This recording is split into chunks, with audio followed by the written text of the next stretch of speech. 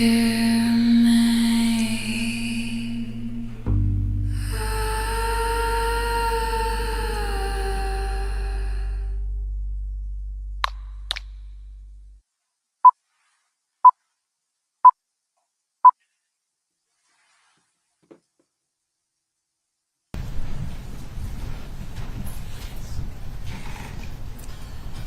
You can be seated.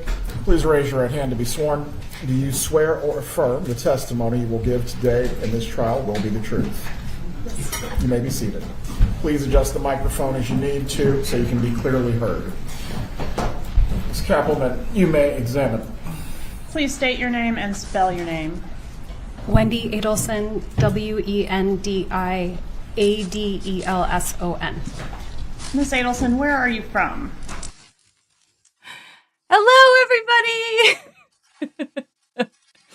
We are the Wendi twins, and really quadruplets if you count the rest. So, Yes, hello. Leslie, I'm sure you don't even need any introducing to our people, but go ahead, introduce yourself, and then we'll tell the story of our Yes, dressing up.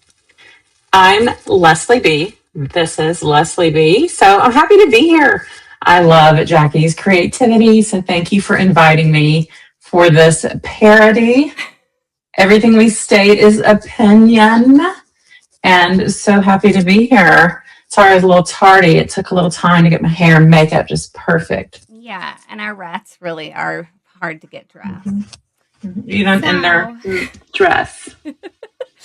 So this is the story. I had a subscriber mail me this dress, and I was dying when it came in. I opened it up and I could not stop laughing. I texted a picture of my husband. He's like, no, he knew immediately what it was. He's like, is that Wendy's gray dress? I'm like, yes. And so Leslie's like, I also have the same dress. Yeah. I'm like, let's do a live so we can dress up. Yeah. And here we are, but I'm sure Jackie's fits her. Mine was really, really tiny. So mine is now a blouse. It is too funny. It is too funny. Somebody said jump scare.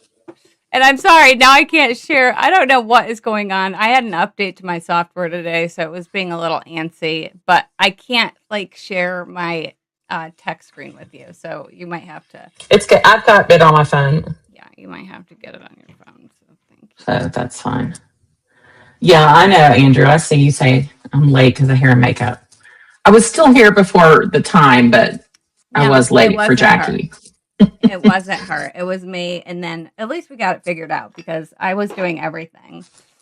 I want everyone to see my lip liner. Yeah, close up of the rats.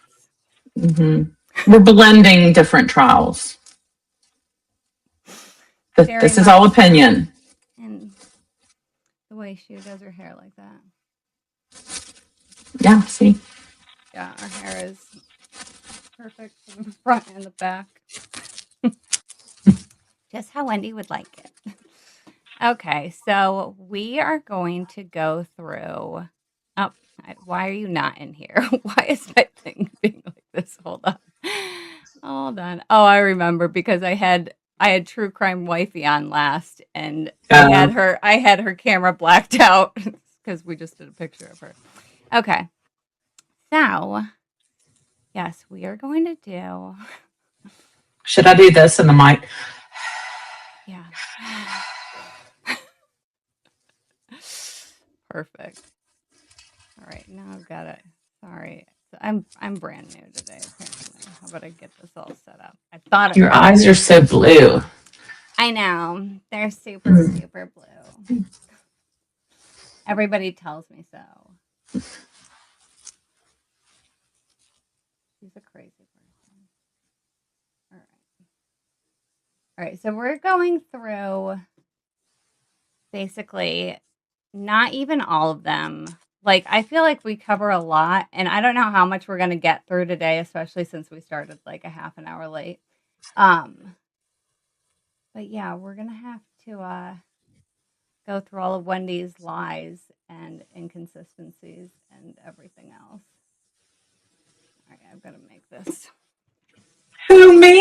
It's not me. The state isn't gonna decide to arrest me. So when do you think it's gonna be soon?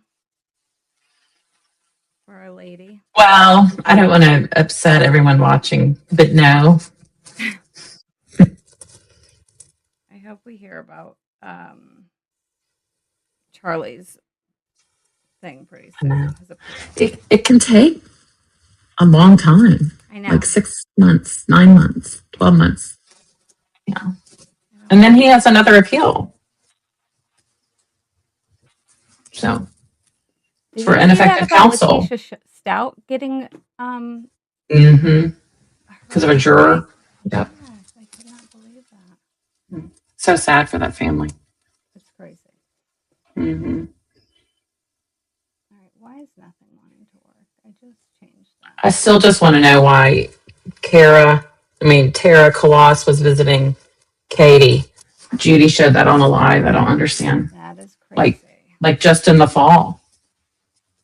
Yeah, for what? Maybe if For she Donna's trusts trial? her, maybe if she trusts her, she's telling her to roll for Wendi. I don't know. Hmm. That's what I would say, though. All right, sorry guys, I didn't mean to get on here and be on my phone, but it's just not. It's public on my phone and it's not public on my computer. Why are you like this?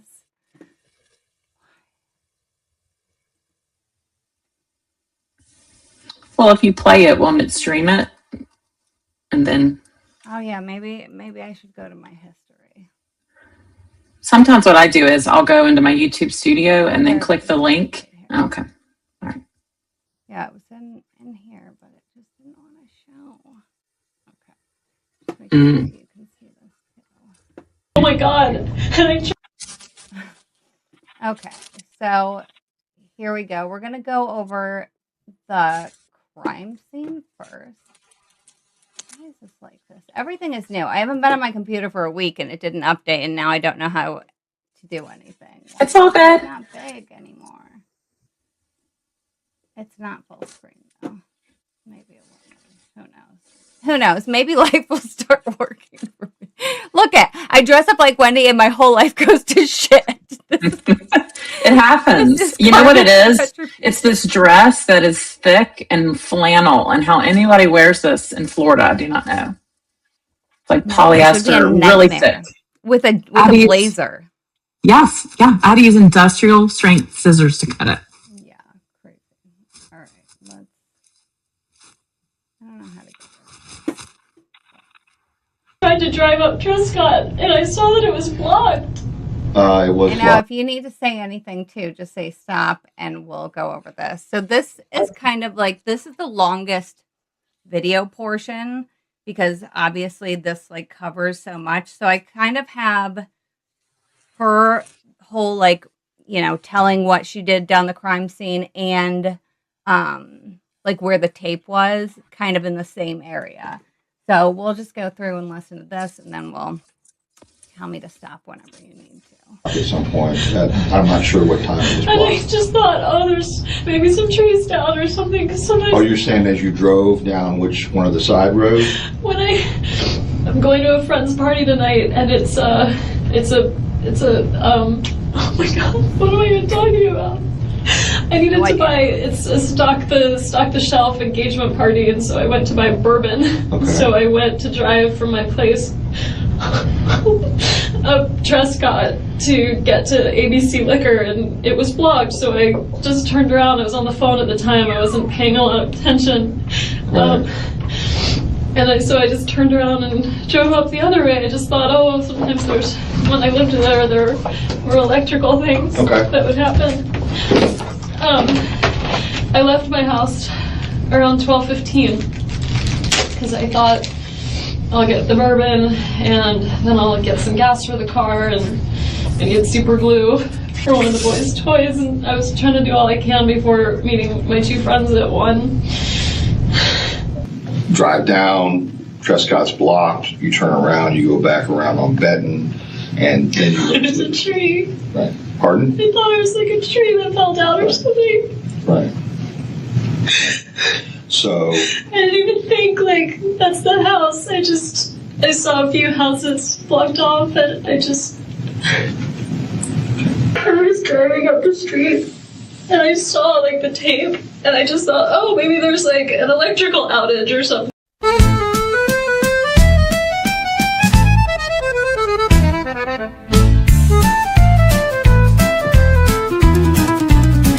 Like, I saw the street blocked.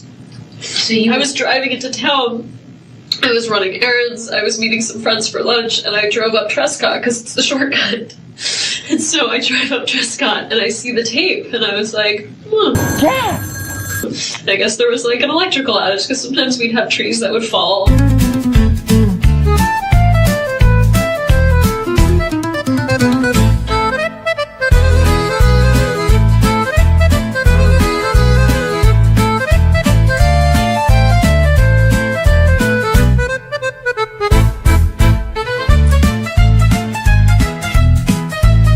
So I turned around and didn't think anything of it.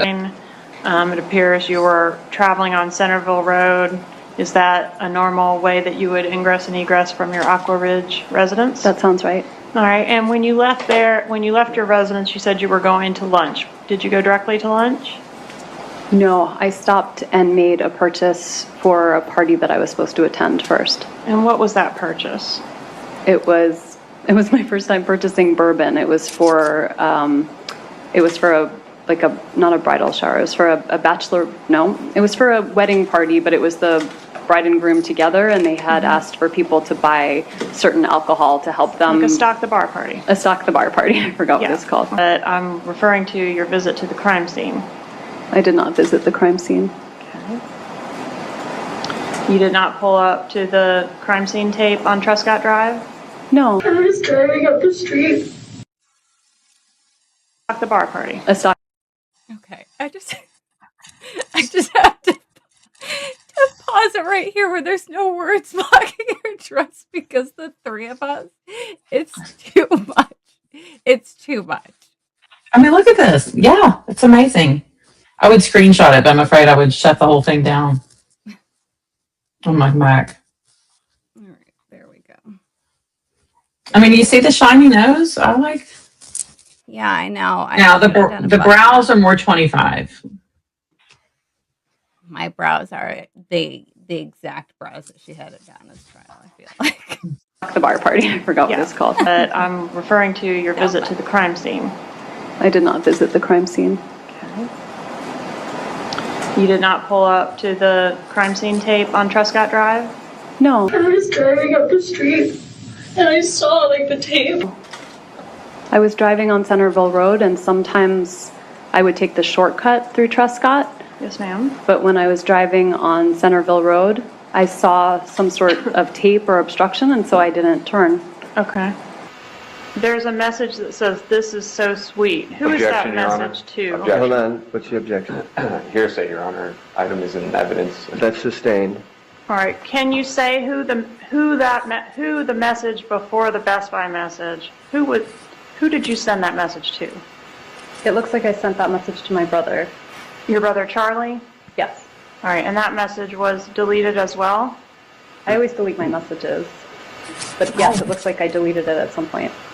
All right. And that message, what were you referring to in that message, if you know? I have no idea. All right. But it was sweet, whatever it was. I mean, 8 years ago, I have no idea what was sweet. On the way to run your errands, did you go by the crime scene? No. On the way to run your errands, did you encounter a roadblock on Trescott? I did. All right, so you did turn off of Centerville onto Trescott. I did. All right, and when you encountered a roadblock, what did you assume the problem was there? I figured it was just an electrical storm or something. There was some tape, and it looked like the road was blocked off, and so I just turned around and went back and went up Benton. And had there been an electrical storm that morning? I didn't remember an electrical storm, but in the summertime there's always trees falling and rainstorms, so pretty normal.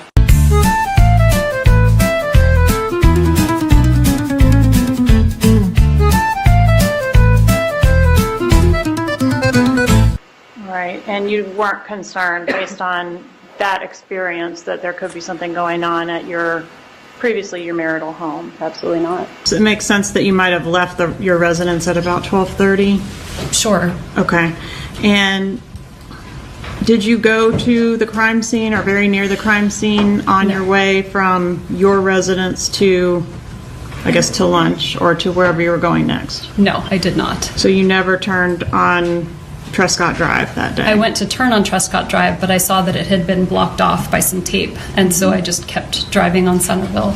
Okay, and when you had to turn around at the tape, right, to go back out? I think I tried to turn right, and it couldn't turn, so I would have made like the kind of turn, like a K-turn thing. Was there a roadblock there with?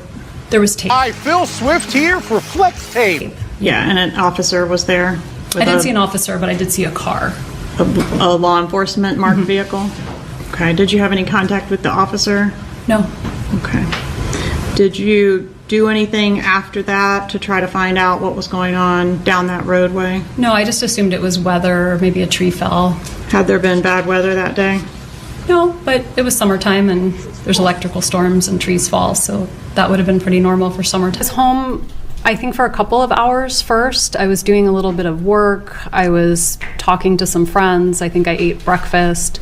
And then I left probably close to noon or a little bit after noon. I was meeting two friends who I would frequently meet on a Friday to have lunch with. And so I went to run a few quick errands and then meet them for lunch. And on your way to meet the friends, did you have an occasion to go down Trescott? I was trying to turn down Trescott. That's where I used to turn and take just the road I was used to. But there was yellow tape up. And so when I tried to turn, I couldn't turn. So I made a 3-point turn and kept going on Centerville. And so you encountered a police roadblock at that location? Yes. Okay, couldn't go any further because there was a police car and some yellow tape, right? Right. And that was, you were able to see that from the intersection there, or you actually turned onto Trescott? I tried to turn and then I couldn't go through, so I turned around and kept going. How far down Trescott did you proceed before you turned around? Just until the tape. Okay. During that late morning, early afternoon time when Markel was murdered and during the couple hours after. Okay, so we can start here because this shows their motion, or like her motion that day, because a lot of people are like, do we like actually have proof that she actually went down the street? It's like, yes, her phone records put her right there at that time, which is crazy. But yeah, like, did you notice that like half of the time she doesn't turn on Trescott, then she does turn on Trescott, then she sees it from Centerville, like. But what I don't understand, she's had her counsel since she's been testifying well before. So would he have not coached her on that? I don't know. I mean, you would think between trial 1 and trial 2, because her stories weren't even straight for those two. Well, and I would think you would sit down and watch your 5-hour video at the police station and like get that down so it's all consistent. Or at the very right? least, after what you said in the first trial, make sure you look back and say it again in the second, third, and fourth. But she didn't. Sometimes she doesn't even turn down Trescott in her version. Right. And I love. And then she says she had that the tape was right there at Centerville. It's like a mile down the road. She saw that it was blocked. She tried to turn, but she couldn't, so she turned around. Now, well, we go over that pretty soon, but this is going to show her movements that day, and then, then we'll see exactly where the tape was, because the news channel was there. They must have been there when she pulled up, or right before, right after. God, can you imagine if they had that on camera? Yes, I know. Though that's what I'm thinking, because the first article was published at 12:55. Well, you know what I keep thinking? If they got the Prius on the bus cams, I mean, buses are usually on a route, like every 10, 15 minutes? Yeah. Maybe the van is on a bus cam. I've been thinking that this whole time also. Are you familiar with her statement about her locations on July 18th as far as being at home for her TV repair appointment then going to ABC Liquors to buy a gift, and then going to lunch at Mosaic. Yes, I am. All right, based on her call detail records, were you able to determine what time she would have gone by the Trescott Drive area? Yes, we do know the location of her residence at the time here on Aqua Ridge Way. We do know that she was going to the ABC. This was located on Thomasville Road. Looking at her records, she has a rather lengthy voice call. Begins at 12:31 p.m. And also, look at how far they have her going down Trescott. They have her going almost entirely to Dan's house. Yeah, so how is that a shortcut? The long cut. That's what Charlie calls it. The long cut. I avoid speed bumps in the parking lot by driving in the parking spaces. You know what I mean? You're going to go down a 25-mile-an-hour residential street as a shortcut with 1,000 speed bumps. There's one like right in front and right behind Dan's house, for God's sake. Yeah. It's just a coincidence. Just a coincidence. See, that's on a cell site that would be consistent with the general area of her residence. We see at 12:35 p.m., kind of in the middle of the screen here, her handset's now kind of halfway between there, and then that call ends at 12:47 p.m., and it ends on a cell site here very close to ABC liquor store. So looking at that, again, the receipt time, 12:49, the call ending time, 12:47. We can kind of approximate that she would have been by the Trescott residence, at 10 or so minutes earlier than that. Okay, are you familiar with Officer Brannon's statements that he saw a person in a red van that matched the description of Wendi Adelson's vehicle at the roadblock at Trescott Drive that day in the 12 to 1 o'clock hour? Yes. All right. About what time would she have been in the area of Trescott Drive when she's on her way from home to ABC? Well, again, I would say sometime between 12:35 and 12:47, or 12:49 for sure at the absolute, because she would have been in the store at that point for the transaction.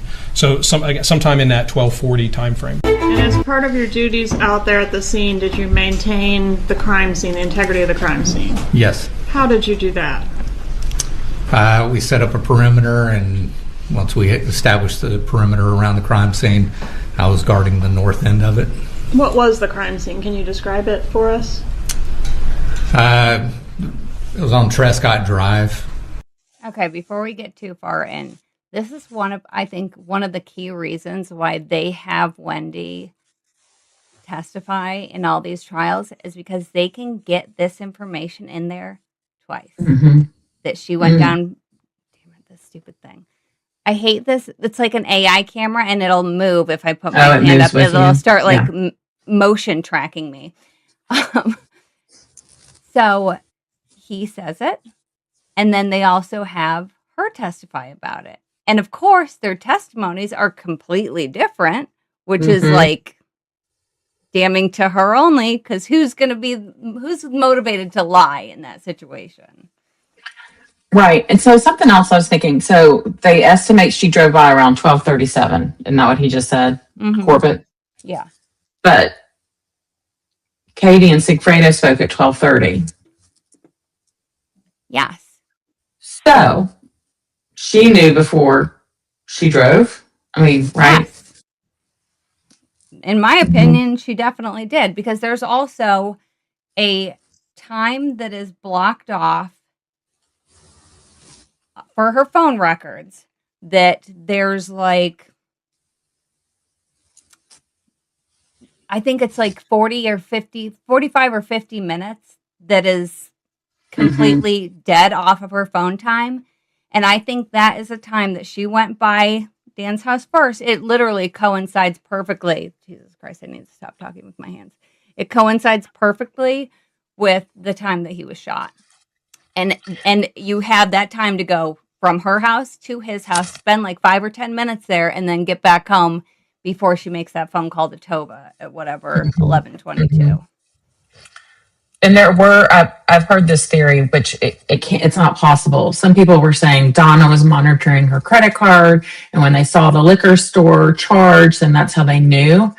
But Katie called at 12:30 to Sigfredo, and the liquor store swipe was 19 minutes after that. So Exactly. that's No, debunked. There's only one way that they could have known when Sigfredo's phone is not making any calling contact, and neither was Luis's, because whether you call or text, it shows up, it pulls from a tower. So no calls, no text to anybody. So who was up in Tallahassee that would have known, that could have told Katie? Right. I'm not sure who that would be. And basically, we blocked off the road 3 or 4 houses to the north and to the south. Okay, so that whole area was considered the crime scene and only law enforcement was entering or exiting until you were done? Yes, ma'am. All right, when you arrived... And now this has always been a point of contention, because 3 to 4 houses that were blocked off, there are. Because I found the other side of the crime scene finally and saw where exactly that thing was. So there were 2 houses on each side. But on the side that Wendi drove up to, it's pretty obvious. Who was present on the scene from law enforcement or... Sergeant Sims was the first one on scene. Okay, was EMS there by the time you got there, or did they arrive after you arrived? They were already there also. As part of maintaining the crime scene perimeter, is crime scene tape put up across the road? Yes. And did you participate in doing that?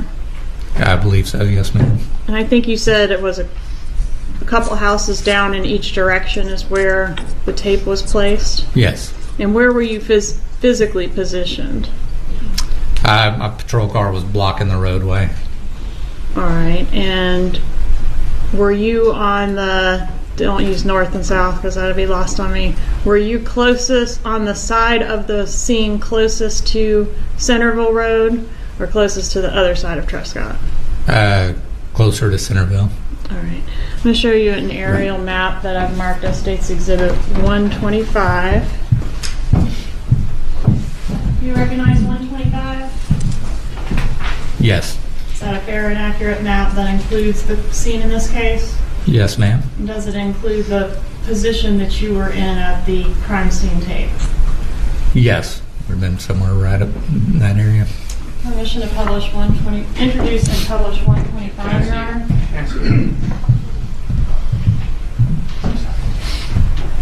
I'm even half the woman that Ruth Markel is. Right, so can you explain for the jury where the roadblock was that you were positioned at the crime scene? So that blue dot right there is the victim's residence. I would have been somewhere right in that area. And can you show us in relation to that where Centerville intersects with Trescott? A mile away. Over here. All right, so if you were to turn onto Trescott from Centerville, can you just kind of show us with your light the route of travel from Centerville to the roadblock? Comes around here, up, and back around. Okay. Would you have been able to see the roadblock from the intersection of Centerville and Trescott? No. I was driving on Centerville Road, and sometimes I would take the shortcut through Trescott. Yes, ma'am. But when I was driving on Centerville Road, I saw some sort of tape or obstruction, and so I didn't turn. If you had just started to turn onto Trescott and then rerouted back onto Centerville, would you have been able to see the roadblock that way? No, you'd have to go a considerable amount around. Okay. I went to turn on Trescott Drive, but I saw that it had been blocked off by some tape, and so I just kept driving on Centerville.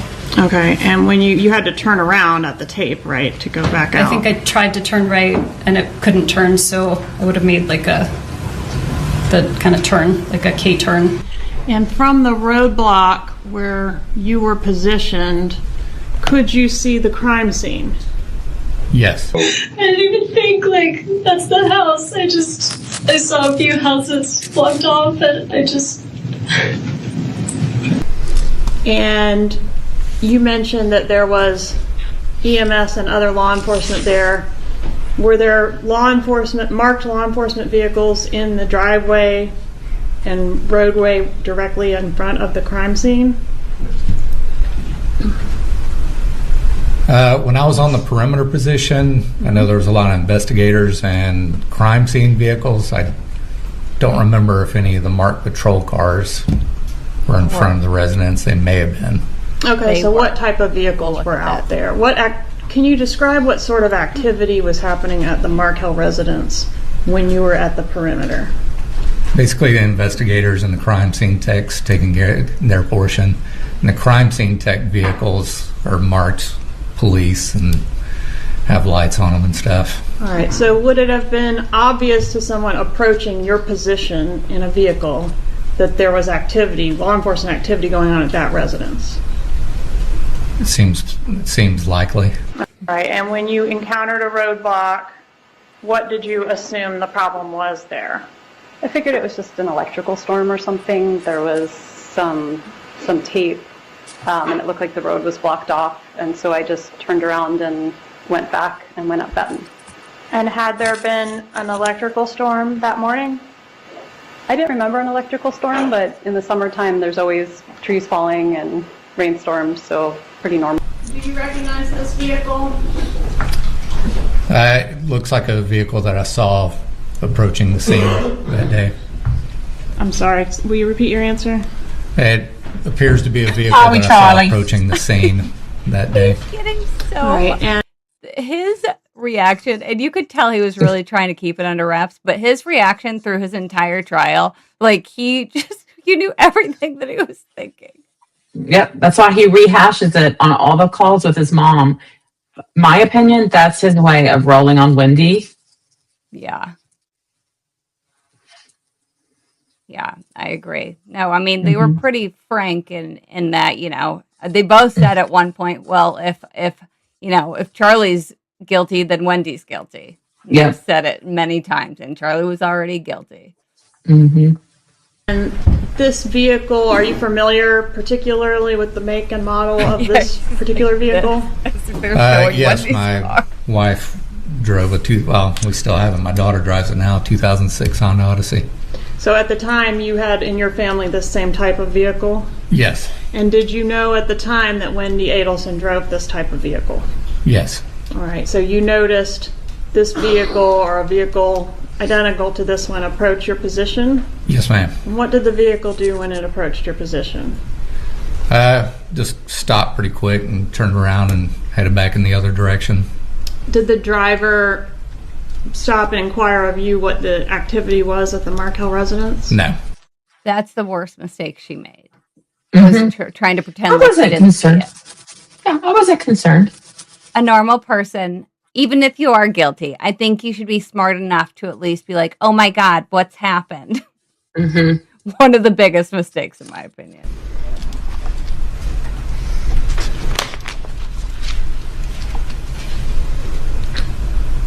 Do you know what time of day that was that you observed this vehicle approach the roadblock? Sometime a little afternoon, probably around closer to 1. And just to clarify, were there any other roadblocks between where you were positioned and encountered this vehicle and the Centerville intersection? No. Were there any other roadblocks and an officer was there? between you I didn't and see an Centerville? officer, but I did see a car. A law enforcement marked vehicle? Mm-hmm. Okay. Did you have any contact with the officer?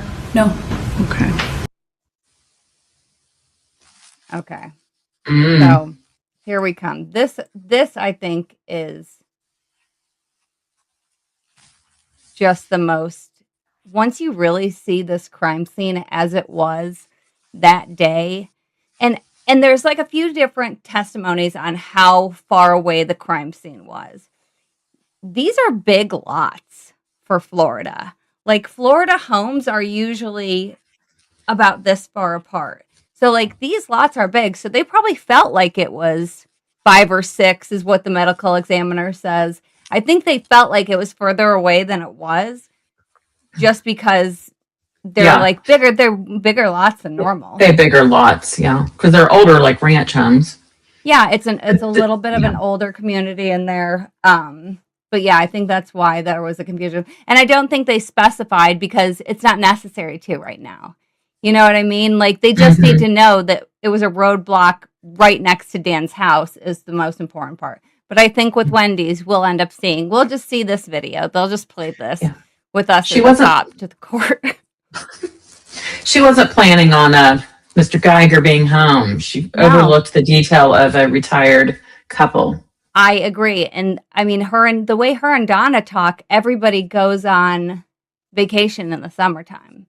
Like that's what they think because everybody leaves their home and just goes on vacay in the summertime. Are these dresses Macy's? You know, I've looked. They're not that Macy's brand. I mean, it's a brand that can be sold other places, but I would be willing to bet it came from Macy's. I think they need a commercial. We can do a commercial. You can wear them in 2 trials. You can wear them in a sex trafficking lecture. You can wear them anywhere. Anywhere let me tell y'all, and everywhere. I mean, it is thick. It's thick. I don't even know how to explain how thick it is. No, it's three. It's three. There's like 3 layers in this. Yeah. It's 2 layers of this stuff, and then it has like a slip layer in it. Yes, and it all goes down the back with darts on your butt. I was like, whoa. No, I hadn't tried mine on until today, so I'm glad it fit. Well, just a minute ago, I went out to the kitchen. My husband was sitting in there, and he just looked at me like, what's going on? I didn't say a word. Yeah, I don't know what it's even made out of, but it feels like wool. Yeah, it's a lot of polyester. Yeah. Okay, so this is like a very in-depth, looking at the crime scene because I have pictures all around. So we first look at the tape, and then I do a recreation of exactly how many cop cars there were there because it's hard to notice everything in the pictures all at once, but okay. So here's the tape. You can see it here. That's just that one picture on the other side. Here's the tape. This is Dan's house.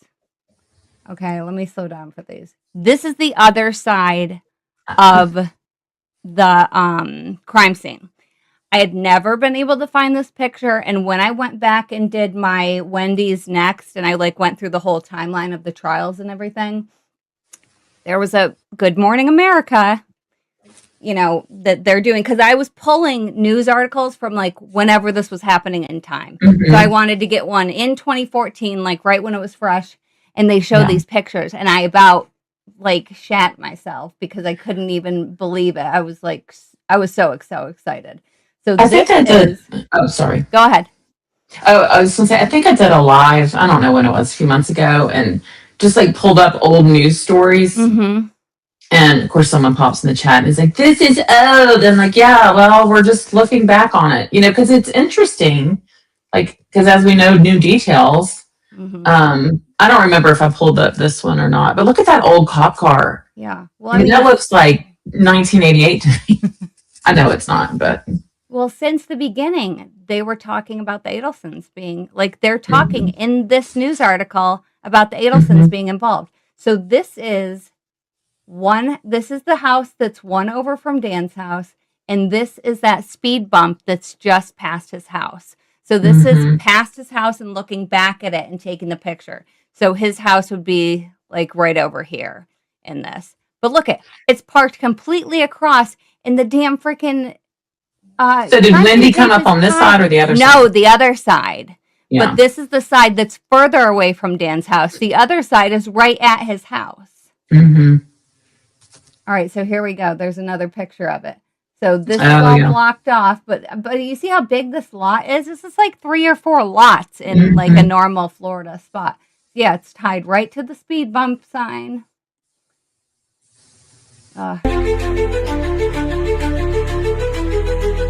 Okay, so we have his house, and the intersection of Truscott and Centerville is all the way over here.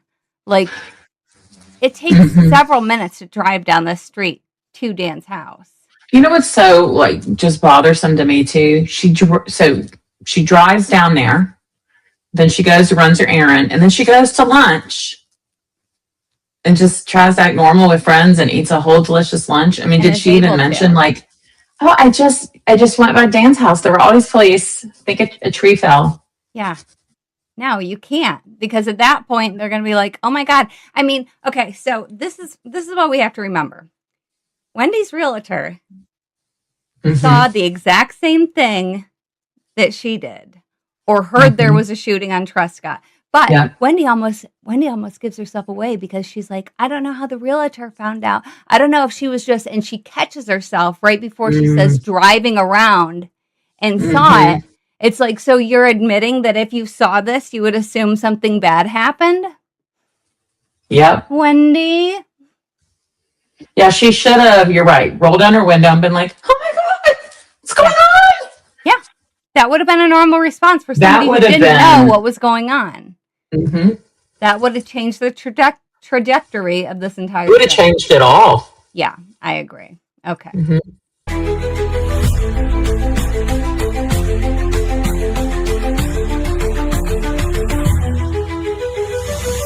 3 minutes to drive from here to here. That's a long way. And she's on the phone. Yeah, she's on the phone. I'll turn this down a little bit. Yeah, she's on the phone and doesn't realize, didn't even know she was going down. You have to know, because you're putting your foot on the brake constantly to get over those stupid speed bumps, and they're the huge ones. Like, they're the ones that your whole car is like up on. Especially a minivan, it's like Oh yeah. Yeah. Okay, so this is where, and I'll go ahead and I'm gonna speed this up a little bit, but this is where I drive down Truscott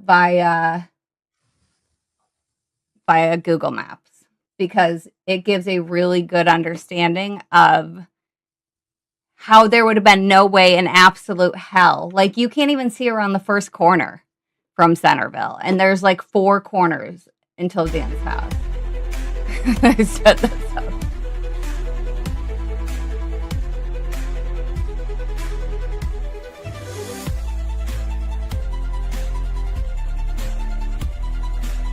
Yep, we just turned on and you literally can't see anything.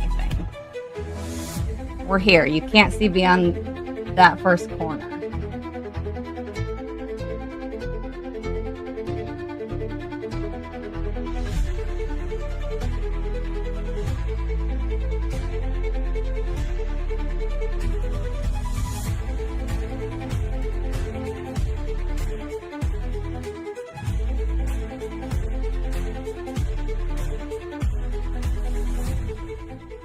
This music is super panic-inducing when it's sped up. Yeah, right here, you can't even see around that. Mm-hmm. Like, look, the thing is so wooded, like... Right. Which is nice. Like, this is a nice... I would live on this street. In terms of Florida, and how there's no vegetation.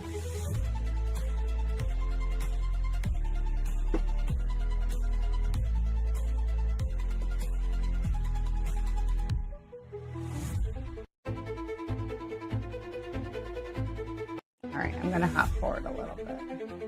All right, so we're almost to Dan's house at this point.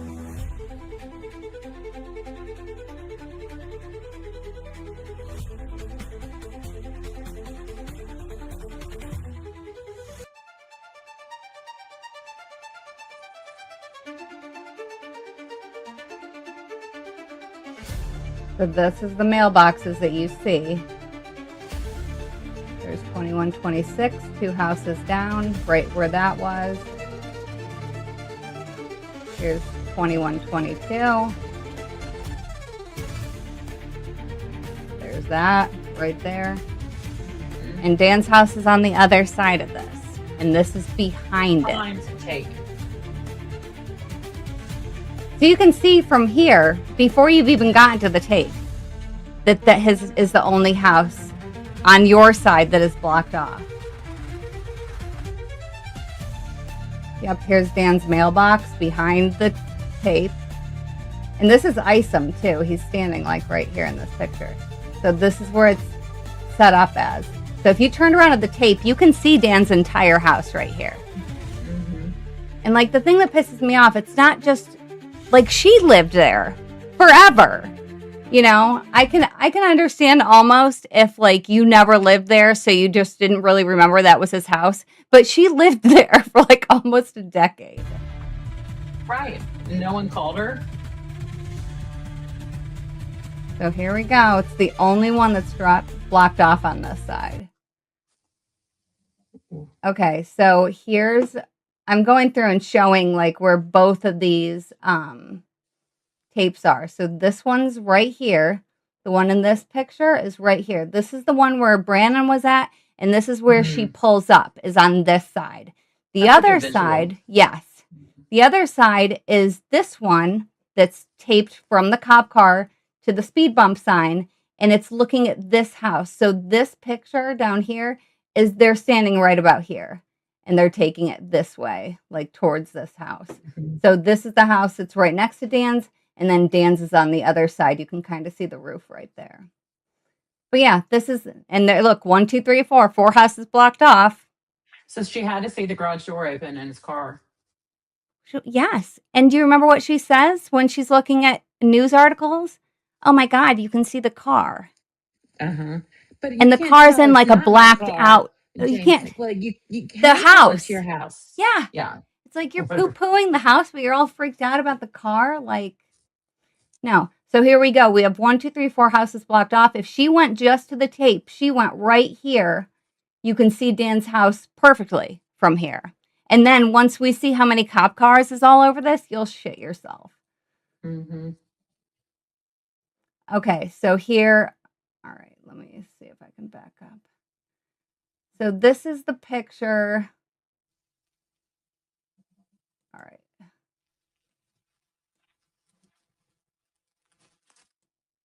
All right, so this is one of the first articles published about this. It's published at 12:55. Well, what time was Wendi there? 12:37. So she either was there when the news people were there, because this is the first picture that was up, or she's like, you know, they just miss her. All right. God, that would have been amazing. I mean, who knows? Maybe there's pictures of her turning, you know, pulling up If and only turning people around. had Nest camera stuff then. Oh, I know, right? All right. Okay, so because regardless of how many versions she told, one thing always remained the same.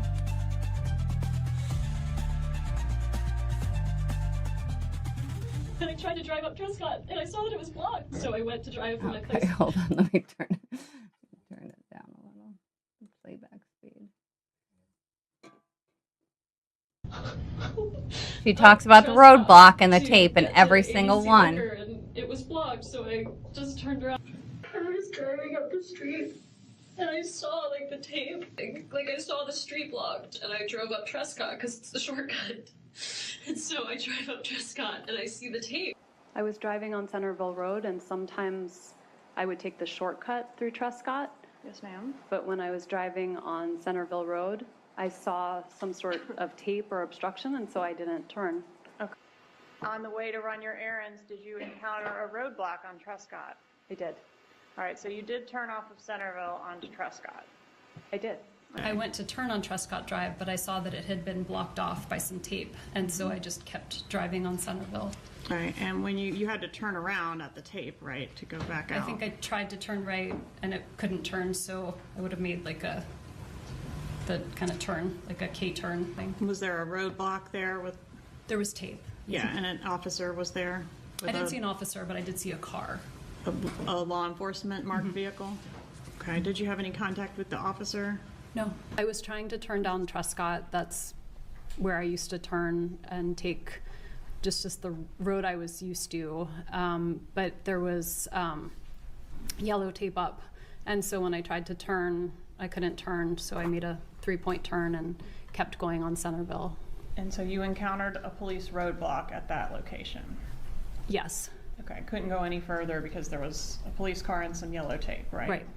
And that was, you were able to see that from the intersection there, or you actually turned onto Trescott? I tried to turn and then I couldn't go through, so I turned around and kept going. How far down Trescott did you proceed before you turned around?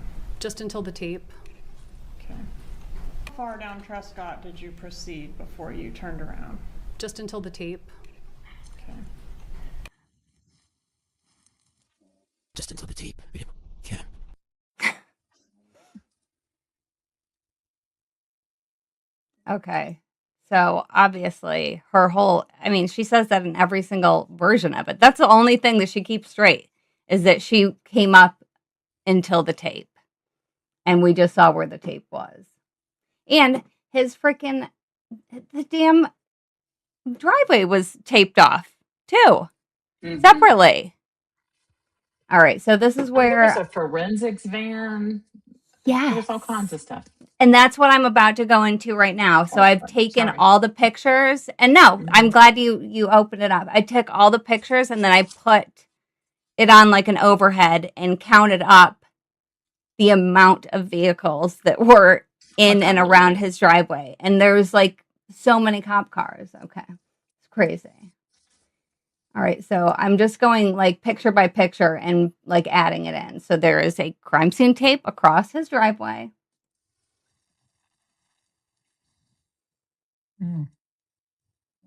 There's a cop car right there across the street. Here's looking, this is where Wendi would have pulled up, was right here. Okay, so this is looking, and I'm pretty sure this is Isom. Oh my God, it is. I never noticed that. Definitely him. So here's another, and probably an investigator's car and another cop car. Here's Isom from the back. So there's another investigator car right there. There's that one cop car that a cop is like getting in and out of also. Okay, so here's the other side. We have 2 more police vehicles. All right, so we're up to 6 cars that are like, 2 of them don't say law enforcement on them, but like we have 6 cars and 4 of them are cop cars. Okay, so here's looking out of Mr. Geiger's window. You can see this is Dan's driveway right here. And here you can see a CSI van. And you can see this car. And I think, and it might be in the other, I feel like this might be a van also. And then, so here's the two vans that I saw. And then this looks like a van also to me, or has the potential to be a van.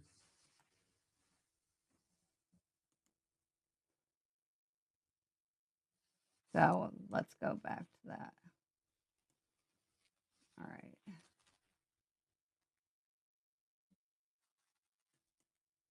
So potentially 1, 2, 3, 4, 5, 6, 7 marked vehicles. And if we don't count what was obviously like probably Isom's car and another detective's car.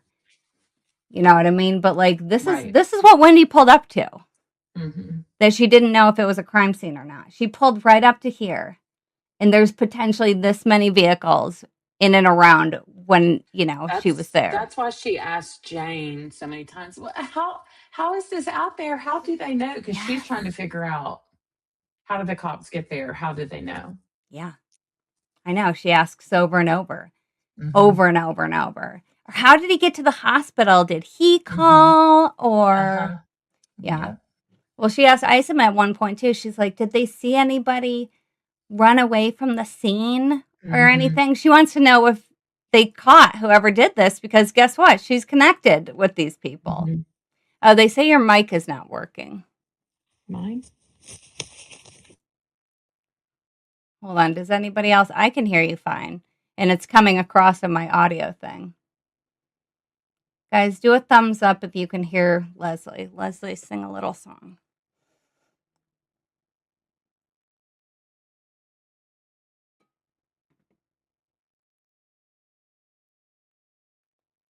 Did I lose you? Yeah. Can y'all I hear can hear me? you. Yep, I can hear you fine. I think Okay, my they can AirPods hear you fine. are dead.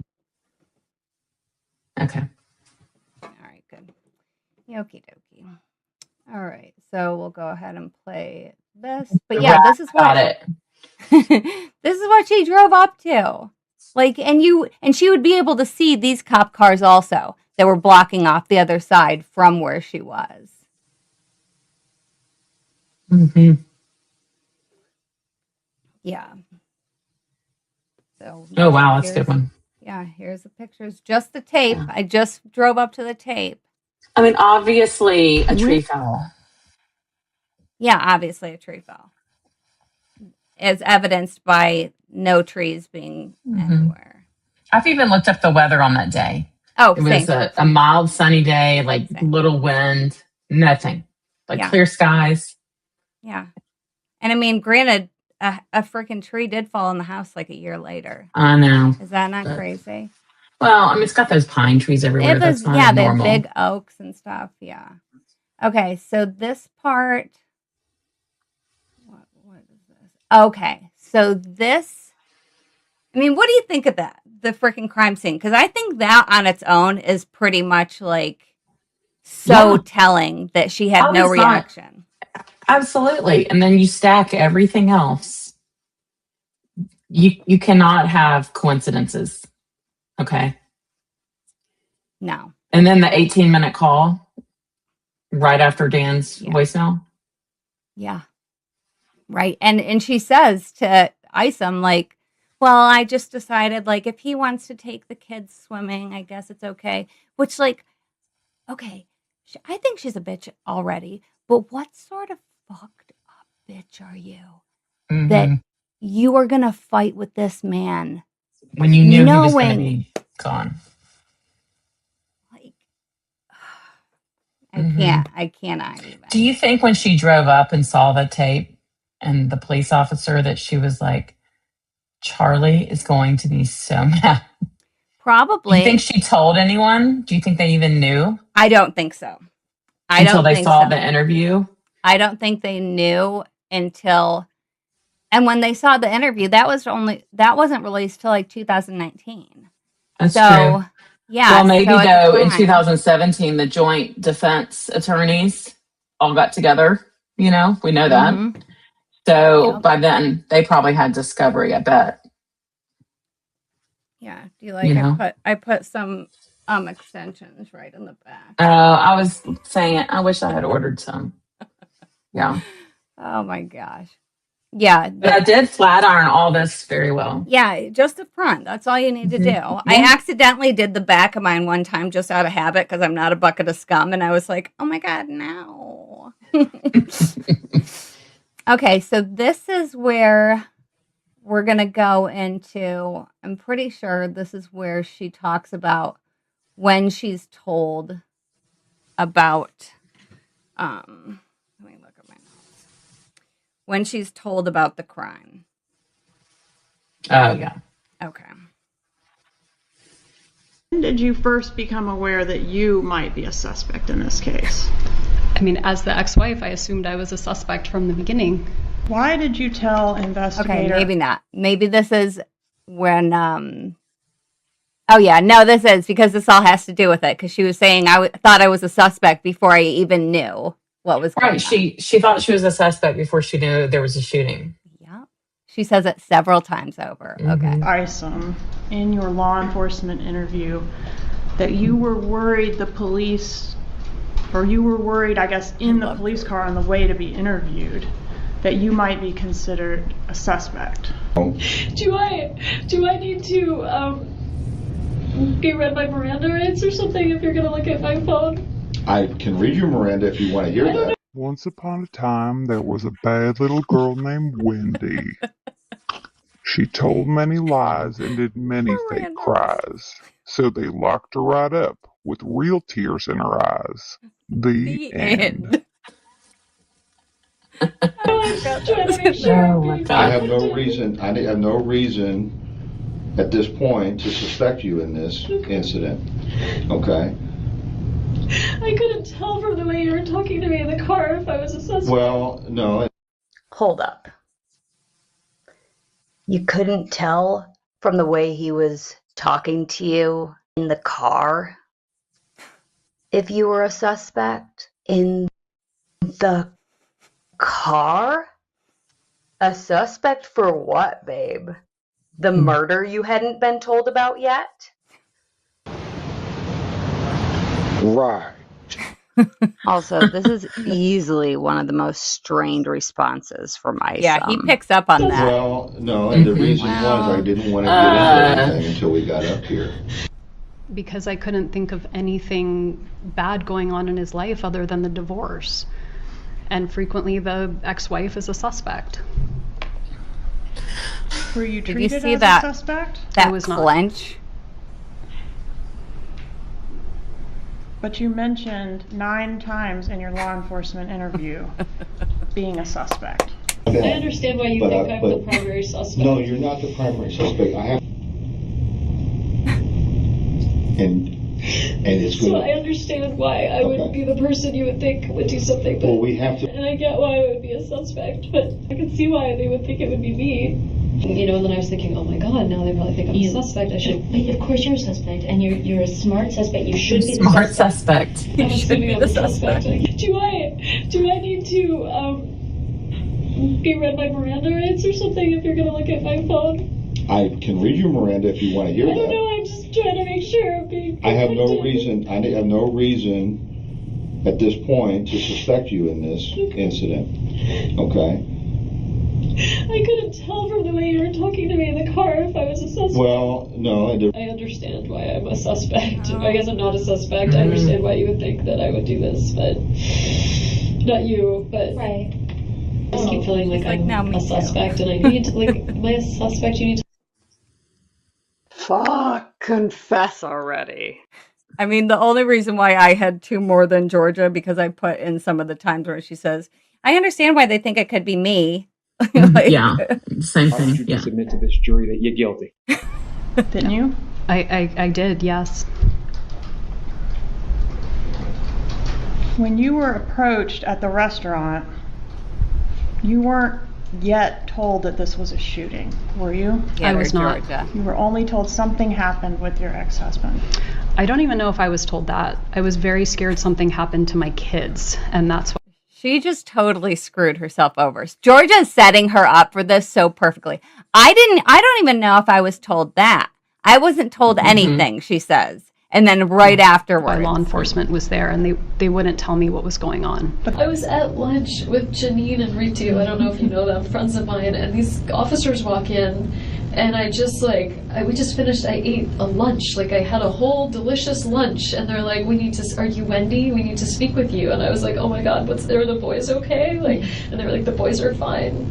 And then I thought, oh my God, what's going on? Who's finding me here? And they wouldn't tell me. And so he said, I need you to get in the car. And so he drove me, and I started I just was like, what's going on? And they're like, your husband. And I said, ex-husband. And they're like, ex-husband? So they didn't have the Well, I mean, how do they know? They're just starting this. So they thought we were still married, and so I was telling him everything, and then I was thinking, oh my God, now they probably think I'm a suspect. I should. But of course you're a suspect, and you're a smart suspect. You should be the suspect.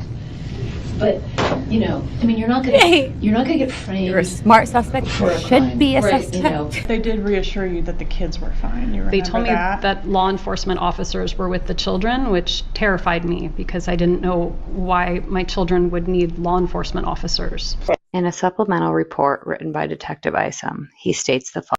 Okay, so this is the police report written by Isom about this day. It was written the same day that he experienced all the following. Wendi Adelson is the former spouse of Dan Markell. It was learned that they have 2 young sons together, and the children were at daycare when this incident occurred. Wendy's name was still assigned to the City of Tallahassee utility records at the incident location. It was determined that Wendi was residing at another location, 3303 Aqua Ridge Way. During the on-scene investigation on July 18th, it was determined her probable location was at the Mosaic restaurant on Market Street. As there were no other known family members locally, I went to the Mosaic location in an attempt to contact Wendi. I entered the business and announced my presence and intention of contacting Wendi Adelson. She was seated with 2 other women at a table and acknowledged that she was Wendi Adelson. I identified myself with the police credentials and asked that she accompany me to TPD. Wendi appeared distraught and inquired if something had happened to one of her children. I assured her that the children were fine and this event was concerning her ex-husband. Wendi was apprehensive, but agreed to travel with me to Tallahassee Police Department. So you didn't know what this was about at all when you were in the police car? In the car, they told me. And did you In the see her? car, She they catches told herself. you She first They shakes her said, head no. Your ex-husband has been And shot. then she's like, oh shit, no, you just set me up. Now I've got to say that I knew because I already said that I knew I was a suspect. Right. The second I get picked up. During the on-scene Idiot. investigation on July 18th, it was determined her probable location was at the Mosaic restaurant on Market Street. As there were no other known family members locally, I went to the I don't know why I've read Wendi this was twice. apprehensive but agreed to travel with me to TPD. Upon arrival, I escorted Wendi to CID, where she was seated in interview room 1. The interview started at approximately 2:45 p.m. Wendi received a voicemail from an associate while waiting in the interview room, informing her of a police incident at her ex-husband's home. I confirmed her husband had been seriously wounded by gunfire. Wendi broke down emotionally. She then composed herself and provided an account of her activities for the day leading up to the Mosaic where I contacted her. Wendi could not provide any possible suspect that had been feuding with Markel and discounted Markel of having criminal associations. And here we go. Here's where her whole story gets blown to bits. Based off, I mean, Isom basically says, we just told you in this clip. Hey, it's Lisa Carey. It is Friday, and I feel like an idiot doing this, but I just heard that there was a shooting over on Trescott, and I promise I'm not trying to be dramatic or even nosy. I don't know, just checking on you, my friend. I hope all is well. I hope your sweet boys are well, and if there's anything you need, let me know. It just ran a chill down my spine. Wouldn't a normal person, so let's say you didn't drive up to the crime scene and you didn't know, wouldn't this be the time that a normal person would start to freak out because one of their friends just said there was a shooting on your road? Yes, immediately I would be freaking. And also, I just want to say, if a police officer came up to me in a restaurant and was like, I need you to come with me, I'm not going with them. No. I mean, No. For what? Because first of all, there's too many people that fake being cops. I don't know. Maybe this is crap. But I'm going to think, you know what? I probably should call an attorney. Yeah. Because we know she had plenty. Yeah. And ride in the car with him. Yeah, that's like I would feel follow. like I'll follow yeah, you. perhaps I'll follow you, but I'm not riding in your cop car, which for all we know might have not even been. I don't know if that was like an actual, because I think he was with an officer though. So there's a good chance that the officer, I want to see body cam footage of that. I don't think they had body cam yet. Did they have the like pictures that shows like the back of the cop car, I wonder? In which she, in the front seat? Well, like that shows that. Well, I'm sure she would have been in the back if there was 2 of them because it was Isom and another guy. So maybe they rode together. I don't know. Yeah, because Isom would have like a detective car, like an unmarked car, but it still looks very coppish. But I would be thinking, I'll follow you, or I would just like to call someone just to be safe, you know? Yeah. Yeah, I would definitely at the very least follow them, but never are you going to get me in the back of anybody's car based off of you telling me nothing. Mm-mm. No, great point. Going on Trescott. All right, 212-3083. Hope all is well, and I will talk to you. But she's just like, yeah, she's like unfazed. No big deal. Yeah, I already knew about this like 2 hours ago. Yeah, God, I knew it when it happened. Yeah, I had oatmeal and a lunch. Oh, delicious lunch. She's just sitting there Just, like staring off. Yeah. Do you have your ID with you? I just listened to my voicemail. What'd you hear? Who was your voicemail? It's from Lisa Carey, who is my real estate agent, or who I had gone with to. There's not even a tremble in her voice or anything. Mhm. Like she's so calm and collected right here. Wouldn't you be like, oh my God, I just heard my voicemail, someone was shot. Yes, or at the very least, I need to see my boys. yes. Or at the That's what I very was least, saying. be like, is this what this is about? Like, even asking that, like, am I here for the shooting that is on Truscott that I just heard about? Said she was going driving around town and she heard there was a shooting on Truscott. Yeah. That's what this is about. I'm sorry you had to hear it that way. She just said she was. Did you hear what he said? I'm sorry you had to hear it that way. Yeah. That's what this is about. This is the first time you are finding out after the car drive at 2:47. I'm sorry you had to hear it that way. I think I played that like 2 or 3 times. Driving around town and she heard there was a shooting on Truscott. Yeah. That's what this is about. I'm sorry you had to hear it that way. Yeah. That's what this is about. I'm sorry you had to hear it that way.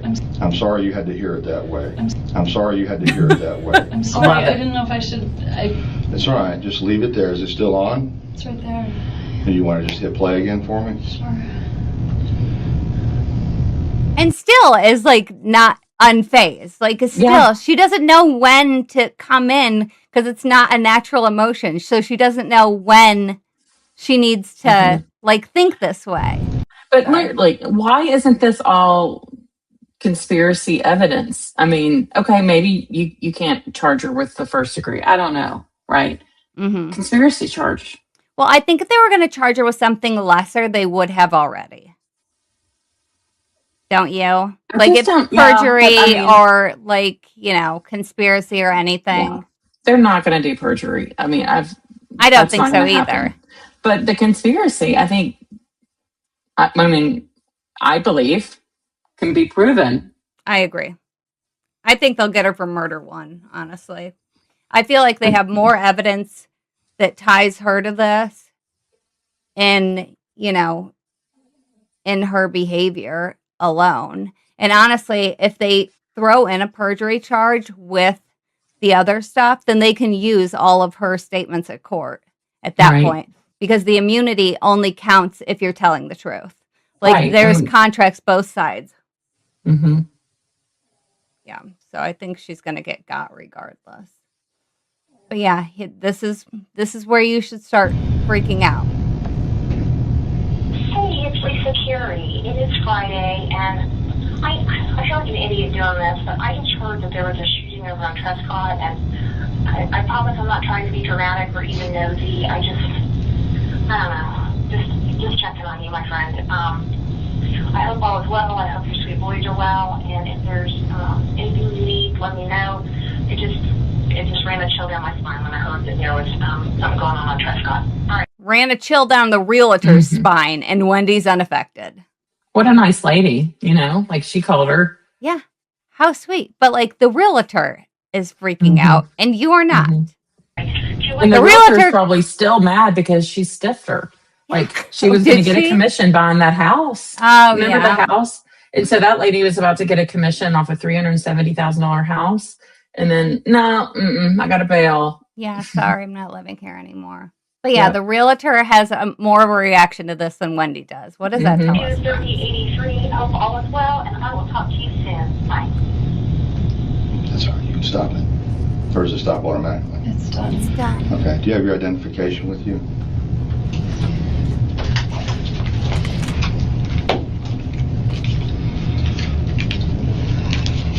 Still nothing. All right, so you never took the last name of Markle? No. Or it's Markel. Yeah. A-D-E-L-S-O-N.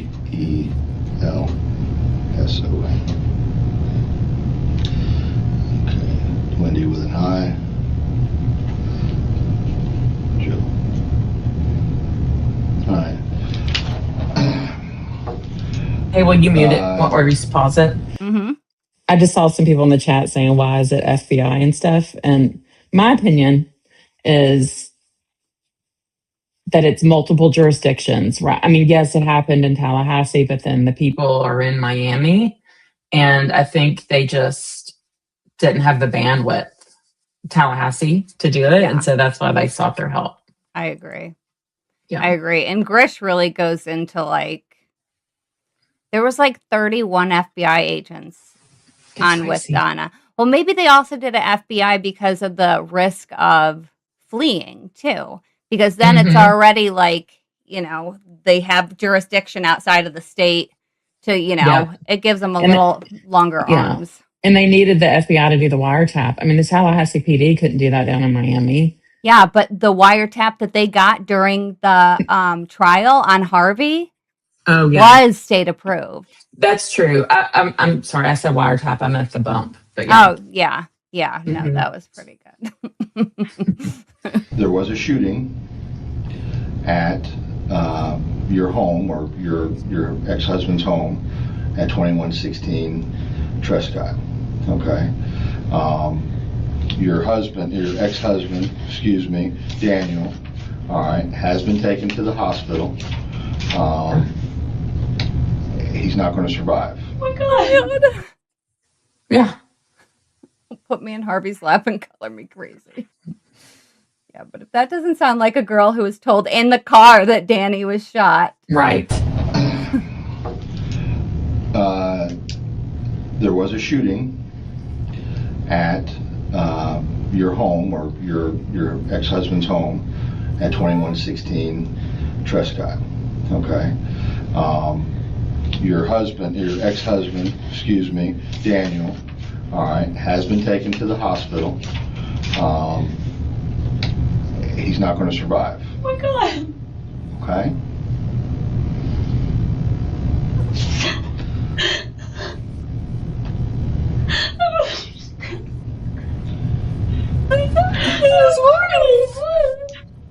I remember her imploring you to put on a good act.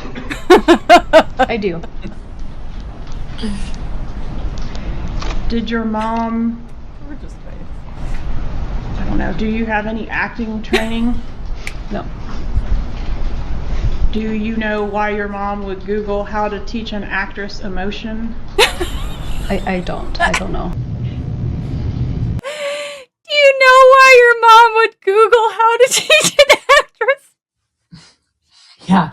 Oh, damn, Mom, again. And George's face is just like this the whole time. You know why that would be Googled, Wendy? Oh my God.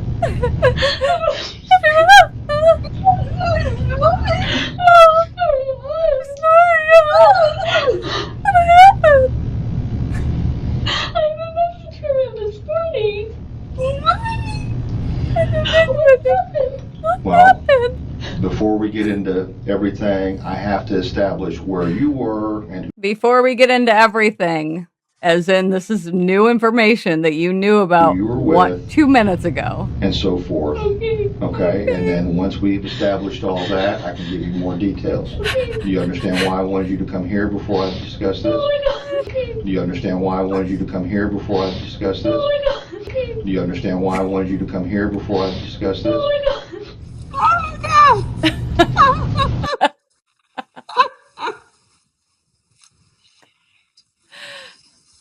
Oh, she's doing the Adelson bow. Yeah. Do you know why I wanted you to come here before we discussed this? What does that mean? That she was told in the car? No. Isom's like, what do I do? He gives no fucks. Everybody says like, oh, he was so gentle on her. She's not being treated like a fucking victim. Mm-hmm. He's literally like, can you stop so we can get through this? Yeah. Can you just let me over the hump here? That's what Yeah. did he say that? Yeah. And then she immediately like, all my tissues are dry. Yeah. Sorry. They're probably more moist than Wendy's were. Well. Yeah. Well, something else. But he's like, can you stop? And immediately she stops everything. Doesn't have any breath issues, nothing.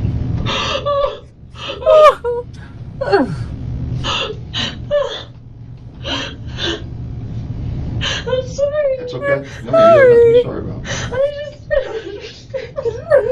understand.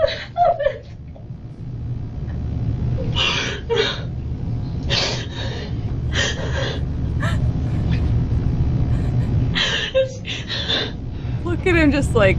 Do you know why your mom would Google how to teach an actress emotion? Oh. Can you, let me get over this hump, okay? Can we do that first? All right. Can you tell me what time you left your house this morning? Yeah, I was there. 9 o'clock. This morning I didn't leave until noon. But you mentioned 9 times in your law enforcement interview being a suspect. Didn't you? I did, yes. When you were approached at the restaurant, I think I nailed it with the lips. yet told that this was a shooting, were you? I was not. You were only told something happened with your ex-husband. I don't even know if I was told that. I was very scared something happened to my kids. Georgia. And that's why law enforcement was there, and they wouldn't tell me what was going on. But they did reassure you that the kids were fine. You remember They told me that? that law enforcement officers were with the children, which terrified me because I didn't know why my children would need law enforcement officers. So you didn't know what this was about at all when you were in the police car? In the car, they told me. Okay, in the car they told you what? They said, your ex-husband has been shot. So you didn't know what this was about at all when you were in the police car? In the car, they told me. Okay, in the car they told you what? They said, your ex-husband has been shot. Okay. So that you learned that information prior to getting into the interview room? Yes. Seething. George is like, I'm confused. Okay.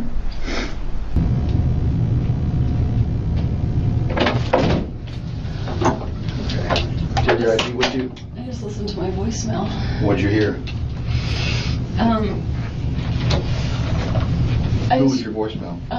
It's from Lisa Carey, who is my real estate agent, or who I had gone with to find a house. She just said she was driving around town and she heard there was a shooting on Trescott. Yeah, that's what this is about.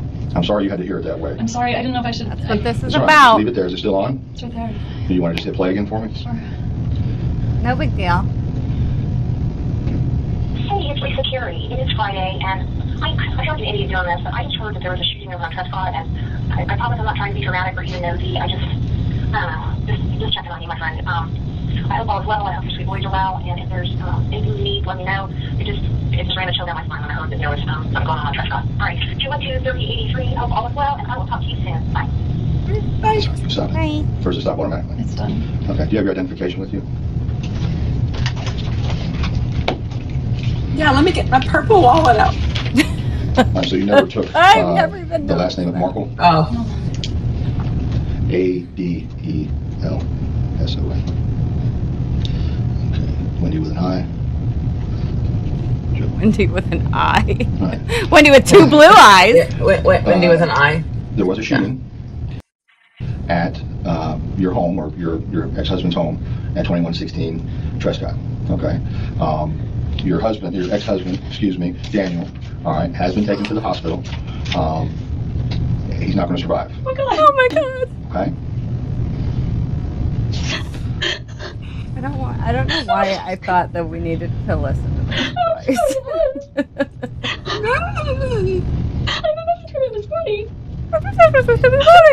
Well, before we get into everything, I have to establish where you were and who you were with, and so forth. Okay. And then once we've established all that, I can give you more details. Do you understand why I wanted you to come here before I discuss this? Oh my god. Oh my god. Yes, it's happened. He says in 3 different ways, we've never talked about this until just now.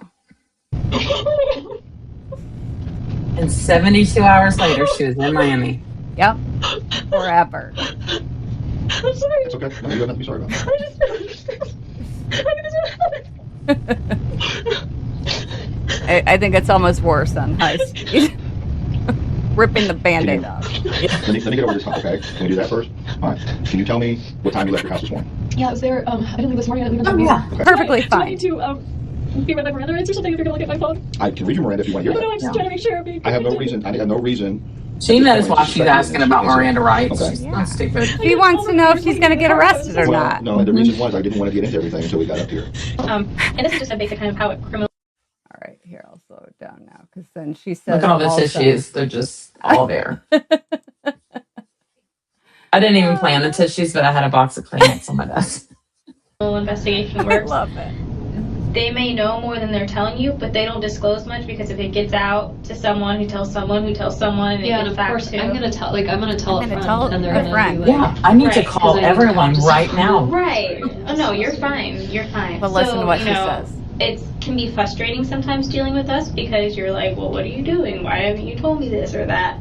And it's kind of all to protect the integrity of the case. I know. So, I just, as he was driving me here, I'm like, oh my god. I'm like, I wonder if I could be like framed for something. Like, As he was driving me here, I was wondering, I wonder if I could be framed for something. Because that's always what you think. Yeah. Like immediately. If I knew that I didn't do anything wrong and the cops were wanting to talk to me, I would know it wasn't about me. I wouldn't And think, I don't is even know somebody it's been a framing crime. me? I Yeah, don't even know it's a crime at this point. 100%. It's something. 100%. And you know what? Not only that, but the alarm system had gone off at Dan's house the day before. Like, if anything, you would think, well, maybe it got broken into. Yeah, and I didn't think anything of it. I mean, my kids were staying there, but I didn't think I anything of didn't it. care.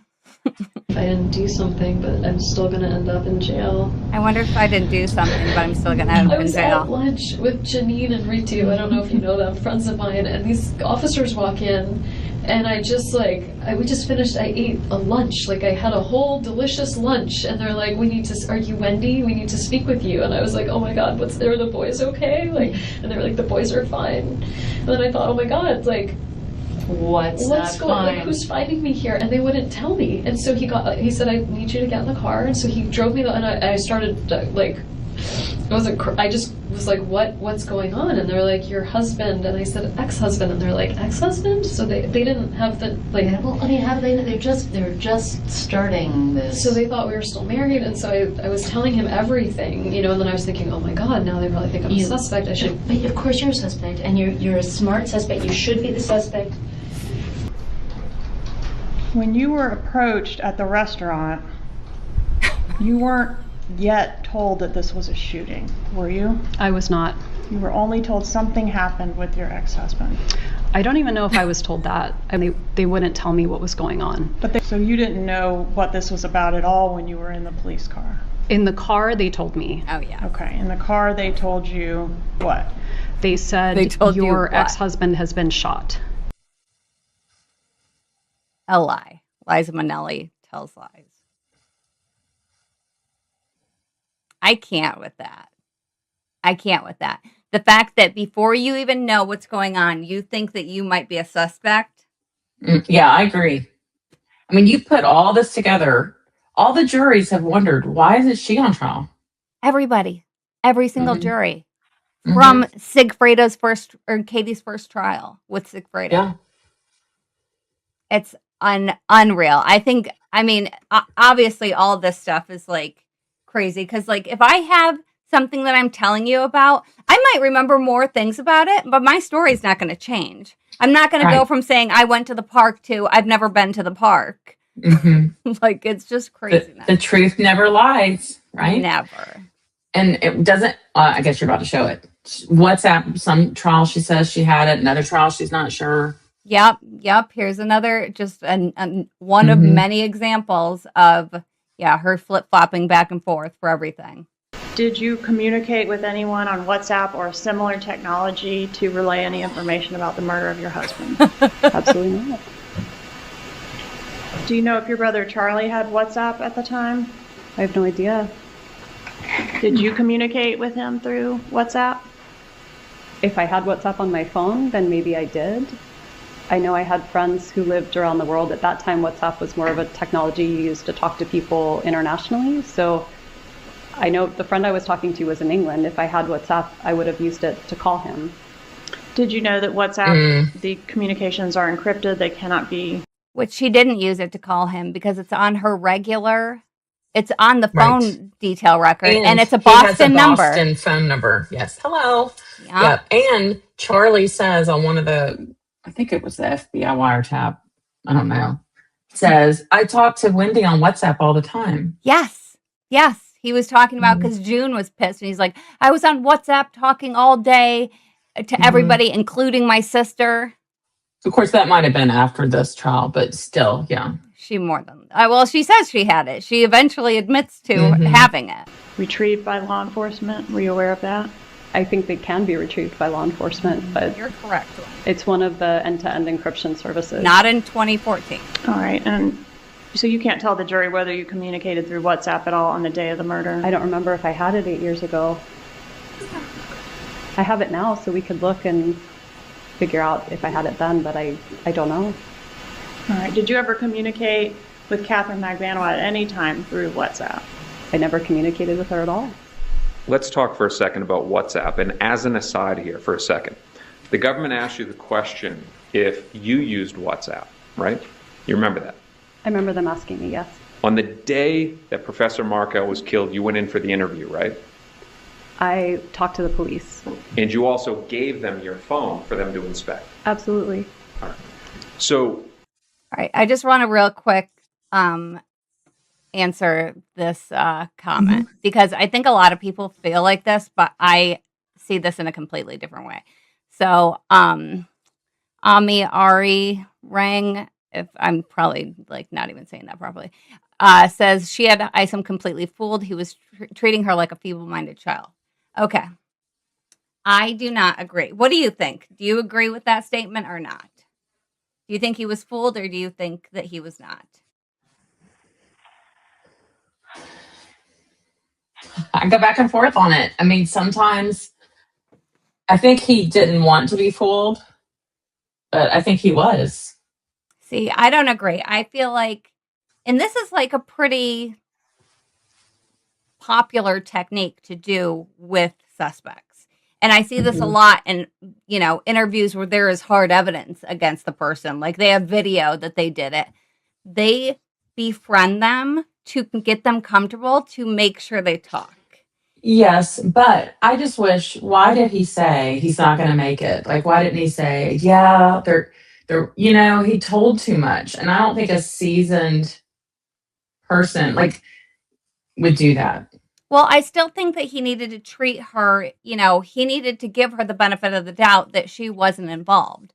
But I also think that he thought so from the very beginning. Because have you read the police report where, I don't know which officer it was, but he Hale said, or Cherry. Yeah, it was one. I feel like it was another one. But basically, he was sent by Isom to go to Wendy's house to do surveillance on her house. Not to tell her, to do surveillance. And that was right when he and Officer Brannon were both told. Brannon went to the intersection or to the police tape line. And this guy was told to sit out in front of her house. And he never saw her. So either he must have just missed her. But he says in the police report, I was told to do surveillance on Wendy's house. And you don't do surveillance on somebody's house if they're But this was before he got her, right? Yes.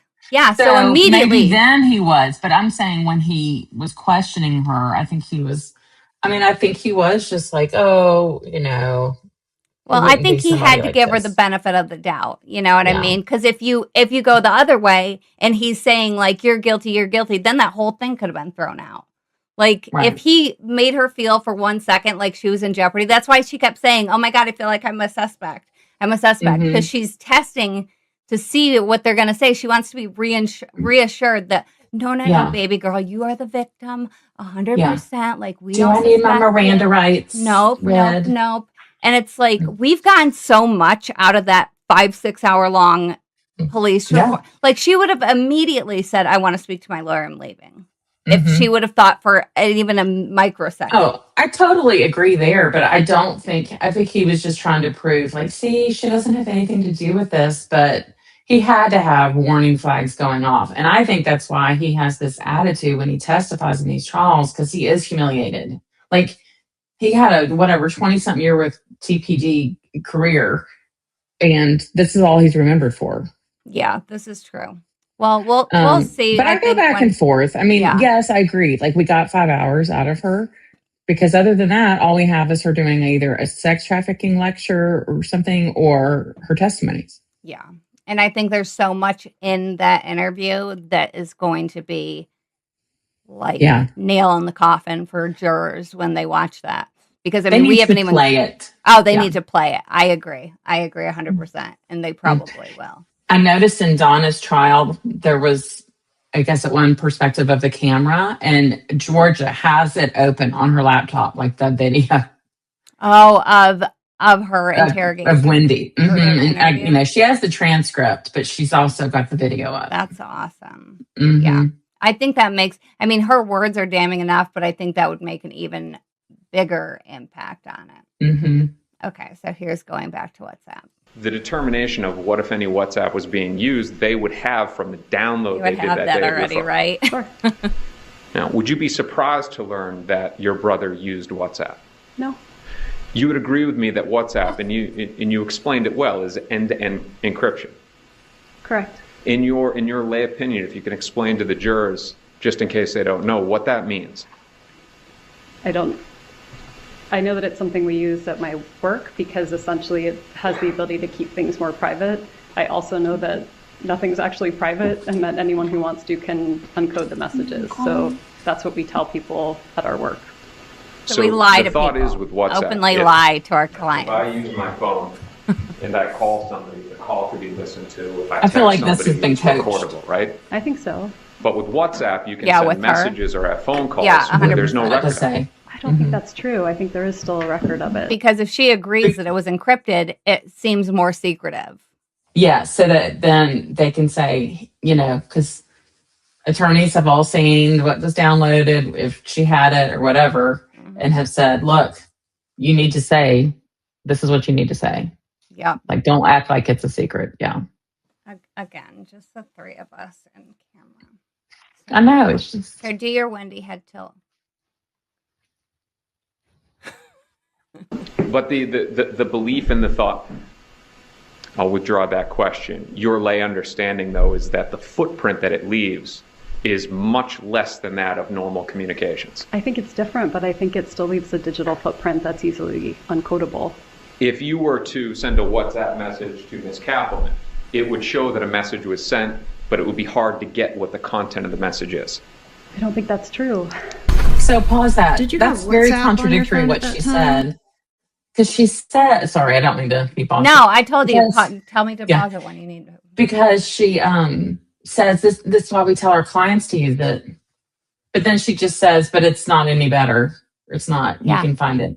So why are you telling your clients to use it? Well, I think that just slipped out. That's not part of the narrative she's trying to spin.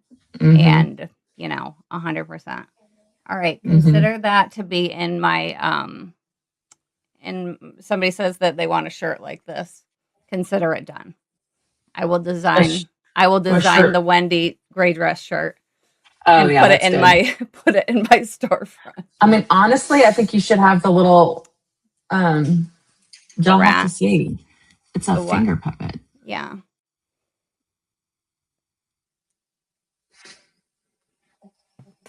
Oh no. It's just the cutest. It is pretty cute. Jackie sourced these on Amazon. They're perfect. Yeah, I have a magnet in mine so I can move them all over. Yeah, I'm using a hair clip. Okay.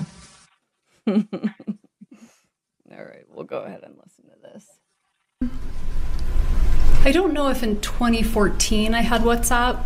Now we use it for all the parent chats at school, so everybody seems to have it, but I don't know if everybody had it back in 2014. What is? Because that's what she asked. She asked if everybody had it in 2014. Like, yeah, just such a weird thing to add. WhatsApp. WhatsApp is kind of an app you would use for texting. Do you know It if your makes it brother look like it Charlie has a had it at that dot. time? I have no idea if he had it at that time. Did you ever communicate with Charlie through WhatsApp? Maybe. I mean, I don't know if I had it at that time or if I had it later. I probably would have. Just not sure. Yeah. Did you have any contact of any kind with Catherine Magbanua on the day of Dan Markell's murder? No. Did you ever communicate with her through WhatsApp? No, I never communicated with her at all. All right, let's talk about, well, you communicated with her. Oh, look at him. I saw her in person, but I'm saying I never texted with her, called her. I never communicated via a device other than in person. Okay. Look over there! And Jeff. Why would Georgia Cappleman waste so much time talking about WhatsApp if it had no relevance? Because even when she says I've never had WhatsApp, she's like, okay, well, did you talk to Katie on WhatsApp? Mm-hmm. Like that's a mom already caught her kid doing something. Yeah, exactly. And, yes. Yes. And, I was thinking about her too, testifying. So, I mean, it is hard what she's trying to do. So every time she's testified, she's trying to protect her mom, her brother, and herself. Yeah. Like she's trying to make herself look good, but she's not just throwing them under the bus. Yeah. But it's mostly for her. Right. But yeah, she has to keep every story straight to protect everybody. And she doesn't. You should go back and watch Rash Bomb's opening in Charlie's trial, obviously. And he's just like on and on about what a great daughter she is. It's like, who wrote that? Yeah. She had the final editing for that. Listen to what Katie McBanoa's lawyer said in her opening statement. And just so you know, the state and the FBI were able to get a copy of Charles Adelson's iCloud account in this case from the year 2012, I believe, all the way up to 2016. And I am talking about every text message, every instant message, every WhatsApp message, even the conversations that he tried to delete. It's all there. Did you have WhatsApp on your phone at that time? I did. All right, and so you can't tell the jury whether you communicated through WhatsApp at all on the day of the murder? I don't remember if I had it 8 years ago.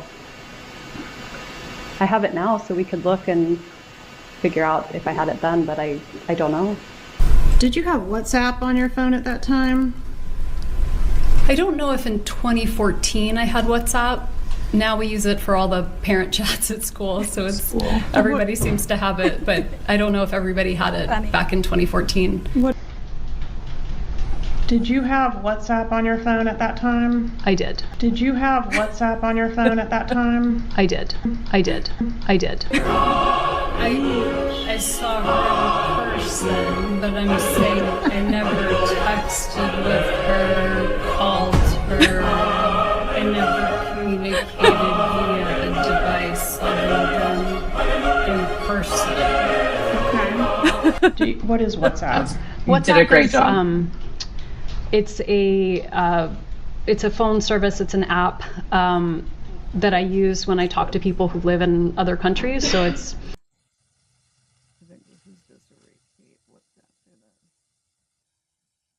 I mean, Georgia's not just asking her for no reason on this. Like,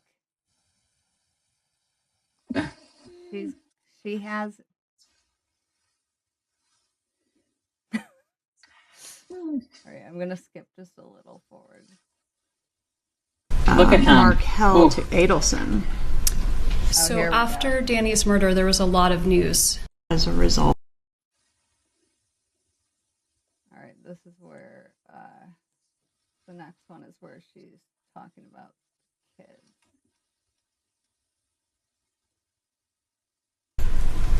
Markel to Adelson. I didn't back it up at all. Sorry. Sorry.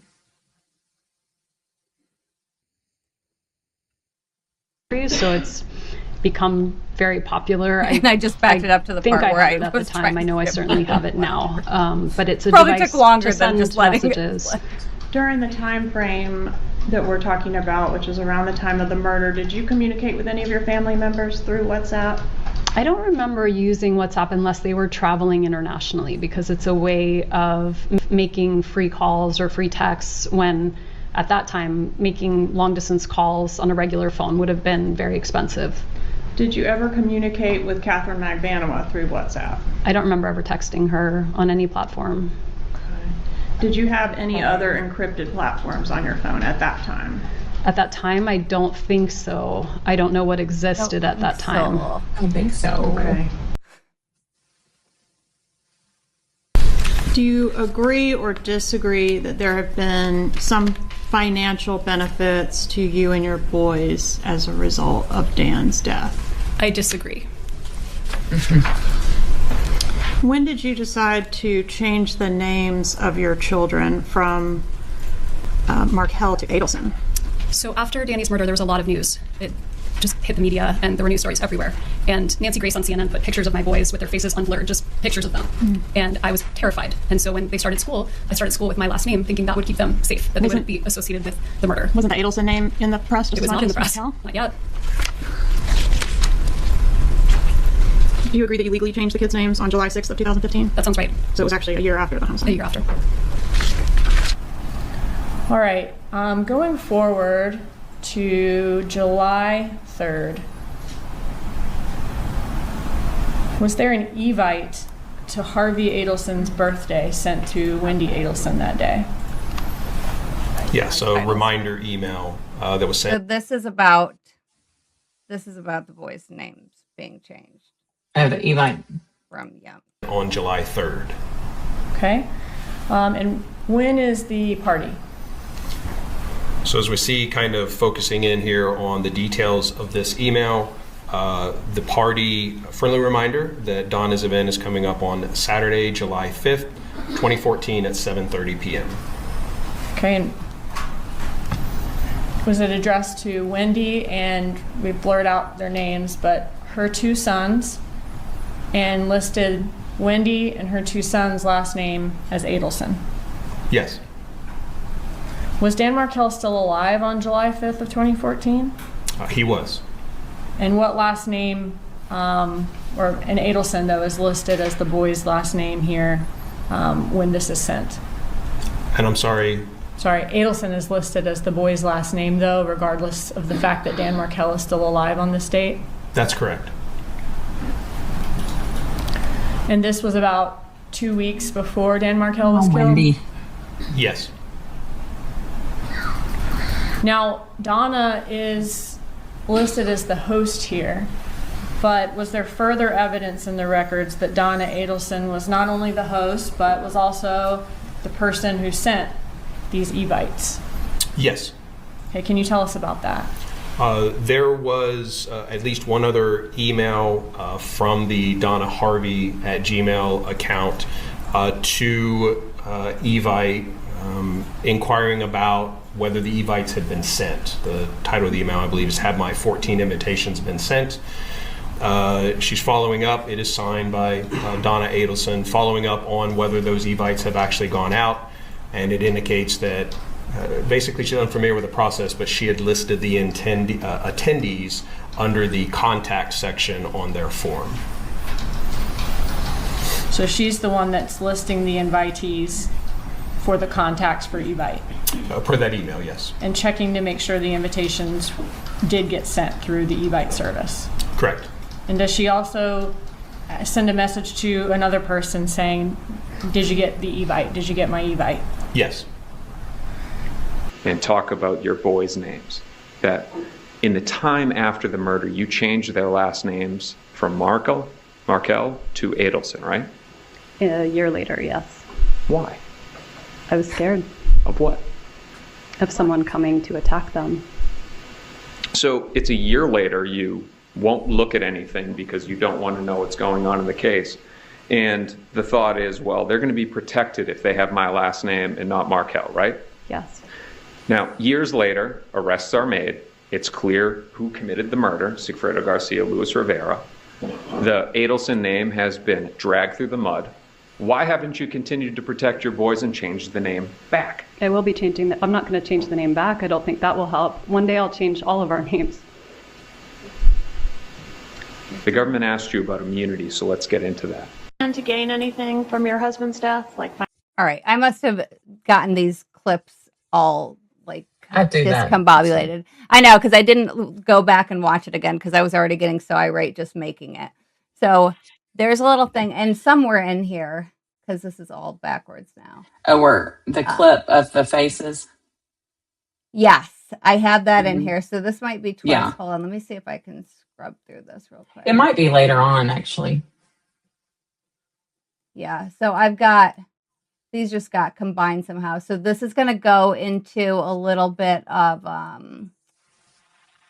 basically the money she made off of. But then I think it's going to go back to the name change because I'm just not very organized. Did you get the e-bike? Did you get my? I'm doing this while I'm playing Barbies with my little girl, and she's like constantly yelling at me to pay attention to her Barbies. I'm like, we're doing work also. No, I do that when I clip these together. It's And fine. talk about It's their good. boys' names. That in the time after. My back, and that he would take the kids Why haven't going to counseling, and he told me that if I tried to get divorced from him, that I could leave with the clothes on my back, and that he would take the kids, and that I would be penniless. Did you or your children benefit financially from your husband's death? Absolutely not. Did your husband have a life insurance policy? He did have a life insurance policy. And what was the value of that policy? I don't know what the value of it was at the time. I do know that his sister's the custodian of that life insurance policy, and I pay taxes on that money every year, but we don't receive any of it. What was the value of it at the time of your husband's death? It was $1 million. Not $2 million? $1 million for each child. $2 million. All right. And did you believe prior to your husband's murder that you were the custodian of that money for the benefit of the boys? No, we were divorced, so I was the custodian while we were married. Aww. But once we were divorced, I was no longer the custodian. So you were aware that he had designated someone else to do that job? You didn't inquire your Seems like attorney what's going on. about challenging the designation of the sister as the custodian of that money? I wasn't trying to challenge the designation, no. Do you have access personally to that money? No. All right. What about a 401k? Did your ex-husband have a 401k when he died? I believe he did. All right. And are you the custodian of that money for the benefit of the boys? I am. That's how I pay the taxes. All right. Did he have a pension? I don't know. Social Security benefits? I don't know if he had Social Security benefits. As survivors, my children received Social Security benefits. $4,800 a month, right? That's right. Which comes to me because they're minors. Yeah, which is a lot of money just on its own. I don't remember. $217,000? Does that sound familiar? I don't remember. What about the IRA? Did he have an IRA? I really don't know. $100,000? It's very possible. What about a checking account? I don't know if I assume he had a checking account. $15,000 in there, right? Wouldn't go to us, but sure, I imagine he had a checking account. It wouldn't go to you and the boys? Where did it go? Funeral expenses? Where did it go? So awful. Like laughing. Were there any death benefits, any monies that were to be gained from the death of Dan Markell? Yes, Did he have a life insurance policy? he did. What was the amount of the life insurance policy? One of them was for $2 million, $60,000 from the second one through the law school. Were there any survivor benefits for these kids in the event of Dan's death? There was What are those? $4,800 a month. Who gets that money for? Wendy Adelson. Did he have a pension there? Got a pension, a deferred comp, 401k. And an estate worth some money, right? Cost me $300,000. What was the total value of? 2.7 million. Be a worst case scenario.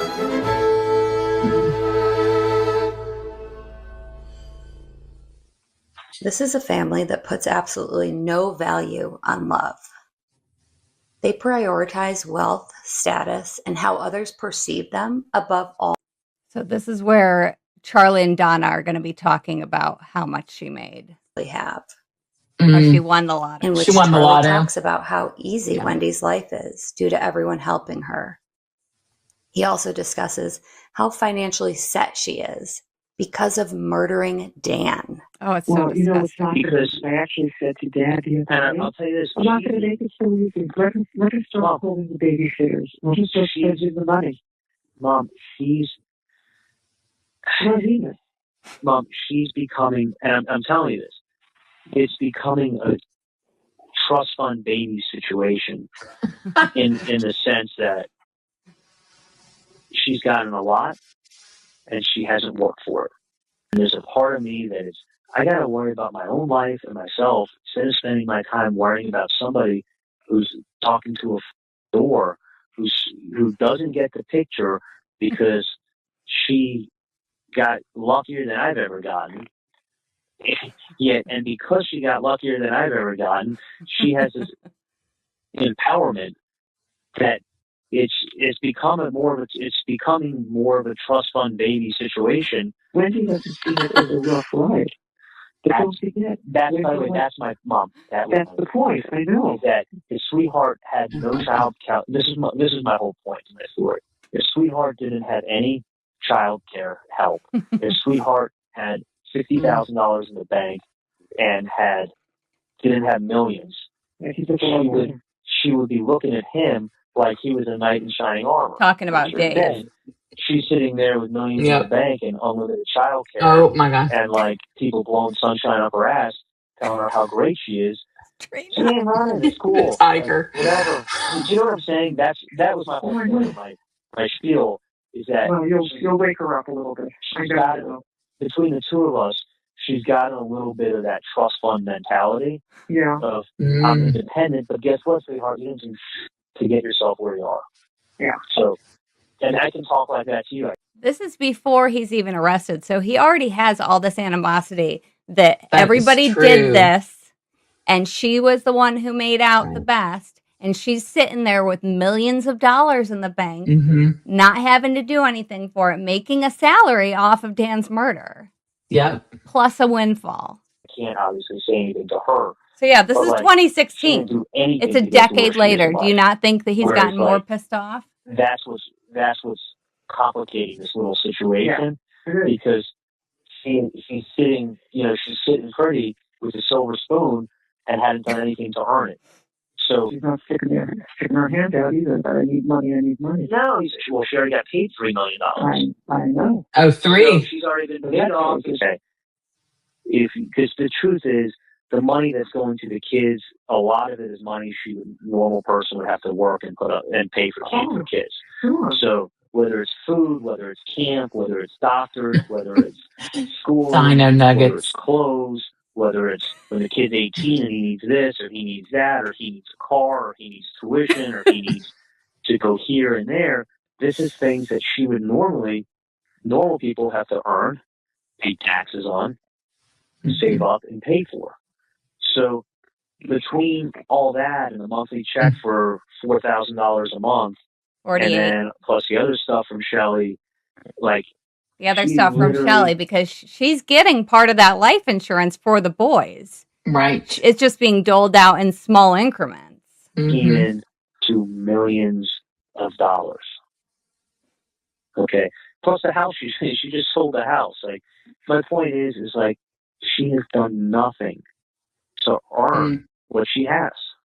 Wow. So she is in such a comfortable situation where normally, let me back up, normally single mom with 2 kids who's working almost paycheck to paycheck and has $150,000 in the bank, and a guy like Dave comes along and it's like, oh my God, like, yeah, I won the lottery. You know what the problem is? She already won the lottery. She did, yeah. Oh my God. Characterizing the financial benefits Wendy received after orchestrating the murder of Danny as winning the lottery is beyond grotesque. So you're taking somebody, who, and the thing is this, it's not like she worked for it. It's not like she achieved it. It was just it was sprinkled on her. And that's great. And I'm happy that she's in that situation. I'm not he hating sounds her. thrilled. The lie detector determined that was a lie. All right. So she made out quite well. I mean, Isom says what, 2.7 million? Plus the money Charlie that she's said getting 3. every month? Yeah. Yeah. And people say now with inflation that it's probably up to like 7. I don't know if that's true, but crazy. That's crazy. All right. Rosie wants to know where we found the dress. Where did you get yours from? Yeah,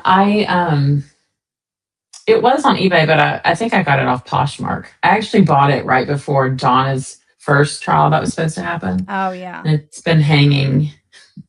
And I didn't even know why I bought it, but I was like, I'm just going to do something with it. It was because you knew about this moment. Yes. I'm trying to remember what the brand is. I know. I didn't look at the tag either. We'll have to. It's not Charter Club or it's somebody knows. It's just I think it retailed supposedly like $300, which there is no way I'd pay This $300. is not worth three. I mean, you can tell like the fabric's nice, but it's literally like the thickness of a comforter. Yeah, it's thick. Or a prison blanket. Yes, it's a prison blanket. That's exactly what it is. Somebody said, maybe it was you that said that. No, I Originally. think it reminded me of a horse blanket, and that's what it was. Somebody always would say it's the North Korean uniform. Yes. It's probably made out of the same exact material. It probably But is. yeah, and I had a subscriber send me mine, and I opened it up and I lost it, and I was dying laughing. So fun. Okay, so I don't know what happened to the name. Stop this stupid. I think your other thing you created, I think, is further in here. Yeah, it's got to be somewhere. I just got discombobulated. Okay, so this is her saying that her family has nothing to do with this. Club Monaco. Yep, that's the brand. Thank y'all. Okay. Which I believe is really sold at Macy's, but I don't think it's a private Macy's brand. Your but Macy's I bet you it came commercial from cracks Macy's. me up. Yeah. I must have watched it like 100 times. There's a jail call too, or not a FBI wiretap, and Charlie says to his mom, "Yeah, sorry, I couldn't get to Macy's to make the return. I gotta find it." That's so funny. I don't know if I've heard that. That's so funny. Maybe I have, and it just like goes. Oh boy. Oh boy. All right. George is so over it. Do you want the culpable parties held accountable for murdering the father of your children? Absolutely. I'm grateful they're already in jail. But not if it's your family. It's not my family. I mean, somebody hired them, right? Not necessarily. Somebody paid them. I learned something this morning. Yeah, me too. You didn't want them held accountable if it was your family members. Didn't you tell law enforcement that? That's not what I told law enforcement. What did you tell law enforcement? I told them that the person who did this should be held responsible and that I had nothing to do with it. Well, let me ask you, if you found out that this was someone that you personally know, would that change your mind about what should happen to that person? About what should happen to that person? For prosecution purposes. No. Is there any way that you would think if somebody tried to kill my ex-husband, they should be prosecuted to the full extent of the law. regardless of who it is? I mean, it would be different if I thought it were my brother, but I don't think it was my family. Anyone outside my immediate family, that's a tough one. Okay. But I don't think my immediate family did this, so if it's anybody else, yeah. Page 122, lines 7 through 12. If somebody tried to kill my ex-husband, they should be prosecuted to the full extent of the law. The investigator says regardless of who it is, and your answer is, I mean, it would be different if I thought it were my brother. But I don't think it was my family, is what I Different said. now, isn't it? No, it's not different. That's exactly It's different what I today, said isn't right it? here. No, that's not No right. further questions. What was... You testified on direct that anybody in your family that had anything to do with it should be held responsible. Isn't that correct? Yes. And that includes you, doesn't it? Anyone who's responsible. You testified on direct that anybody in your family that had anything to do with it should be held responsible. Isn't that correct? Yes. And that includes you, doesn't it? Anyone who's responsible. And that includes you, doesn't it? Anyone who's responsible. And that includes you, doesn't it? Anyone who's responsible. Today's secret word is... Would never. I made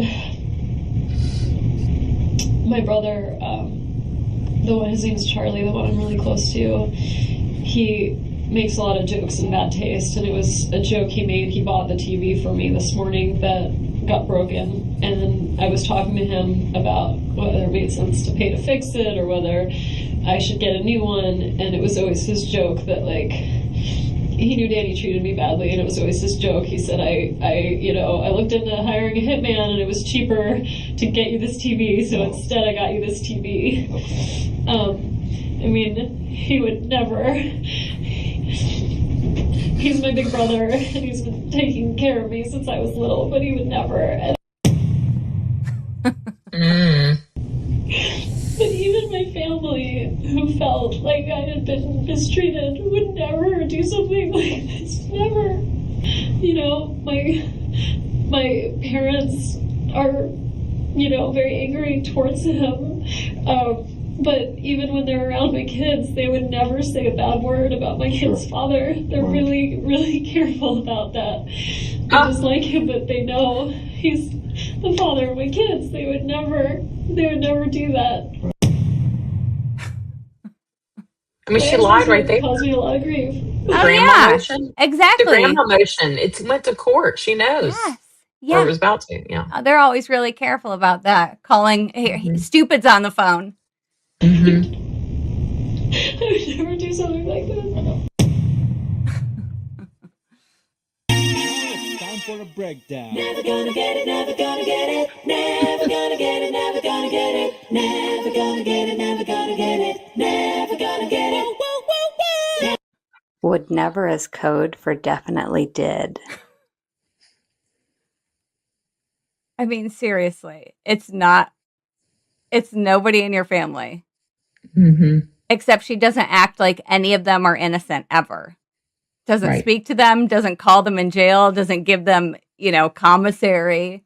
I mean, seriously, can you imagine your mom being in jail for something that she didn't do and you know she's innocent? Wouldn't you be like her number one call visitor? Yes. You're right. So stupid. She's so stupid. And they never proclaim innocence. No. I mean, Donna did it at her sentencing, but I mean, Charlie. Yeah, on the phone. Yeah, all it is how stupid the jury is. Yeah. Yeah, and that it was set up like a Dateline show, and he didn't think that was fair. That Georgia organized it in a way that everybody could understand, including him. He's like, yeah, I thought I was guilty at the end of that too. John Smith says, Jackie, play the Donna Jailhouse Shuffle, please. Okay. I'll play that after we're done with this. Good to see everyone. What? I'm looking at my phone, and I don't want to put my readers on because, you know, it'll ruin my costume. Ruin the look. I think people aren't used to seeing me without glasses because... Oh, yeah, that's right. But I really... This is what I usually do. I usually don't wear glasses. I only wear readers when I read, but when I'm streaming, I have to have it on to read comments. That's fine. Yeah, so this is where... Okay, this is her story about the origination of gibbers. Did you ever refer to your ex-husband as the Dark Lord? I don't remember saying that, but I certainly might have. Did you refer to your ex-husband as Gibbers? I did. What is the meaning of Gibbers? Gibbers was just a silly name that a friend helped me come up with to basically make him feel less scary. Was she looking at her mom when she said that? So it'll be the... When she said a friend helped me come up with, it looked like she looked over towards Donna. Yeah, probably. That's, I'm sure, who came up with it because they're calling them all this crap together. Second email in your packet, page 1 of 3.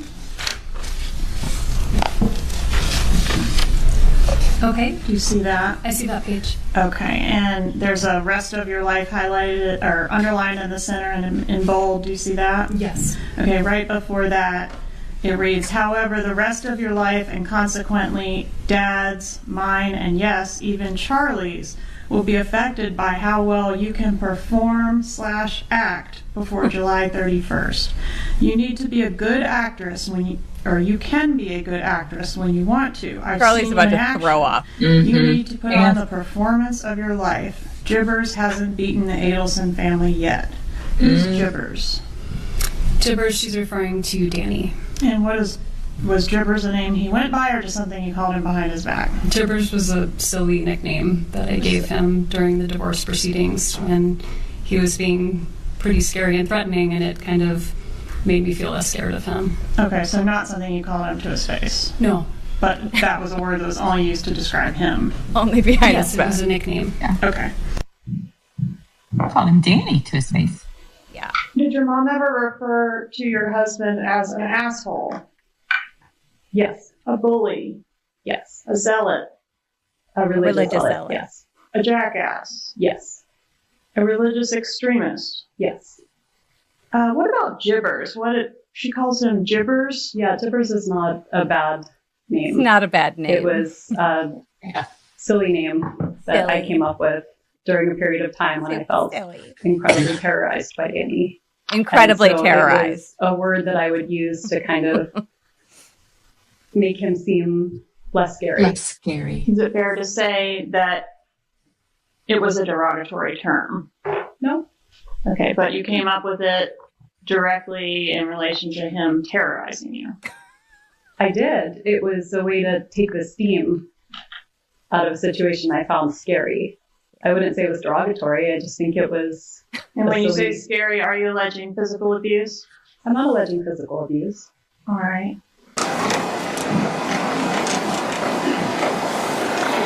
I noticed in the emails that your mother referring to, who I think is Dan Markel, as Jibbers. What does that mean? Jibbers was a nickname that I gave Danny when he was being really difficult and causing me a lot of pain. Was sort of a nickname I gave him to make him feel less threatening. So it was a derogatory thing? I wouldn't say it was derogatory. Did you call him that to his face? No, I called him Danny to his face. Okay. And Jibbers would be what? How would you spell that? I don't know that I ever spelled it out. In the emails, I think it's spelled with a J, but I guess you could spell it with a G. Jibbers. That would be one way to... Ms. Adelson, you had Mr. Markel's phone number programmed into your phone as Jibbers, didn't you? That's right. Right. Oopsies. I don't even realize what she did. She's just like... What is the meaning of Jibbers? Jibbers was just a silly name that a friend helped me come up with. It was a silly name that I came up with. Jibbers was a nickname that I gave Danny when... Jibbers was a silly nickname that I gave him. I wouldn't say it was derogatory. I was curious if it was specifically a Jewish slur. And wouldn't you know? Number 49, Jibber. Yeah, but you see, like most of the time it was her, but at this last trial, she's like, a friend and I came up with this name. Nonsense. Did it reference Jew in boots? That I don't remember. That was his like picture on, this was his contact picture on Wendy's phone. It wasn't a friendly name, right? It was a silly name. Silly. Silly. Super silly. I can't. To make him less scary. He was super scary, so he had to. Because that voicemail was so scary. Yeah, he was. And not only that, like, how many emails did he send her when he's like, can we just get along and stop doing this crap? Awful. Who made the arrangements for that TV repair? I did. Your mom didn't make those arrangements? I don't believe so. If you can't keep Friday, July 18th between 8 a.m. and noon, call to reschedule at 1-8888. Contract is under Harvey Adelson with Dad's cell phone number. If they need the purchaser, that's my name with my cell number. The work order number is 238... The contract we took out is repair in-house if possible. If not possible, they will take out at no charge. If it can't be fixed, TV is replaced at no charge with a new one. Wendi told Jeff she was in Miami until July 13th, as he says on the witness stand here. 2014, she would have been in Miami, as best as you can recollect. Yes. Okay. And all the way up until July 13th. Yes. So then Wendi was with Donna, right? Like June 30th through July 10th, 2014. Which I can see her sending like a reminder email that says like TV repair is this day, like just to send a reminder. But the fact that it's that in depth, it's so detailed when she's next to her is wild. Yeah. And you wouldn't say the contract we took out. I think you would just be like, we bought an extended warranty or something. Yeah. The Geek Squad thing. Yeah. Or the warranty. And by the way, that's not any part of the warranty. Yeah. is you get a new TV if we can't fix this one. Yeah. You Because in everybody South be Florida getting that. Yeah, everybody would be throwing something at their TV and be like, "We'll have a new one, thanks." that week? I know I was in South Florida for my father's 70th birthday. My dad's birthday is July 5th. I don't remember if his party was on his actual birthday or a little before or a little after, but I remember I went down for his birthday. Can you tell the jury whether or not you were in South Florida on July 1st, 2014? I couldn't say for sure. I drove down, so that was June 30th, whatever that Monday morning was that we drove down to Miami. I only remember I was there for probably about a week and then I went down for my dad's birthday, but I couldn't tell you more exactly than that. I came back with my parents. We drove back all together, and then that Friday, which would have been last Friday, a week from today, so if today's the 18th, it was Friday the 11th, that's my other brother's birthday, and I would have seen him, but I had been with the kids for like 12 days straight, and I was getting really sad at the idea of drop off of Danny coming to pick him up. And so my folks said, you know what, why don't you just, so at about 4:45, I just went over a friend's house. I didn't see him that day.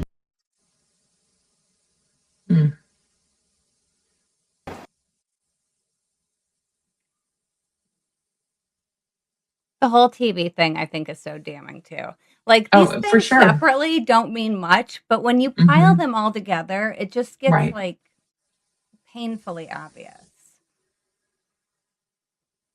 And so she came back on the 11th because Dan got the kids at 5 or whatever that day, Friday the 11th.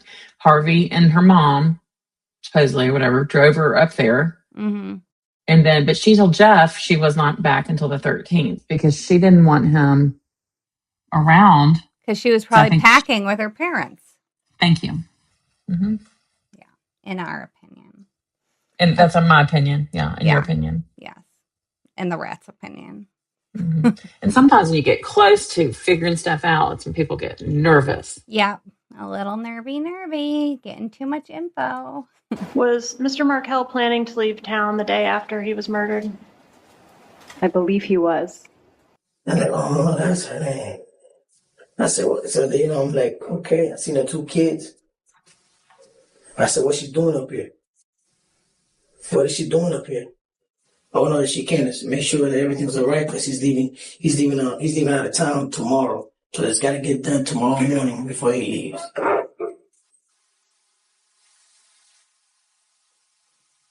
Yeah. And there's nobody else that was up there that would know of his travel plans. Right. Nobody. This, I think, is another hugely damning thing. We didn't even learn this until, I don't feel like we got the full understanding of like how deep she was in. I didn't realize that she had actually like signed the contract to close and everything until this, this. And trial. on the lease, how about on the lease on the Florida condo? Yes. That's big. And that came in Donna's trial. Yeah. And she was put on the lease in like March. They're like, well, just for visitors. Oh, come on. They have people over all the time. They're putting everybody's or Annie Cunningham's name on the thing too. Like Annie Cunningham. Richard Gutterman or Gutters.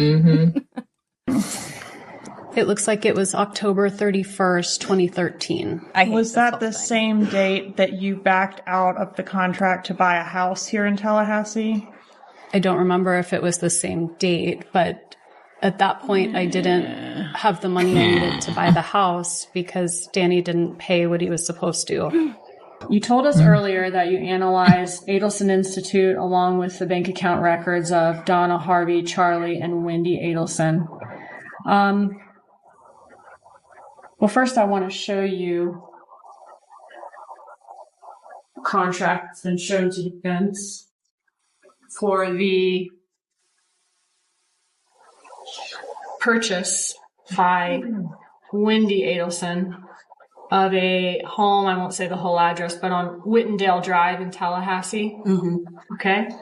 And what date did she sign this to purchase this home? October 24th, 2013. Okay, so she signed the contract about a week before Halloween of 2013. Yes. Okay, and how much was the purchase price of this home? It's listed as $371,000. Did Wendi Adelson have the means in her account to pay for a down payment for this home on Whittendale? Yes.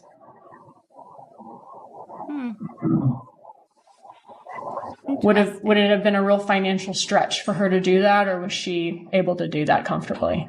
Oh, she could do that comfortably for sure. I mean, didn't she take that much out of Dan's account? Yeah. Like 3 something out of the Schwab account. Well, I mean, she later asks her, like, were basically Wendi and Charlie and the parents in a position to easily pay that $1 million bribe, cut 3 ways? And she said yes. So Wendi had several amounts of monies. It wasn't that she couldn't afford anything. Out of buying the house. I don't. Could it have been the same day that this was filed? Halloween of 13. It may have been. Okay, and was it Charlie, your brother, who talked you out of buying the house? No, I didn't have the money to buy the house. So you don't remember him discussing that with you? No. Okay. All right, so let's go to October 30th of 2013, so the day before Halloween of 2013. Here is does Donna Adelson say that she just got a text from Wendi casually mentioning that she's moving ahead with the purchase of a house that she liked. I guess she wants to do it before a certain date when she goes to England. And what does Charlie Adelson say? That she had never told me. She never told me, meaning Wendi had not told her. How does the conversation go after that? Is Charlie for this or against this? Against it. He's asking Donna Adelson why Wendi would do it, and ask, of course, if Mr. Markell has given permission, all of those things. Okay, and what's next? Is he afraid that Dan Markell will hold this against Wendi Adelson? Like, basically, like, well, now you've purchased a home here. He would, yes. And use it as leverage. Correct. What's next? And he says he'll try her again, but basically Wendi never gets back to him, basically. Oh my God. All right, what's next? Shocker. So we see, again, this is October 30th. We're on slide 72 now, that Charlie Adelson sends a message to Wendi stating that he would call her in 10 minutes. Also, is it not weird that they're showing these in green? Why is he sending green messages to Wendi? They both had iPhones. Yeah, I thought that's strange. Did you see that? He left her 7 messages. No call back. So funny. Okay, what's next? He, again, later responds that he must talk to her to please. I know of one reason why these messages from Charlie, who has an iPhone, going to Wendi, who also has an iPhone, would be in green. The track phone, the burner that we haven't identified yet. So do you think they're using green for that reason? Because like hers is gray. Well, yeah, but his is green. I think it's like the same color all the way. But when they were doing him and Donna, it was coming up blue. It was blue. Yeah. So is this him sending this to her burner, perhaps? That's interesting. Call him, and she responds that she's in court. She can call after 4. Going through the text, does it seem like eventually they talk? Yes. Okay. Okay, so they're still setting up a time to talk. Everything's okay. What's next? Does he then report back to Donna Adelson? Yes. So we're on slide 75 here, October 31st. Charlie is speaking to Donna, texting with Donna, stating that he had spoke to Wendi and it thinks that he had made some headway, and hopes they're having a good time on vacation in Israel. Okay, so the phone call between Wendi and Charlie would have happened before this message to Mom or to Donna. And so that might be in green because he's messaging her in Israel. So maybe this is even a WhatsApp message. Because it's showing up as not an iCloud. Right, not blue. That's correct. Okay, and how does she respond? Oh, I'm sorry. So then does Charlie check back in with Wendi? He does, yes. Okay, and tell us about that conversation. He asks how she's feeling and gives her some general advice and tells her that he loves her. And does that advice involve Oh my renting gosh. things as opposed to buying them? Did you That's read correct. that? Yes, if it flies, floats, or fucks, rent it. Oh, and then I love you. What kind of brother says that to his sister? And no response. Yeah. But there's a reason why these are in green. Why would they I make think that you're right. detail? Why would they Mhm. differentiate from that? Because he was talking to Donna in blue before when she was in town, and she Mm-hmm. said that she used WhatsApp when she was out of the country. So then it turns to green. So are these WhatsApp messages with Wendi? It seems like they might be. I love you. He does. Ooh, And Leanne did in your the chat mom- says she uses WhatsApp and confirms that the green and gray is the color scheme of WhatsApp. Well, there you go. have a Boom. position one way or the other on whether you would buy the house. I don't remember. Does Donna then check back in with Charlie? Yes. So this is slide 78. Again, still October 31st. And Okay, but this is showing up blue now. So I don't know. Maybe she also can just text normally. Maybe if she's on like Wi-Fi, Yeah, she can if still you're on text her Wi-Fi. iCloud. Mm-hmm. And Donald Adelson is communicating with Charlie Adelson. And So if this is 11:15 p.m., then she's in the hotel. So it'd be very understandable that she would have Wi-Fi. What does Charlie say next? Spoke to Wendi for 20 minutes last night. She texted me today that she pulled the plug on the house. Smiley face with a lot of smiles. Yes. And that's at Halloween on 5:19 p.m. Yes. All right. And how does Donna Adelson respond to this news? She says, wow, Charlie, thank you again. How did you accomplish that? You are a miracle worker. Tell. Okay, this overlay was supposed to be on something else. My thing crashed a couple times yesterday, so I might have lost clips because this is supposed to be later. CapCut. I'm assuming that's what you Yes. use. It's kind of finicky. I know. Yeah, I mean, it's not the greatest, but I don't want to learn something else. Same. Okay. So she's saying, thank you again. And she calls him a miracle worker. Yes. And then does Charlie lay out the reasons or how he was able to get Wendi to do this? He does. Which was kind of the same things he was pointing out to his mom earlier. That's correct. And says Dan would hold it against her and it would be the second dumbest mistake of her life. Correct.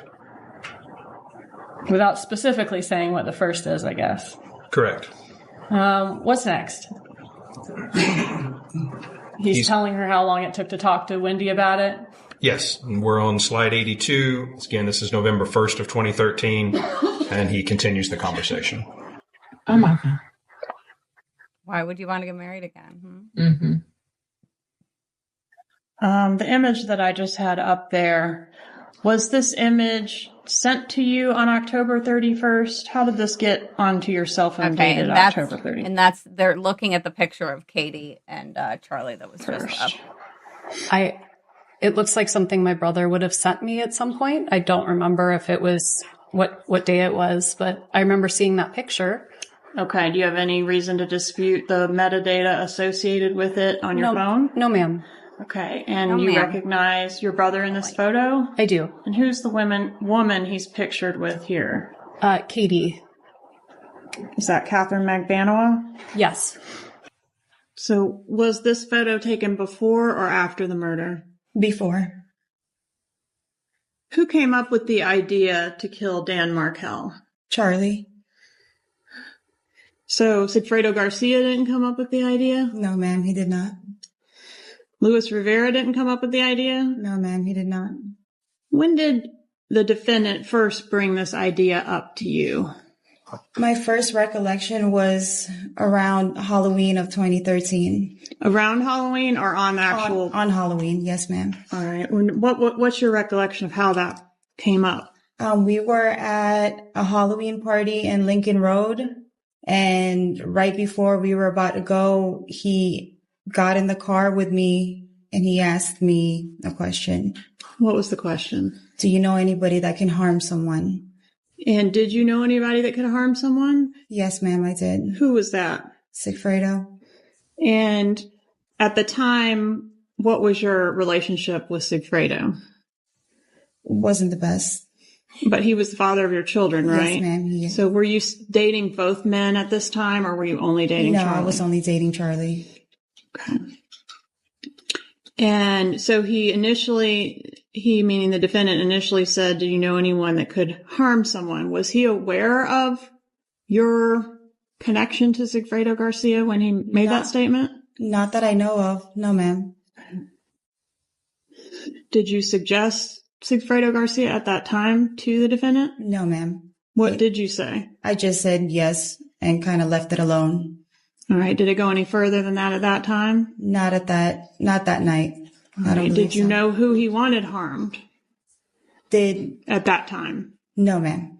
All right. Had you become aware during the course of your relationship with him that he had some kind of issue going on with his sister's ex-husband? Yes, ma'am, I did. What did you learn about that? He was just stating that his mom and dad was stressed and that his sister was having problems with her husband and custody of her 2 children. And when did you learn that the person that the defendant wanted harmed was this ex-husband of the sister? I believe later on. All right. And when did you learn the name Dan Markel? It wasn't until, I don't know if it was on my trial or when Sigfredo got arrested.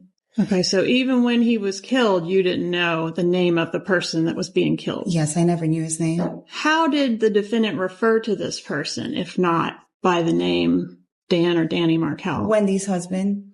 Okay.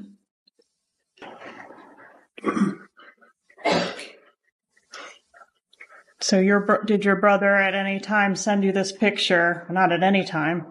Did your brother on October 31st send you this picture and basically tell you not to buy the house because you weren't going to be living in Tallahassee much longer? I don't remember him ever telling me not to buy the house or that I wasn't going to be living in Tallahassee. I really wanted to buy that house. A difficult person. Yes. If you know, did Wendi Adelson want to relocate to South Florida? Yes, she did very badly. And why did she want to relocate to South Florida? She preferred to be down there with her family. She also hated Tallahassee. That's in my original, police statements. It was almost a daily topic of conversation how much she disliked Tallahassee. So was both. She really disliked Tallahassee. She preferred to be in Miami. And what kind of car does he have? For a while, what is he? All right, so we still have quite a few more topics. Let's go ahead and break here. It's not much more video left, but there's still some stuff left because I know that you've got to get going soon. Yeah, I have errands to run and I'm gonna take a shower. Yeah, I've got to get my eyebrows off. Yeah, I know. I am. Yeah. I had to block my regular eyebrows to redraw the tall. Oh my gosh, that's hysterical. Well, I was thinking maybe the next one we could get navy and we could do a navy. Mm-hmm. Do the other dress. Perfect. Mm-hmm. Be fun. Well, thanks. This was fun. Yeah, this was fun. I know there's still so much. I feel like we're only even scratching the surface, like with what I could just think of off at the top of my head. Yeah. Well, you've got a lot of other good stuff in there. So. Yeah, it's crazy. Yeah. It was just making me so upset going back through it because it's so obvious. Right. And then that BS thing that somebody posted on Reddit, that article, the state attorney office said there's no more arrests. And it says it's a paid article. And then I've now seen it twice with 2 different author names. So it's just, there are companies that do this kind of PR. Yeah, that's a good point. And I wonder who's behind that. The same person who's trying to save Wendy's reputation. Mm-hmm. Exactly. All right. Well, we'll do another live together. We'll do Yes. it on your channel next time. Oh, no, we can do it on yours. Okay. It's fun. All right. It was Then we can dress awesome. up. Yes. Thank you so much. Thanks for putting all this together. And Yes. yeah, Thank you Katie, also. my dog, wants the rat. She thinks it's a toy. That's so funny. I had to like tie it to the hanger that all this stuff was hanging on so it wouldn't get lost, because my kids would have Yes. taken it in a heartbeat. All right. Well, Right. thanks so much, Liz. Thank you, everybody. Thank you. Thanks, everyone. We'll be back soon with part 2. We will. All right.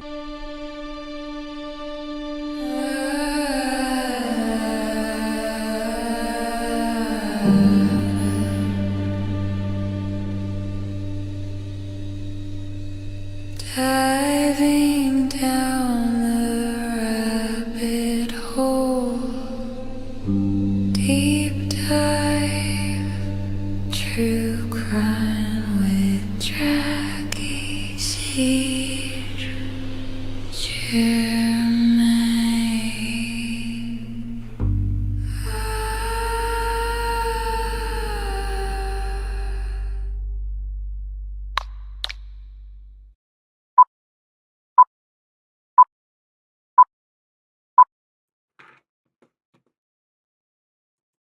Asked the guy, we had a whole conversation about bourbon and my eyes, like, Your eyes? he just said your eyes are really blue and You have contacts? I do. Okay. But I just Hello, guys. The Wendys are here. Hello. In our other one dress. That we also wore to the bar mitzvah. We wear the one dress everywhere we go because it's the only dress we have. How are we doing, guys? Everybody knows. Hello, Leslie. everyone. Hey, Jackie. Hey. It's so nice. Finally, we're getting to. I know. 4 months later. So sorry. That's me, not you. That's me. I'm awful. So, how is everybody doing? I'm so excited about all the new. The new stuff. So, I figured we've got about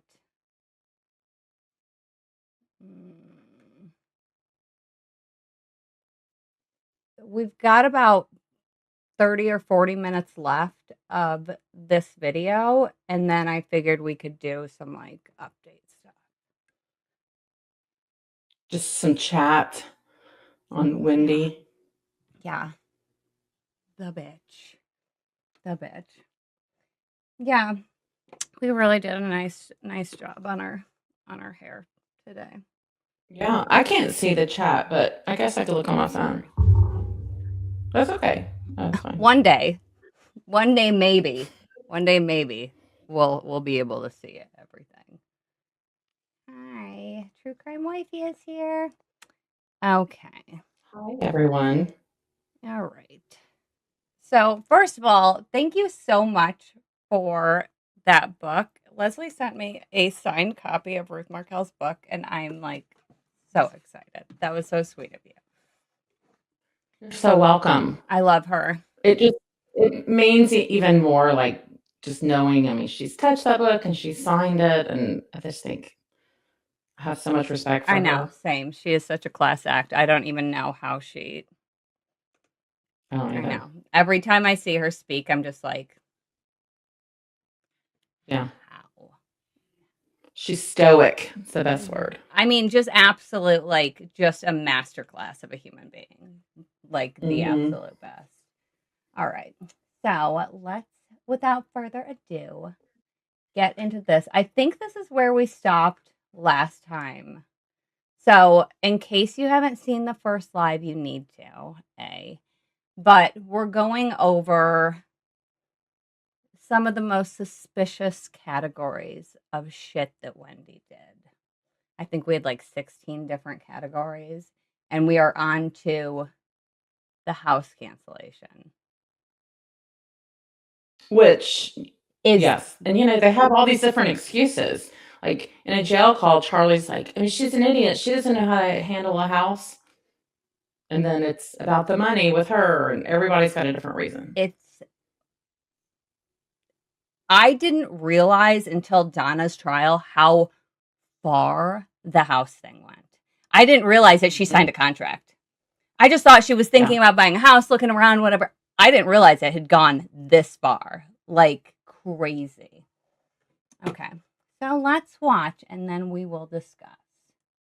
October 31st, 2013. Was that the same date that you backed out of the contract to buy a house here in Tallahassee? I don't remember if it was the same date, but at that point I didn't have the money I needed to buy the house because Danny didn't pay what he was supposed to. You told us earlier that you analyzed Adelson Institute along with the bank account records of Donna, Harvey, Charlie, and Wendi Adelson. Well, first I want to show you contracts and show documents. Thank you, Brian's music. For the purchase by Wendi Adelson. Like a contract. She signed a contract. I can't even get over that. I can't even get over that. I can't even. A home, I won't say the whole address, but on Whittendale Drive. And then I love this woman too. And you have to be pre-approved. I mean, before you write an offer, and I'm sure the realtor was like, this is BS. Yeah, exactly. You can't sign a contract without having your financing set up. Mm-hmm. And how much time did that realtor waste? Yeah. Hours. Everybody. Mm-hmm. Okay. And what date did she sign this to purchase this home? October 24th, 2013. Okay, so she signed the contract about a week before Halloween of 2013. Yes. Okay, and how much was the purchase price of this home? It's listed as $371,000. Did Wendi Adelson have the means in her account to pay for a down payment for this home on Whittendale? Yes.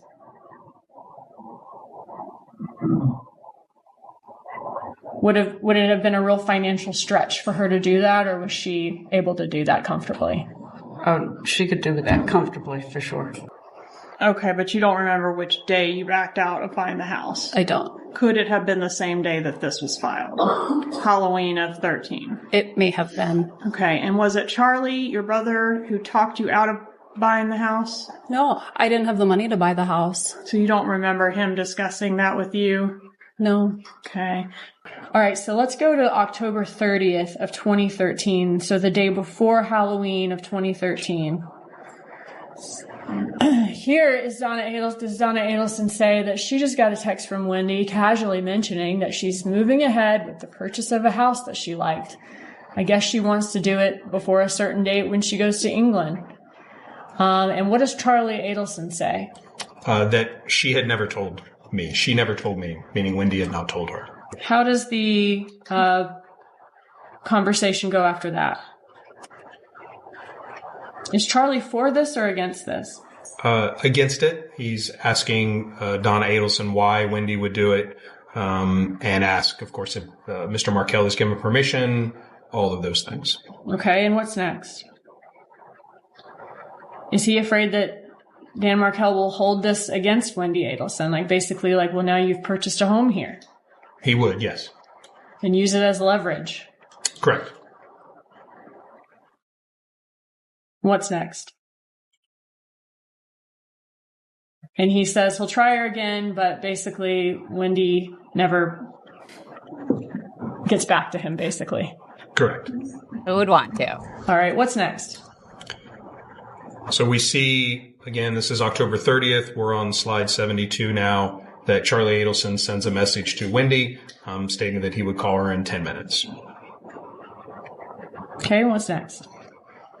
He, again, later responds that he must talk to her to please call him, and she responds that she's in court. She can call after 4. Going through the text, does it seem like eventually they talk?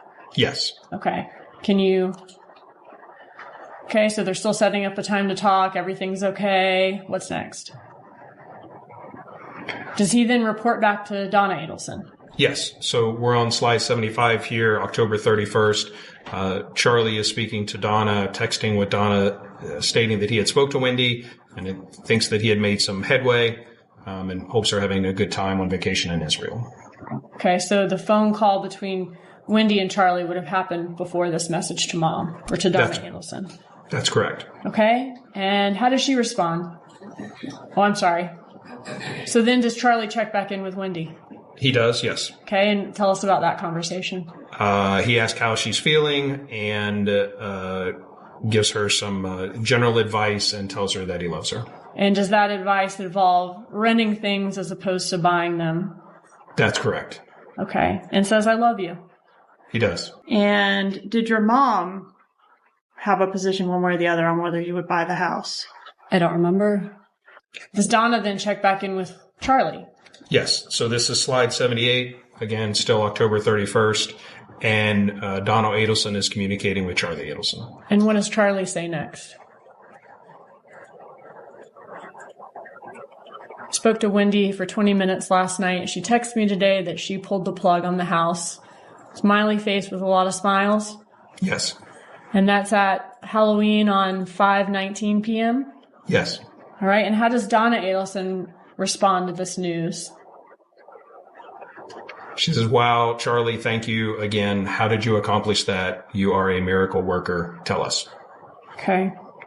So she's saying, thank you again. And she calls him a miracle worker. Yes.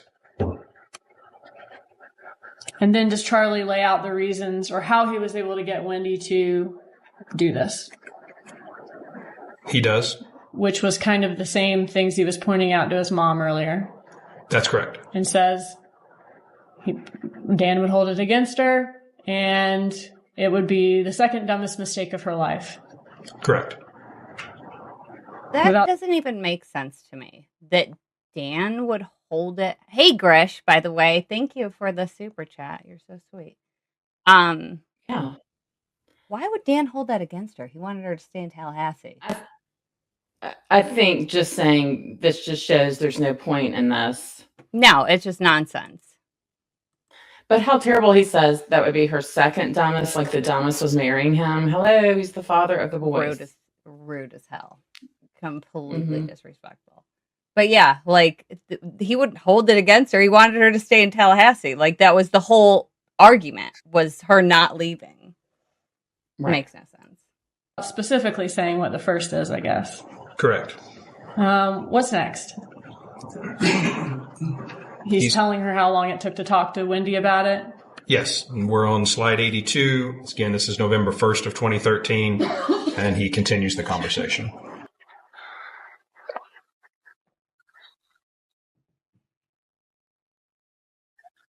The image that I just had up there, was this image sent to you on October 31st? How did this get onto your cell phone dated October 31st? It looks like something my brother would have sent me at some point. I don't remember if it was what day it was, but I remember seeing that picture. Okay. Do you have any reason to dispute the metadata associated with it on your phone? No, ma'am. Okay. And you recognize your brother in this photo? I do. And who's the woman he's pictured with here? Katie.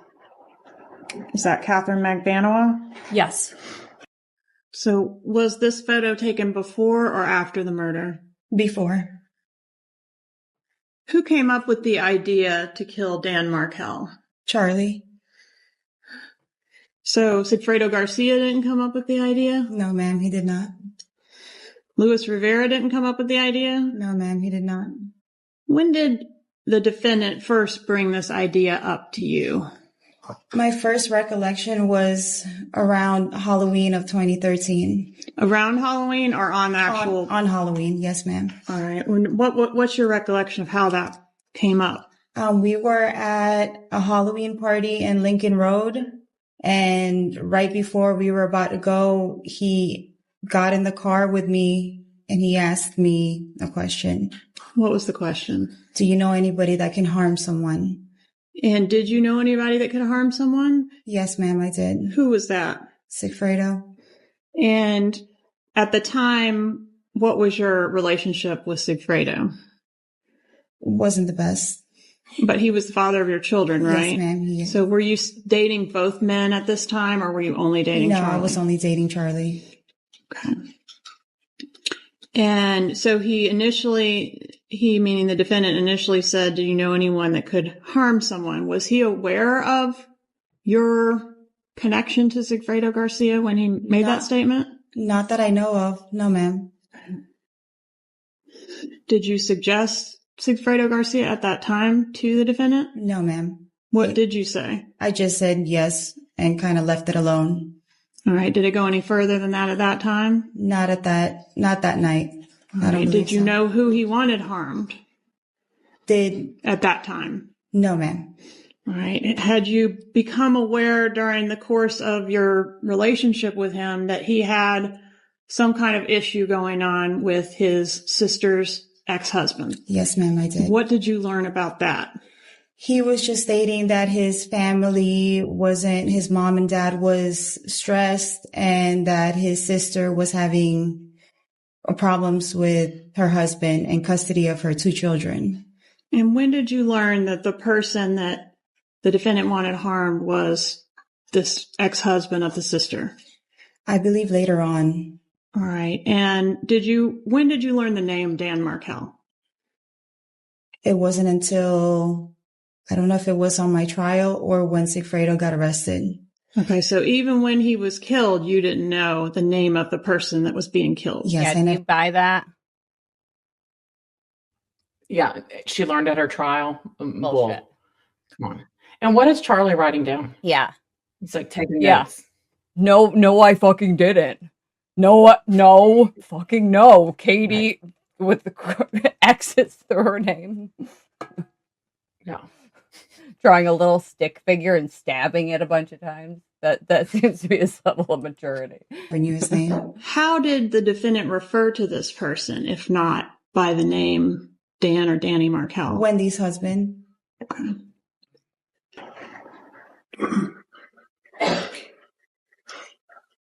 So did your brother at any time send you this picture? Not at any time. Did your brother on October 31st send you this picture and basically tell you not to buy the house because you weren't going to be living in Tallahassee much longer? I don't remember him ever telling me not to buy the house or that I wasn't going to be living in Tallahassee. I really wanted to buy that house. A difficult person. Yes. If you know, did Wendi Adelson want to relocate to South Florida? Yes, she did very badly. And why did she want to relocate to South Florida? She preferred to be down there with her family. She also hated Tallahassee. That's in my original, police. It's not true. I love Tallahassee. Yeah, I love it. It's great. He said even when we went to the movie theaters, she would say how horrible it is and how Miami's were so much The better. Miami movie theaters they're so much better. He says that. I mean, that she said that. It's crazy. They put way more butter on their popcorn. Statements. It was almost a daily topic of conversation how much she disliked Tallahassee. So was both. She really disliked Tallahassee. She preferred to be in Miami. And what kind of car does he have? For a while, what does he have? What is he driving right now? Well, he likes cars. He has a lot of cars, right? And these aren't like Hondas or Toyotas. They're Mercedes and Ferraris, right? He drove an unmarked police car for a while. But that wasn't He's my a question. character. My question was, did he ever have a Mercedes? I think so, yeah. Okay, and it wasn't like a C300. It was like a 5 Series, right? I honestly don't know anything about cars. Well, it was the bigger Mercedes, right? It was big. It was the bigger one. And he also had a Ferrari, right? I know he had one really fancy car, but I don't remember what brand it was. So you're He doesn't know. Lie. So I watched Jeff's testimony from this trial just yesterday because I'm working on a video. And he said that Wendi, quotes, always says, my brother is a real character, which is also what she says to Isom. And he has a Ferrari. Like, she's always talking about the Ferrari. Yeah. Because Lies. my 3-year-old daughter can recognize a Ferrari. She knows exactly. Yeah. No, she's trying to hold down play. This is the whole thing too. When she's asked, like, are your parents wealthy? And she's like, well, that depends on your definition of wealthy. Are you asking me to Are you speculate? asking me to speculate? No, bitch. You know how freaking much money. Well, I mean, they're not millionaires. You know, they were just going to write $1 million check. Yeah. No big deal. They're impoverished. Jury that you don't remember if your brother had a Ferrari? Cars are really not important to me. You saw mine. I drove a minivan.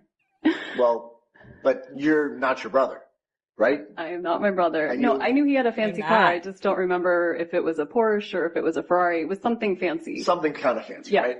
Okay. Your parents had a home in South Beach also, correct? My parents did not have a home in South Beach. They were renting an apartment. I'll rephrase it. Have you been keeping up with the media coverage in this case? I don't watch any media related to this case. Okay. So, but you are aware of the attention that has been brought on this case?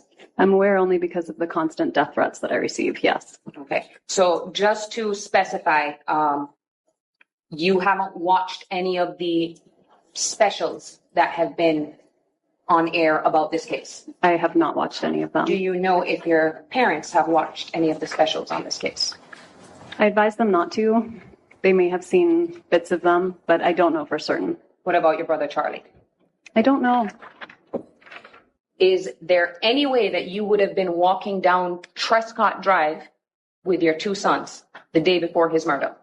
No, I don't live in walking distance, so there's no reason why I would have been walking down the street. No. You and Mr. Markell weren't on that kind of talking or speaking terms where you would be at the Trescott home and he wasn't there?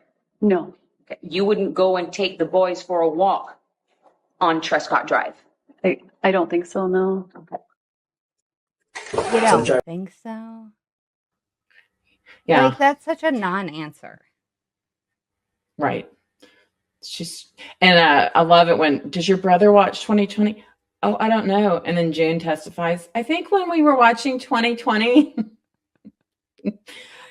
you know, those Adelsons were all on the phone like, oh my God, did you hear what they said? Just a quick aside on June, because I stand June so hard.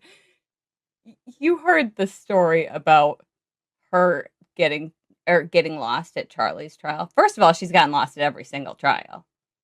Yeah, so she got stuck in the bathroom and her luggage was so big she couldn't get the stall open because she didn't want to put her Louis Vuittons on the floor. I couldn't love that I know. anymore. But I mean, kudos to her for not putting it on the nappy floor. How'd she get in and lock it in the first place, though? Well, how'd she lock it in the first place?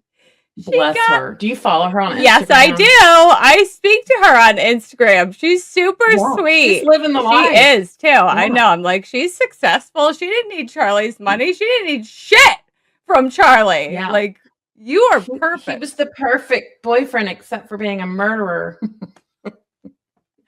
I mean, it really takes the cheating part down when he's also a murderer, so the cheating doesn't sound as bad, but yeah.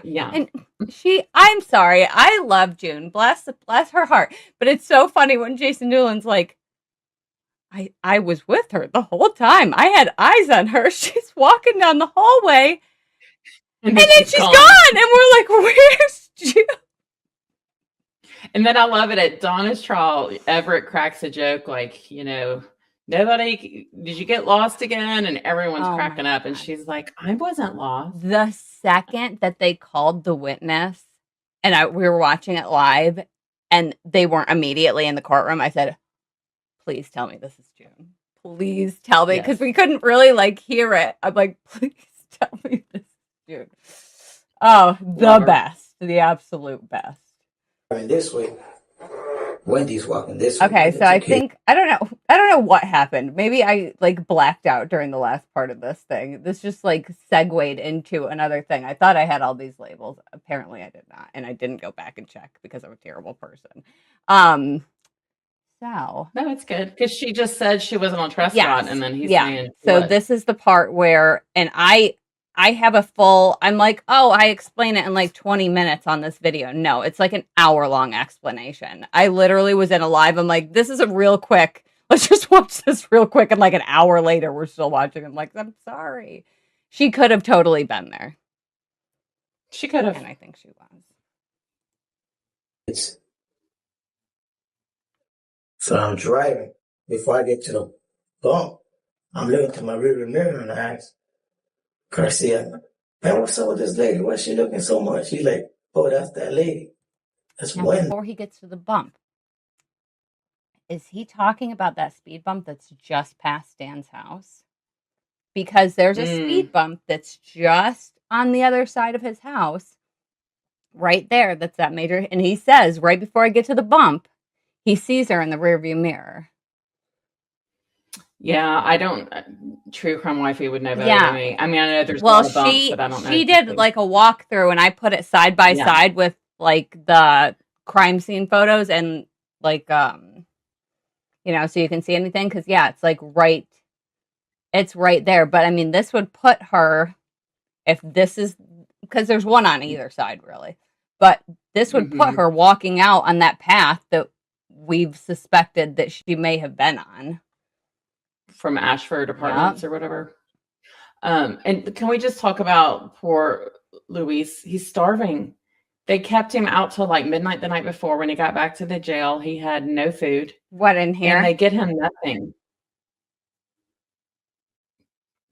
And he still poor guy does such a great job. Yeah. And I think that's so great that he wrote that letter to Ruth too. Yeah. I mean, I've always thought very highly. Obviously, we can't absolve what he's done, but he's the only one that's told the truth.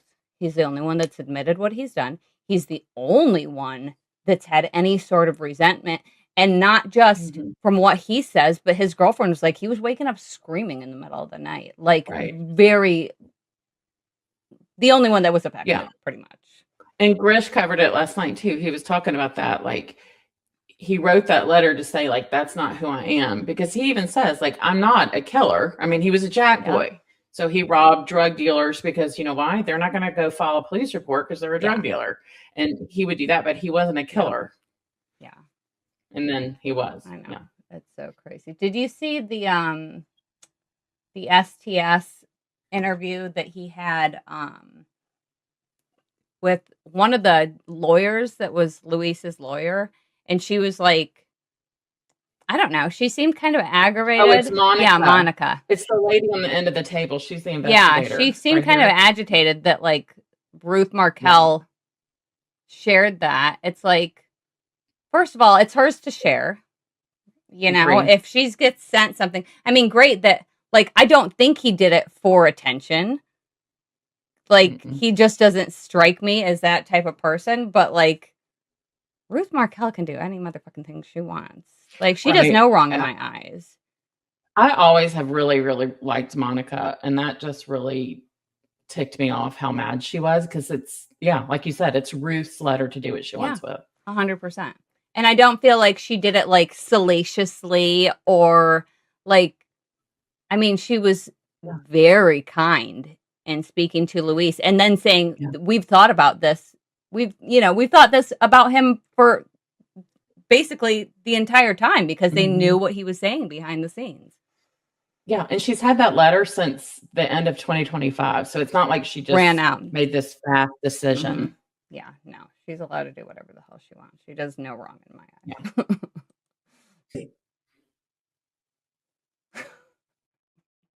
I don't even know what this. It's been so long since I did this. Why did I just title this? I know. Oh yes, I know now. Oh yeah, this is the best. Helpful in finally untangling this, to give this jury the truth about what happened to Professor Markel? I have been nothing but helpful since this started. So what happened to their son? By you looking at it, you are at the center of all this, but you won't look at anything to help in the process. I've done nothing but help in this process. You came here and testified. I came here and testified. I spoke to the police for 6 hours without anyone present. I signed over my cell phone, my car, my house, everything, my computer. What else do I have or know that you haven't seen? And then promptly got rid of my house, my cell phone, my car, my computer. What else do you want from me? I'm an open book. And do you recall if Detective Isom tried to call you? After I had left? Before you left Tallahassee, but after the memorial service for Mr. Markel. He did not call me before I left Tallahassee, no. Okay. Did he try to call you? He called me when I was already on the road, Okay. about 4 hours away from Tallahassee. Did he ever try to talk to you again? No. Attempts to interview the Adelsons. Tell us about your attempts to interview Harvey and Donna Adelson. Daniel Markel was shot on July 18th, which was a Friday, just before 11 a.m. He subsequently passed on in the wee hours just after midnight, my understanding, on July 19th, which was Saturday morning. There was a memorial service the very next day on Sunday morning at Shamra Torah Synagogue on Cary Forest Parkway. I attended that service. I went to that service. And while I was there, after the service was completed, I was approached by who introduced me. I was approached by a woman who introduced me as her name being Donna Adelson. We exchanged greetings, and Investigator Isom, or Mr. Isom now, did you request General Isom, the woman that introduced herself to you as Donna Adelson, did you request for she and her husband to come to the police station to be interviewed by you? yes, And did they ever do that? no, All right. And after your initial interview with Wendi Adelson, were you ever able to reach her again? I attempted on the Monday following the Sunday memorial service. All right. And she basically hung up on you, is that correct? Yes, Okay. And was that your last contact with Wendi Adelson? yes. So, you know what's interesting? He doesn't really answer George's question there. I mean, yes, Donna, and that's so brazen of her to go up and introduce herself to Isom. I mean, think about that at Dan's memorial. Like, Hi, so Donna, we had right? something to do with this. Yeah, watch this, Wendy. Watch this. Yeah. And then doesn't go to the police station. I think Harvey said, "Oh, we're going to be busy with the boys. We can't do that." But I don't know that he ever really attempted to reach them again. I mean, maybe he just assumed, well, Wendy's attorney has said, but he never really says he tried again. Yeah. Well, didn't her attorney, when she's like, hello, yeah, yeah, I'm going through and hangs up, and then her lawyer calls him right back. And then he's like, hey, which funnily enough, didn't some other situation go down just like that with Charlie's lawyer after they learned about Katie's arrest? She was still in the car and they were in the parking lot, and Marcus called Isom and was like, hey, are you arresting Charlie because Katie's arrested? We know he only dated her like once for a long, long time ago. Like, when would you ever think? Never once have I heard an ex-boyfriend was being arrested for something. And I was like, hey, are you going to arrest me too? Right.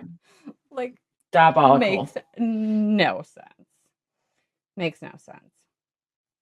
All right. So, yeah. And also with this whole, like, I'm helping shit, she made it seem like, to Sarah Youssef at least, like she was talking to the cops. Remember, that was like one of the things that really struck her, was that Wendy's like giving her updates from the police, is how she's saying it, and then she finds out that Wendi only talked once and never spoke to them again.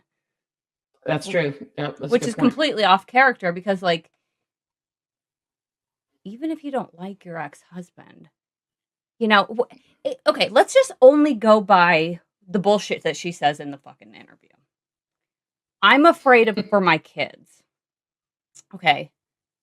I'm fearful that I'm going to get harmed. Wouldn't you want every update?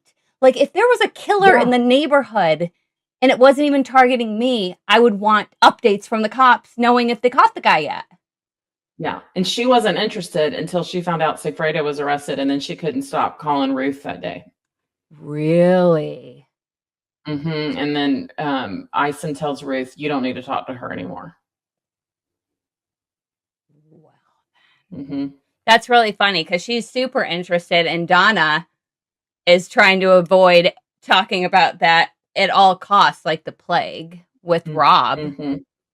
Which oh right, yeah, you don't know anything anyway. Click. Yeah, well, that was when she's like, "Don't talk to the FBI," and he's like, "What are you talking about? They were already here. You don't know anything anyway." Yeah. But yeah, with the guys when they were arrested, he's like, "I thought she would call us."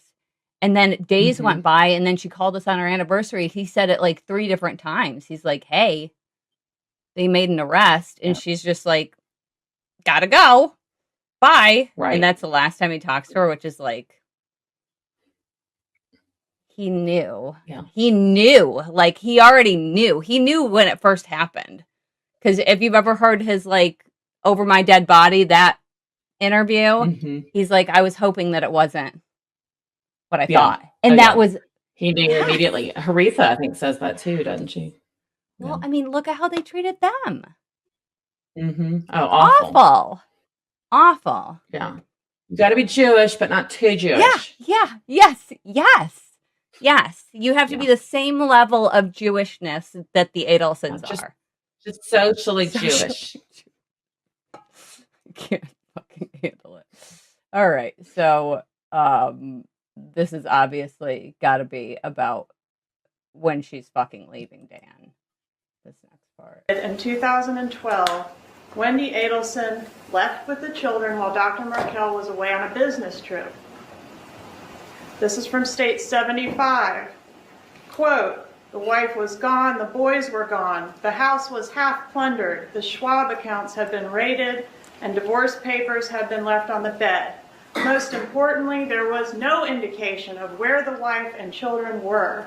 Worse, for the first 15 days of the separation, wife refused to give husband any address or phone number for where she lived with the children." Does this sound like a person who's trying to get to terms with the divorce, trying to come to terms with it 2 years later? Like, you don't pull you don't pull something like this and then say later, "Oh, I'm just trying to come to terms with it." It's like, no, you planned this out to be as cruel as possible, as sneaky as possible, so you wouldn't have to deal with any of this. You're not trying to come to terms with anything.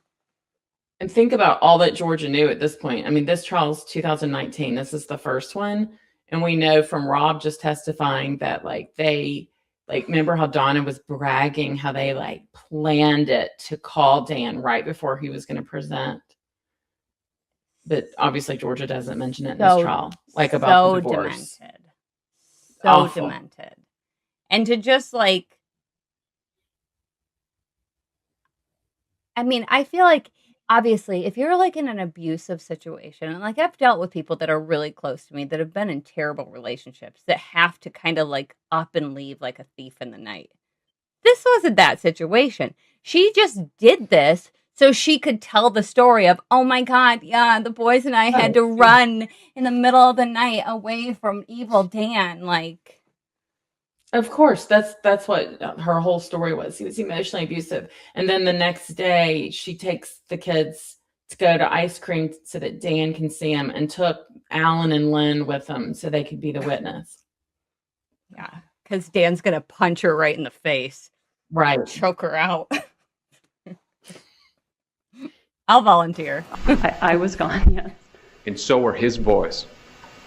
His boys were not gone. He saw them the next day, and they would not have been awake if he's coming home at 11 p.m. When he walks in the door, the boys are not in the house, right? Correct. And you did not tell Professor Markel where you were taking the boys. He may have seen them the next day, but you did not let him know where you were going to be staying with his boys. With our boys? Yes. So you agree with me that they're also his? Of course they're his. And he should be entitled to know where his wife is taking his children. Absolutely. On September 25th, 2012, wife finally answered husband's and his counsel's plea for a proper address, but she gave him a false address that wasn't corrected until 4 weeks later. No surprise. What happened there? In Mr. Markel's response, and for court and counsel, this is page 82 of Exhibit 60. He indicates the husband affirmatively alleges that the wife helped herself to non-marital assets, including money and stocks owned prior to marriage, as well as numerous personal non-marital belongings of the husband, such as luggage, bicycle, tennis racket, and family heirlooms. Did you take those things when you vacated the property? I did remember taking his tennis racket by accident and I returned that, but otherwise I didn't take his belongings. Except that Holocaust ring, which... Yeah, and she's wavered on the tennis racket. I don't remember that, but then this last trial, it was like, I did remember taking that. I did yes. take it. It came back to me. Yeah, I took it because, I mean, like, didn't she go as far to take, like, half of the fucking dining room chairs? She took the condiments out of the fridge. Yeah, food. Fucking stop it. Okay. Awful. I can't fucking even. Okay. So here's the whole fucking unfettered access to the Markels, which is,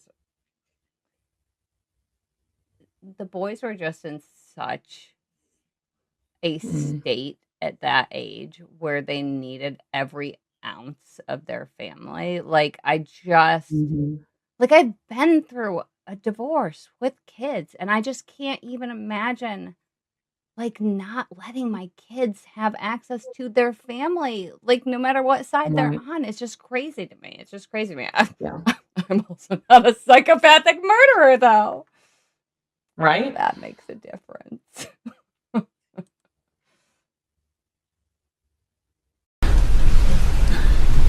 Her trite little face. Fucking hate it. What was wrong with Dan's mother trying to make arrangements for the kids in the event of your arrest? Wasn't that a kind thing to do? I don't think it's kind to put my children in foster care. Wasn't the foster care intended only to cover the time frame that it would take for her to get on a plane and get here? She never said that. You thought she was just going to leave them in foster care? I didn't know what to think. They have a mother. They don't need to be in foster care. But they wouldn't have a mother in the event of your arrest, Ms. Adelson. Wasn't that the intention of the email? I don't know what the intent of the email was. I was not going to be arrested for a crime I didn't commit. She didn't know that, though, did she? I don't know what she knows or doesn't know. I can't speak to that. Do Dan's parents know whether you committed this crime or not? I don't know how to answer that question. How would they? Particularly back at the time that she sent that email. It was fresh at that time, right? I'm sorry, what was fresh? All the events that were occurring, the arrests. That was 2 years after Danny's murder. I don't know what she knew or didn't know. I know that my children don't belong in foster care. Was it a specific foster care that she was requesting be called in the event that the children had no place to go and were going to be going into the custody of the state? She did suggest a specific foster care agency. A Jewish-run foster care agency? A Jewish foster care. Okay. How many times have the kids visited Dan's parents since this murder? Many. It'd be hard to count. Countless times? Countless times. How many times have they seen him in the last year? We had a visit with Danny's dad and the boy's cousin this summer. We've had a lot of Skype visits. They do live in Canada, so it makes it a little bit harder to have in-person visitation. But every time they've asked for it, we've arranged it. Every time they've asked for a visit, you've arranged it? Yes, ma'am. How many times have they seen him in the last 5 years? Again, countless? As in the last 5 years, that overlaps with the time when they tried to put them in foster care. So since we've reestablished relations, we've seen them about twice a year whenever they come down to Florida. So in the last 5 years, they've seen him how many times? 2 or 3 times a year? About that. Has this been a major issue between you and Dan Markel's parents? This issue of them having access to the kids? The issue of them trying to put them in foster care is a major issue. No, ma'am, that's not my question. I'm sorry. Hasn't the issue of them trying to get access to your kids been a major issue, at least for them? Since they tried to put the children in foster care, yes. Before that, it was not a problem. Are you familiar with their work across the street at the legislature trying to get bills passed to give grandparents rights to see kids? I'm familiar with their grandparents' legislation, but it's actually unconstitutional. Oh, God. Unconstitutional. Oh, God. She's so awful. So awful. I bet you her attorney cringed when she said that. It's actually unconstitutional. Is this the same trial where I don't even know what kind of fucking immunity I have, but I know about the Constitution? Yeah, I can't be charged for anything. No, that's not correct. To arrest me. Yeah. I'm grateful they're already in jail. They're already in jail. She's the worst. The absolute worst. I'm sorry. That was one of the absolute cruelest things to do, was to keep. It would have taken literally one conversation with, how did that email even get to Wendi? How did Wendi even find that out, first of all? Didn't Ruth send that to Georgia? How did that get back to Wendi? Ruth sent it to Georgia, and somehow it mistakenly got put in Discovery. And then it was like mistakenly released. I mean, Yeah. Leon County. I know. It's still like shitty because that information was not for her in the first place. Right. So, I mean, not like the state could have stepped in and like. I mean, she was reaching. She knew exactly what she was doing. Of course. But still, like, yeah, that wasn't for you. And yes, they should go to foster care right now. It's until the freaking Markells can make it down. I didn't know. I just thought she was going to put him in foster care. How would she even have the right to do that over like your parental rights? Like, it doesn't even make sense. And she's a lawyer. Shouldn't you know this? Yeah, I only took one semester of criminal law. Well, that's funny because this is custodial, and they should have every right to see their grandkids. You're a monster.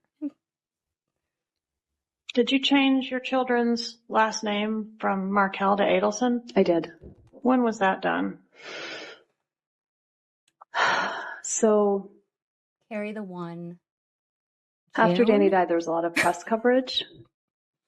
And CNN put pictures of my children's faces. No one asked you why, bitch. We asked you when. When, not why. It was a Nancy Grace's fault. And it's one picture. It's one picture. We've found it. It's one picture. I mean, like, I'm sorry. I wouldn't see a kid and go, oh my God, that's them. No. And again, who's going to target the children? Like, it's all Nancy Grace's fault. She's so salacious. Unblurred on national television. Newspapers put their names. That's funny because didn't you have a picture of you and your kids and your tits all out on Facebook, which is public, unblurred? All four of them. All of them?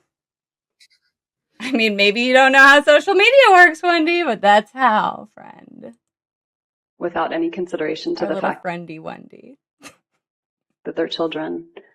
And I appreciate that, but the question is when did you change their name? When they started school, I registered them under my name, hoping it would keep them safe. Mm-hmm. And was that approximately a year after? Again, that doesn't make sense. So, because they saw their face, you can change their name and people won't recognize them with their eyes? Yeah. And when she registered them for school. So 2 weeks later.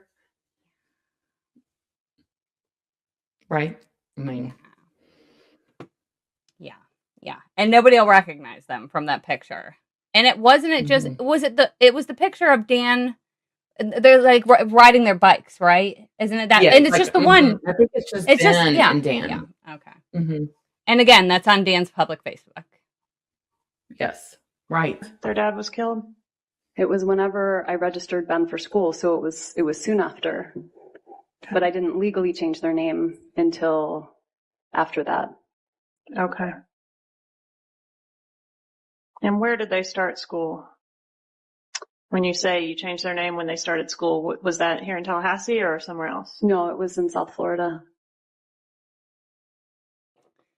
Yeah, so real quick, do you know the exact date that they started school?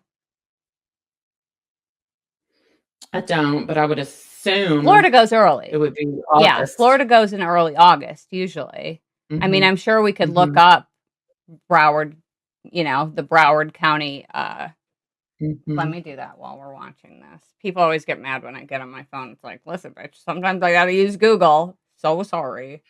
Yeah, I'm gonna look up the Broward County because that is a very quick. I'd be very curious to see actually when they were signed up.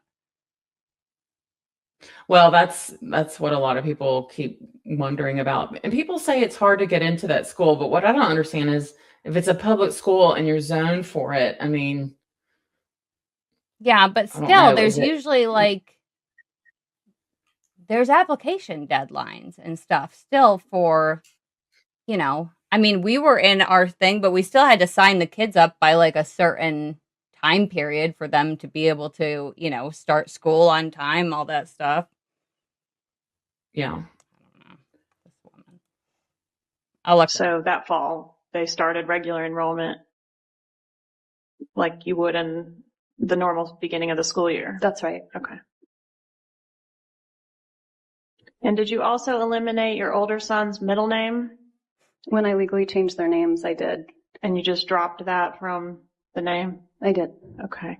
And that was a name that came from Dan Markell's deceased maternal grandmother. Is that correct? The name started with an A, which was to honor my grandfather, Aaron Adelson, and the second half of his name was to honor Danny's grandmother. Okay. So we lost an honor to both families. Okay. No, makes no sense other than spite for her to Yeah. delete. And that's not true. I mean, she just made up the Aaron thing. Bullshit. It's bullshit. Mhm. And I don't think she ever gave that kid a middle name. I think he just has a first and last name, Who, Lincoln? to my knowledge. Lincoln? Ben. Mhm. Yeah, Dan wrote, and I have it in my phone somewhere. I could probably find it. Dan wrote something like all about Ben's name in his prof's blog, and you could tell like it meant so much to him. And then too, this bitch, when she's talking to the victim advocate, she says, "Oh, Lincoln and my mom's mom have the same like initials," and she's talking about like how that touched Donna so much and how Donna still wasn't over the death of her own mother at fucking 70 years old or whatever the fuck she was then.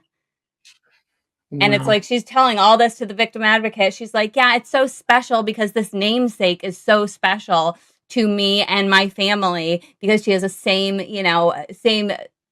initials as my grandmother, and my mom is still really not over the death of her mother. It's like, are you saying this right now? Like, are you hearing yourself? You were absolutely awful. Okay. I mean, I just think she has a obviously huge disdain for Ruth. Yes. Because it was Ruth's side of the family. The ring is Ruth's side of the family.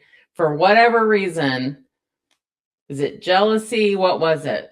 But she has pure hatred for her. Disgusting. No reason for it. Okay, so August 18th is when they would have started school. So it would have been July. A month. A month. For I know she got down there and immediately got him to the pediatrician, when she didn't leave the house for a month. Yeah, got to get those physicals in. Make sure they're up to date with their shots so they can get right into school. Look at how crazy she looks here, too. Okay, thank you. No further questions. Okay, here it is. Okay, here it is. This is the prof's blog thing. I'll read it. Next, we want to share some thoughts about our son's first English name, Benjamin. The name Benjamin commemorates the grandmothers of both Wendi and Danny. Wendy's grandmother, Betty Adelson, was her beloved father, Harvey's mother. Betty was a great mother to Harvey, her only child. Harvey does give off only child vibes. Danny's bubby or grandmother was Bella Markel, the mother of his father, Phil. And Bubby Bella died when Danny was a sophomore in college, but he fondly thinks of the many times they spent time with his paternal grandparents in Montreal. So, like, obviously, like, this is, grandparents are really important to him as well, too, like, this relationship, which is probably another reason why she wanted to, to squash it. Erase it. So the name Benjamin also happens to be the name of Danny's paternal great uncle Benjamin. He goes on and on. Lastly, we want to return one last time to Cubby's middle name, Amachai. As many of you know, and I'm sorry if I'm butchering that, the Hebrew name was the last name of the great Israel poet. I'm not even going to try. I'm sorry, guys. And during the transformative year that Danny lived in Israel after college, he had the chance to meet with him several times informally at parties. And so, yeah, the middle name is like, yeah, it's no not mention of even, Adelson. it's not even, the middle name is not even a, like, family name. I think it is on Ruth. Is there a next page to Yeah, that? it might be. Well, he says that, this, the name Benjamin commemorates both the grandparents. So they're saying that the first name is commemorating the grandparents. Yeah. I know that Amakite is, though. I mean, Ruth writes about it in her book. So maybe I'm mistaken. Yeah.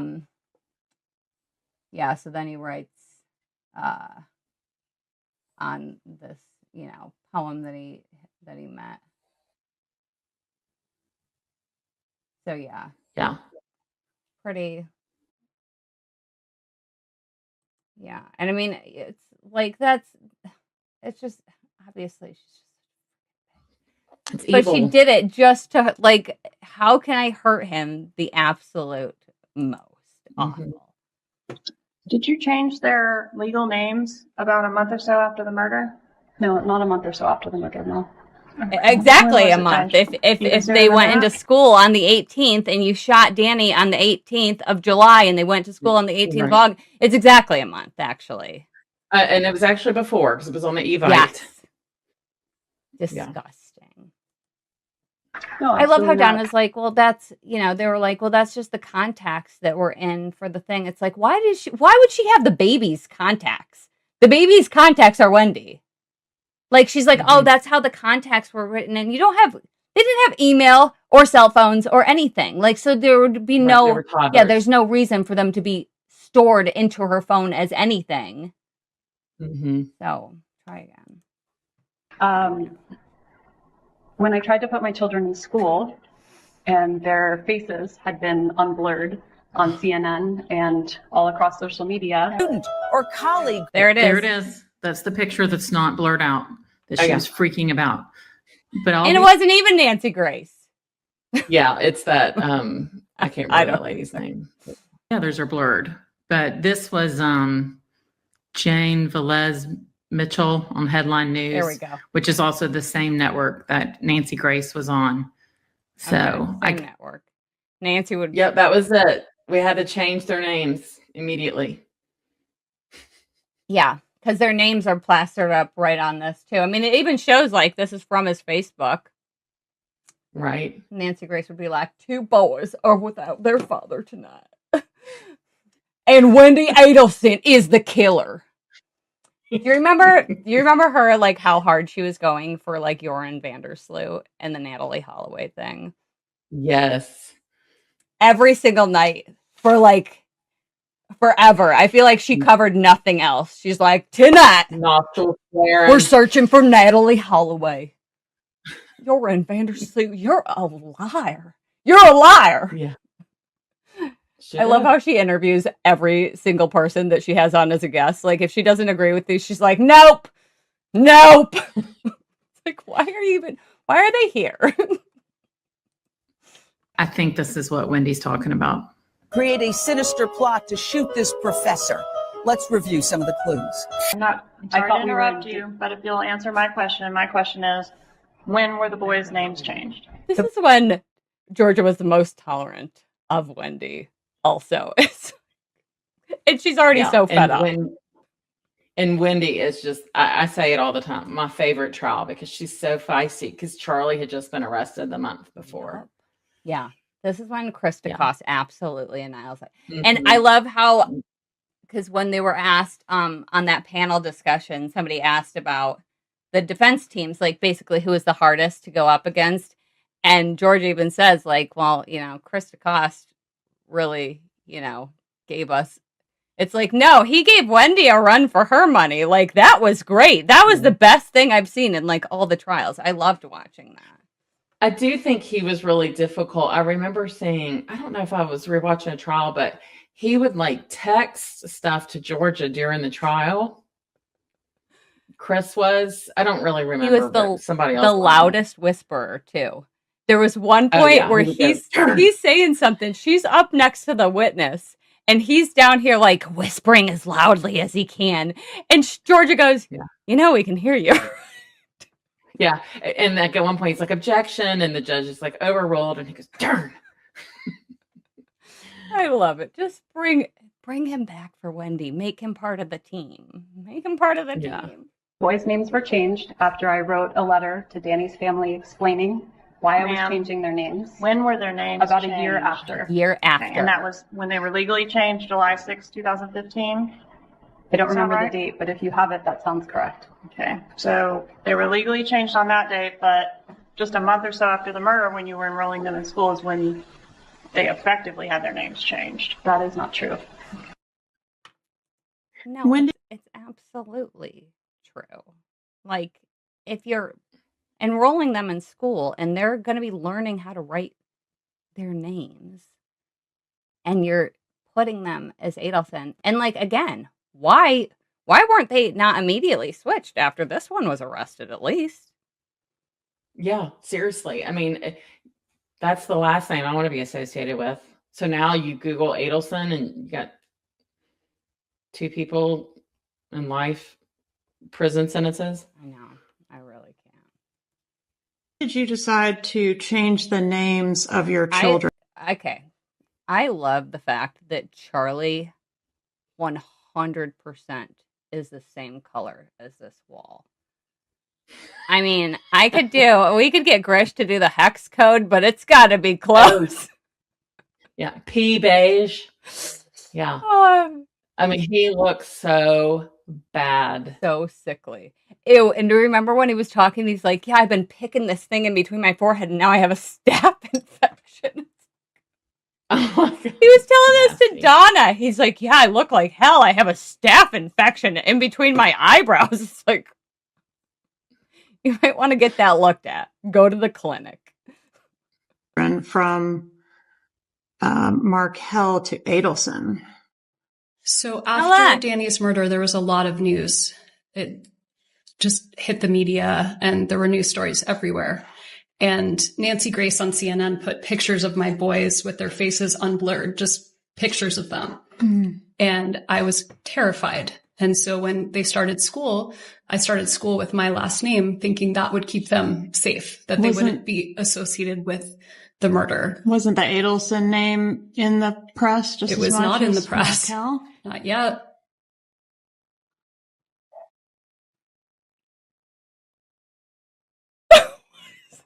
Do you agree that you legally changed the kids' Why names? is there so much dead air?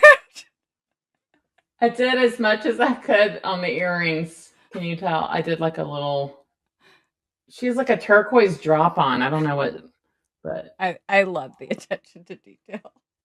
And I have my never give up necklace. Never give up. I need to get the giant one that I made for her on the one of my videos. On July 6th of 2015? That sounds right. So it was actually a year after the homicide. A year after. And when is the party? So as we see, kind of focusing in here on the details of this email, the party, friendly reminder that Donna's event is coming up on Saturday, July 5th, 2014 at 7:30 p.m. Okay, and was it addressed to Wendi, and we blurred out their names, but her 2 sons, and listed Wendi and her 2 sons' last name as Adelson. Yes. Was Dan Markell still alive on July 5th of 2014? He was. And what last name, or an Adelson, though, is listed as the boy's last name here when this is sent? And I'm sorry. Sorry, Adelson is listed as the boy's last name, though, regardless of the fact that Dan Markell is still alive on this date? That's correct. And this was about 2 weeks before Dan Markell was killed? Yes. Now, Donna is listed as the host here, but was there further evidence in the records that Donna Adelson was not only the host, but was also the person who sent these evites? Yes. Okay, can you tell us about that? There was Harvey's big birthday. Of course, Wendi kind of implicated herself in the trial because she's like, I might have helped her send it. And Georgia goes, really? It's even worse. So there is evidence. I don't understand what they're waiting on. I really don't. I don't either. The only thing I can think of is, well, I think 2 things maybe. Either you think what? I think maybe it's one of 2 things. I think maybe we are waiting for Katie to totally get on board. And I think we're waiting on Charlie, to be honest with you. I think they have enough, but I think with everything else, a lot of it is circumstantial. I feel like if you're going to have a jury in there, and I feel like Donna's jury was so good because of how young they were, because I feel like people are like very skeptical of shit now, you know what I mean? I think they're looking at it with a very discerning eye. Oh, for and sure. It's like, even if you don't have, exact evidence of it, like I don't need to walk outside and see it raining. If I know that I go outside and there's puddles everywhere, guess what? It probably rained. Like that's the most likely thing. So, I mean, the fact she drove by is like, okay, yep. Yeah, well, they even said it at the at their little panel discussion. They were like, why did she go by? And why lie about it? Like, why lie about it? Why not just say, yeah, I went down there. I went to Truscott. Like, why do you have all these different, versions of it? Which the only unfortunate thing is that none of those versions are going to be able to come in to her trial. But doesn't it show she lied? So then it's because it's a different answer. Because if she lies, then they say this would it's not probably valid. be a question for Professor Joe. Yeah. Because I could speculate all I want, but from what I think personally, with no knowledge of anything, I don't know. See, now what I've read is that your immunity, basically, like, you still have rules to follow too. So, like, obviously the Right. state has rules that they have to follow, but you do also. So you can't go up there and have a different answer for everything and still expect to have that immunity. Like, I've read this from a Miami lawyer's blog. I made sure to go to Miami because that's better than any Tallahassee lawyer, God, this Of stupid course. thing. But yeah, so it says on there, like, there's rules for both sides. Like, you can't just go up there and say whatever you want and then say, oh, I have immunity. It covers me completely. So I'm not really sure. Well, ask Professor Joe. Yeah. Maybe she can do an educated, non-guessing video on it. At least one other email from the Donna Harvey at Gmail account to Evite inquiring about whether the Evites had been sent. The title of the email, I believe, is Have My 14 Invitations Been Sent? She's following up. It is signed by Donna Adelson, following up on whether those Evites have actually gone out. And it indicates that basically she's unfamiliar with the process, but she had listed the attendees under the contact section on their form. So she's the one that's listing the invitees for the contacts for Evite. Per that email, yes. And checking to make sure the invitations did get sent through the Evite service. Correct. And does she also send a message to another person saying, did you get the Evite? Did you get my Evite? Yes. Let's jump off topic right now and talk about your boys' names. That in the time after the murder, you changed their last names from Markel to Adelson, right? A year later, yes. Why? I was scared Of what? of someone coming to attack them. So it's a year later, you won't look at anything because you don't want to know what's going on in the Good case. point. And the thought is, well, they're going to be protected if they have my last name and not Markel, right? Yes. Now, years later, arrests are made. It's clear who committed the murder, Sigfredo Garcia, Luis Rivera. The Adelson name has been dragged through the mud. Why haven't you continued to protect your boys and changed the name back? I will be changing I'm not going to change the name back. I don't think that will help. One day I'll change all of our names. Oh, that's awesome. I knew I had that in there somewhere. I like the eye color. Bright fucking blue. Earth Day. Murderer's house. I totally forgot about all this shit. Okay, what message was Is this? I don't know if this is. I don't know how to stop this, and I use my hands too much. Every time I put my hand up, it's like a cue for my thing to like follow me around the room. It's like, no, just I'm Italian and stop. I don't know if this is the text, which This is when they were texting from Miami to ask Dan. which I'm sorry, I think that's one of the worst things against Yes. Wendi. That's what this is evidence. Are you gonna be here for your murder? Because I'd like to have the kids on the day that I already have the kids. We've had a parenting plan set in Right. place for 2 years. So can I have the kids on the time that we've already agreed on? Yeah. And when it's Danny week, I always get them on Wednesday, but I just want to make sure. Yeah, which is total fucking bullshit. Like, I've been through a Florida divorce. You have a parenting plan. Like, it's very, very Yep. set up. Everything is like, Oh, yeah. you know, of course he should be in town. And if he wasn't in town for the day that she got them, even though it was his week, he'd have to tell her about that. found in the Cellbrite of Wendi Adelson's cell phone on July 6th? So this is slide 142. There is a text message from Wendi Adelson And just to a side note, and I'm sorry if anybody out here uses this word, but the word fucking kiddos is the most vile. I hate that word. I like the word moist better than kiddos. I'm sorry. Every single person, and I'm sorry, guys, if you, I'm not saying it's you. Yeah, the You're kiddo. probably the fucking one person that's not a total monster. Every person that I've ever heard use the word kiddos is an absolute monster of a fucking mother. Well, and I would think she would call him boy. Like, Kiddo. I wonder if I can have the boys. Yeah. Yeah. She already had them on the 16th. Yeah, that was in the parenting plan. It was a freaking, it was a weekly thing in the summer. Like, no reason to even write this at all. Now, this shows you knew to me. And I'm sorry, I don't think any jury out there would think differently.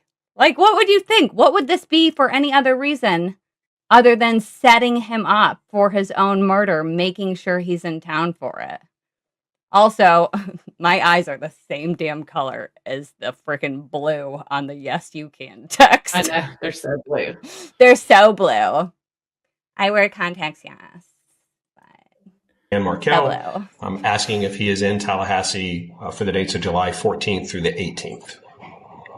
And she says she wants to know because she wants to know if she can have the kids on the 16th. Correct. And he replies, yes, you can. Correct. So chronologically, this would have occurred after the trip to Tallahassee in June by the killers, but before the July trip to Tallahassee when Dan Markel was actually murdered. Correct. Now, the dates that Wendi Adelson is asking Dan Markel about, what is significant about those dates? What happened on July 15th? Those dates encompass the rental car and the trip to Tallahassee and ultimately Mr. Markel's death. Okay. So July 15th was the day that the killers rented the car to come to Tallahassee. Correct. And then they were in Tallahassee from the 16th through the 18th. Correct. With Dan Markel being killed on the 18th. Correct. And where was Wendi Adelson when she sent this message? So. Oh, thank you. Let me ask you about this. Was there already a schedule in place as to who would have the kids during those dates that Wendi Adelson asked Dan Markel about? Yes, there was. So this is an email from Wendi Adelson's Gmail account referencing the schedule for the children for this particular time. And we can see in the email that Mr. Markel is listed to have the children the 11th through the 17th. So on a Danny week, he would have the kids, and then I would have them that Wednesday. And then on a mommy week, they would be with me, and then Danny would have them on that one. Yeah, she always calls him Danny Week and hers Mommy Weeks. And Mommy Week. Yeah. And can I just say about Corbett, I've said this before, doesn't he just look like he would smell like Dial soap or Irish Spring, just like so clean? He reminds me of that, like, one... What was that one movie? It was out in like the early 2000s, late 90s. It was like called Something Soldiers, and it was like toy, like army guys that I don't freaking know. But this is what he reminds me of. He reminds me, he like just perfectly in place hair. Yes, it's his hair. It's very much like a Ken doll, like perfection hair. He just seems like he'd be the nicest. And the like, date she was He asking does. about He is the seems 6th. like he's so nice. And seriously, like he was on the stand for like half the trial too. God bless him. Yes. Correct. And in the top of that email, does it say that she gets the kids every Wednesday anyway?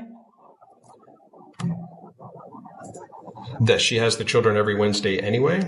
Yeah, the last sentence. I imagine you'll have the chance to have them on Wednesday nights during the weeks in May, June, and July. Yes, that she would imagine to have the chance. Okay. So May, the summer starts in May because like, and people that are from up north, like I know our schools up here end at the end of June.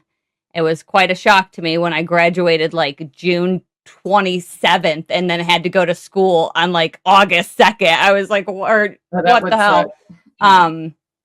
But yeah, so school's out. The summer technically would start in May. So it's May, June, July. And then she's asking this in July as if this hasn't been a 2-month and 2-year schedule of the parenting plan. Evidence.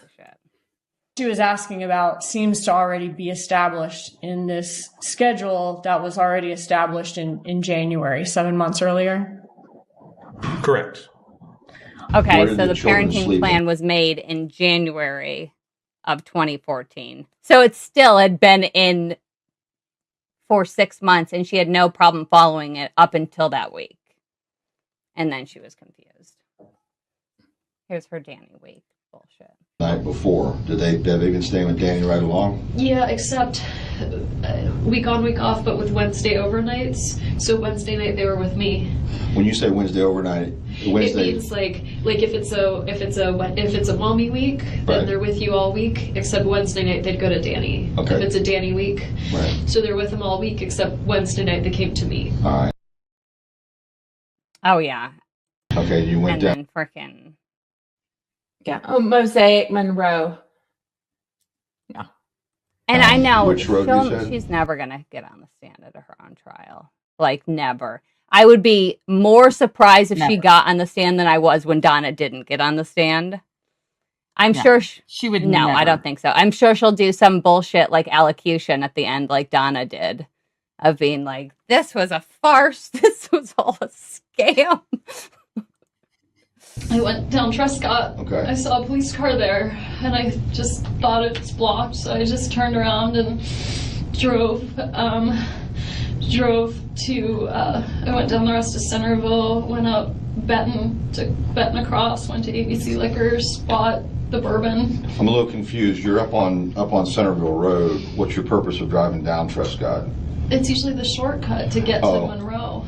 To get to Monroe? I usually take it as a cut through to get to Thomasville or Monroe. Okay, all right, so I don't know why I said Monroe. I was thinking Mosaic, Monroe, Thomasville.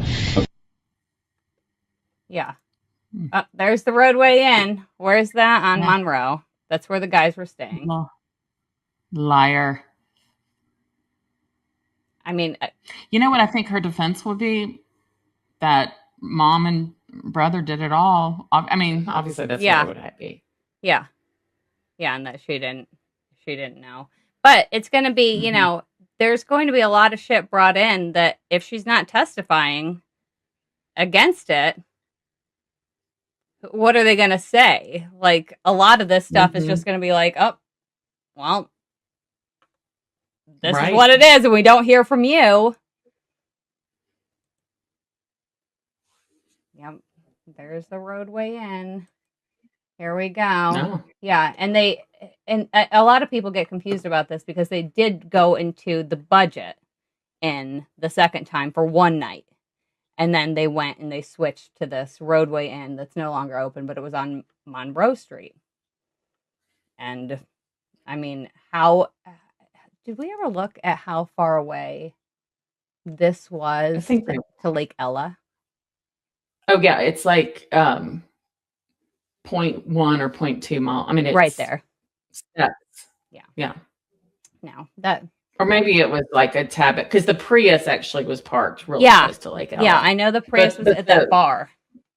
Yeah, but the motel was still not far. Very, very suspicious. I'm curious if they had, and I think, I don't know, maybe I'm just making this up, but I feel like I've seen, there's like a part about security cameras, and they're talking about everywhere that they have security cameras from. They have security cameras from Monroe. Oh, yeah. From the day of. And likely from the day before, too, because... Yeah, and what about bus cameras? I want to see Wendy's van on them. Well, and if it's there, they have it. Because they pulled bus camera footage immediately. Like, immediately. So, yeah, here they are. This is just the Monroe stuff. Here we are there. Oh, yeah.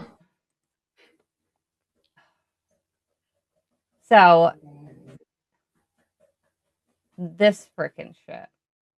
And I don't know if this is the full part of it. And I went over this the other day in my live. And I know you were in there for a little bit. But when she's about to call her parents, she's talking to the victim advocate. And the first thing she said, she's like, you going to be here for this? You want to stay in the room? Like, this is yeah, she wanted so her out boring. of the room. Like, yeah, she wanted her gone. And then maybe I should just text him. Yeah, maybe I should just text him. But then she says, and I always thought she said, I don't know what to tell them because I don't even know if he's dead. That's what I've always thought she said. Yeah. She doesn't. She says, I don't know that he's dead. She says that.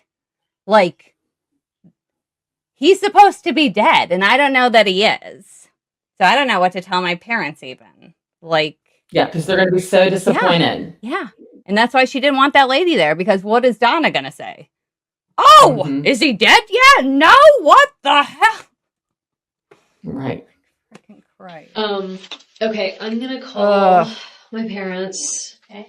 I have no idea what to say because I don't even know that he's dead. Did you hear it? I don't even. Yeah, I don't even know that he's dead. I don't know that he's dead. Mother of God, just stop moving. Yeah. I misheard this every single time I listened to it until I pulled this right after True Crime Wifey and I have had our live, because I was gonna pull all the audio and try to like boost up. Remember when we were trying to do that? Boost up Donna's side. And I heard this, I'm like, you've got to be kidding me. Which I don't know if he's dead is bad enough, but I feel like I don't know that he's dead is like so much worse to me. Yeah, so listen to this. It's just absolutely like mind blowing. I play it again. Yeah. Awful. Like, aren't you just calling to say he's been shot? Yeah. I mean, like, who would. I don't even know that he's dead. I don't know what to tell them. It's like, you tell them what you know. Like, you would never even say that about somebody. Like, can you imagine? Can you imagine? Yeah. Like, somebody being, like, put in hospice or something and being like, I don't know what to tell my parents because I don't know if Aunt Jean is dead yet. I don't know that she's dead yet. So what am I going to tell them? Yeah. Like, it makes no Yeah, sense. and they got to pay the hitman. Yeah. Don't pay them yet. I have no idea what to say because I don't even know that he's dead. I have no idea what to say because I don't even know that he's dead. I have no idea what to say because I don't even know that he's dead. I just You know don't, that he has but- been shot and But all signs of what everyone's telling you, I mean, when they start talking. I hate her freaking stupid. And Sarah. I know. And Sarah, I was disappointed in her coming in and testifying in Donna's When trial. we saw her face, I mean, I just need to know what your reaction was in Donna's trial. Because, we don't really see her. No, here. you can't really I mean, see her. And I mean, that shows how terrible obviously, like, we know how terrible the video is, but like, I thought she looked like a completely different person.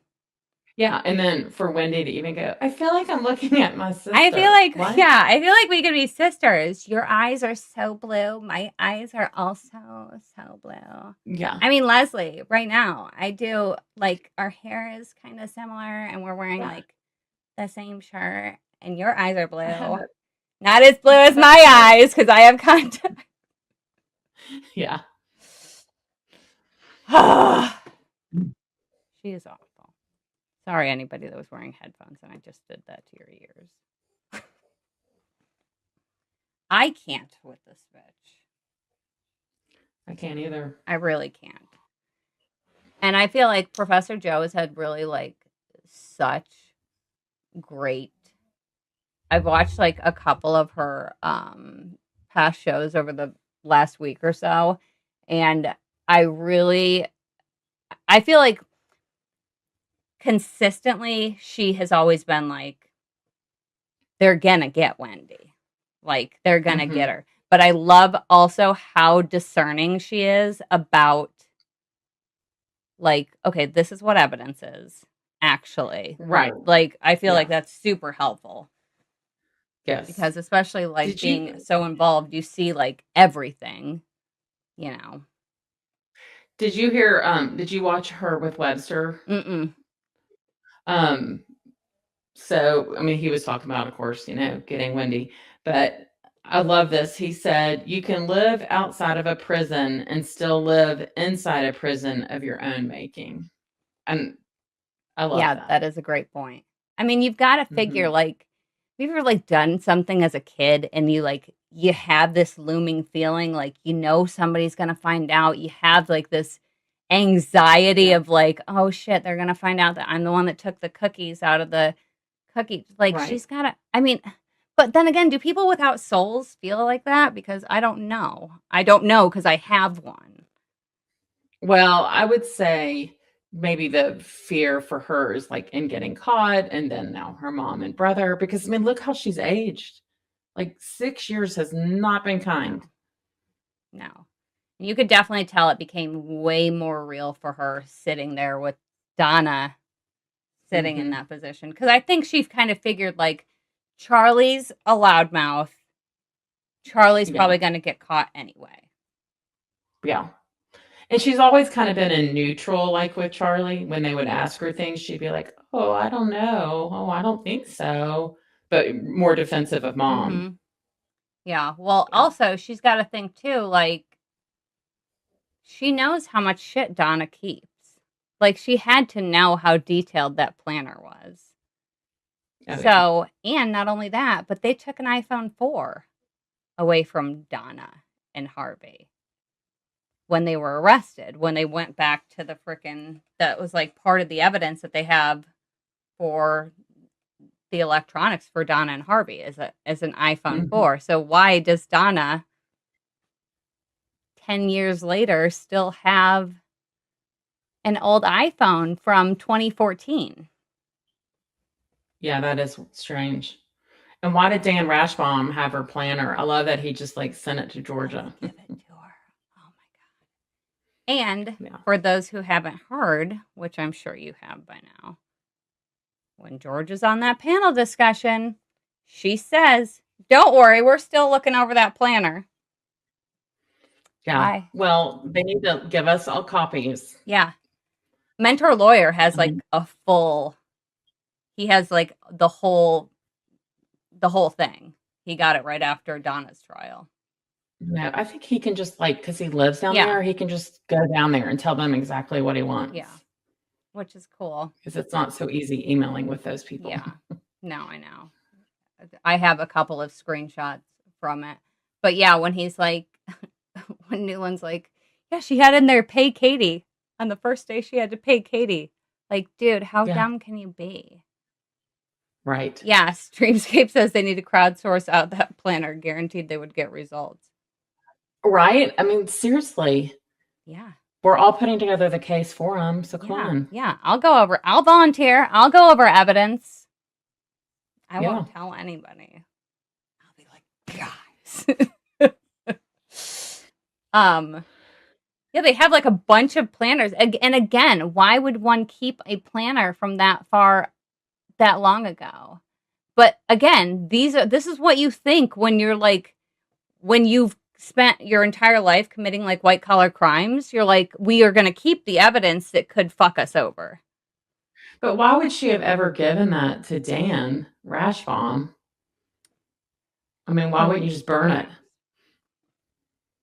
Who knows? Yeah. And she trusted him, right? They were besties.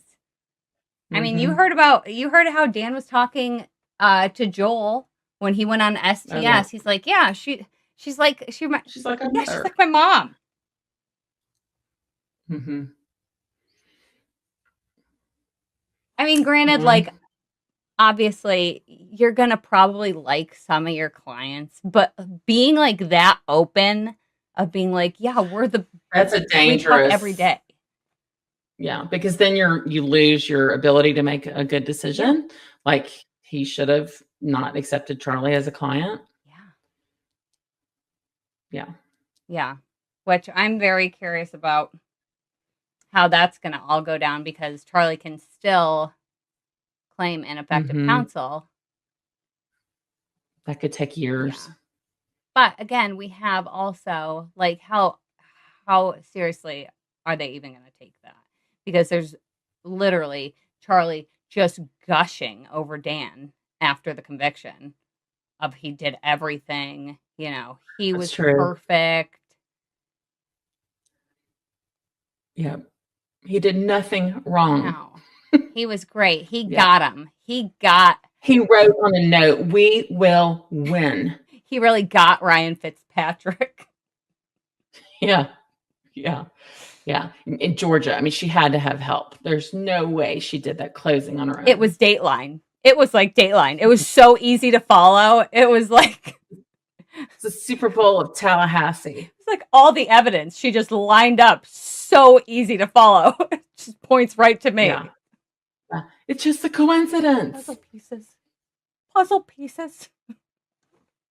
Oh my God. No, and his demonstrative of Charlie too, of being like, there's only one piece missing, and it's literally a puzzle piece with Charlie's face in it, like this. It's like, Dan, who made this for you? Dan, I think you messed it up. Yeah, that maybe put Wendy's face in there or something. But yeah, I was thinking I need to update because I did like over a year ago, a video speculating on if Charlie was going to roll on Wendi, and thinking that he would based off of like, here's the interpersonal relationships with this family. Nobody's loyal to each other. Everybody, just goes over on each other. And then this is well before Donna's trial even went. So then Donna completely throws Wendi under the bus, completely throws Charlie under the bus in her trial. Mm-hmm. But yeah, no, George is like. But why hasn't Charlie done that? I mean, that's just the thing. I just don't know if he'll do it, but we'll see. I don't know. I don't feel like I'm a super vengeful person, but if I'm in prison for something that I did for my sister and she's not helping my ass out, she's not calling me, she's not sending me commissary, she's not doing anything for me, and here I and my mother are both in prison forever, and she's out still, I'd be all over that shit. I'd be like, I don't care. This is what happened. This is what's gone on. Blah, blah, blah. I agree, but my brother would have never done that for me anyway. Yeah. I mean, why was Charlie even going to give $333,000? Or he said she was going to pay him back or something? Yeah. Yeah. Well, weren't they going to cover Wendy's $333,000 until she could get it back? That's what, yeah. I don't buy it. It makes no sense. I don't see a world, though, where Charlie's not sitting there talking to his lawyer and doing the math on this. And I think Katie, too. I mean, there's a reason why this rumor about Katie started. Though, that's got to be what stresses Wendi. It's not, oh, I feel bad about this. It's, oh my God, what's Charlie going to do? Because he's always been a loose cannon. Yeah. His whole life. Yeah, I agree. I think he's a total loose cannon. And, I was reading about WhatsApp and like the information that they could get and everything. And even if they didn't have like the full metadata of like every word that was said in these messages, I think just having, if they have her speaking to Katie's contact on WhatsApp, which I'm sorry, I feel like if Wendi had a burner, and I feel like the "this is so sweet" text was an accident. It was either supposed to be sent through WhatsApp, a burner, or both to Charlie. And that's why it was deleted. And that's why she was like, oh shit. But I don't see a world where she has a burner and then does not contact at least somebody that does not have a burner. You know what I mean? Like, because Charlie says in one of his, he's selling, steroids to somebody. And he's like, oh, what do you want? You want Tren, you want this, you want that. And he's like, wait a minute. Let's talk about this on WhatsApp. I don't like discussing shit like this over the phone. So he thinks WhatsApp is like this secret fortress. Which, if he thinks it, the whole family thinks it. You know? So if she even messages Donna once through WhatsApp, well, that contact is going to come back. And granted, they got Donna's phone, a 10-year-old phone, in 2022 is when they arrested her, right? 23? 23. So but I just think if they had it, they would have arrested her. That's where it. But then I don't know, because we're like, they have all this other stuff, so why haven't they done it? I don't understand. I feel like George is just not very confident. I think that, but they also had all. I mean, they got a little bit more on Donna, but like they also had everything on Donna too when Donna was arrested, and they've said several times like. Yeah, our timeline was moved up. Like, yeah, we would have eventually arrested her, but our timeline was definitely, like moved up about this. I think knowing how much everybody wants to see her convicted and then having any sort of feeling that you might blow this and not get a conviction has got to be super scary, because I feel like out of everybody, this is the real kingpin that everybody's been waiting to watch fall is Wendi. But I'm saying, if they have her 2014 phone, they're using 2023 technology on it too. So they're Right. able to get like, you know, the most up-to-date software and recovery system on Donna's phone. You know, I don't know. I was also very shocked to hear that Rob has been an informant for the FBI since 2015. I know. So do you think he's given more information? Yeah.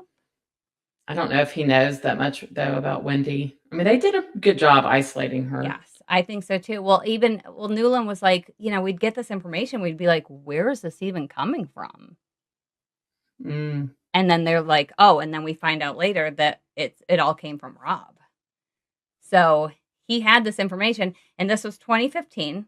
This is a year before he stopped talking to Donna, too, because they weren't arrested till 2016.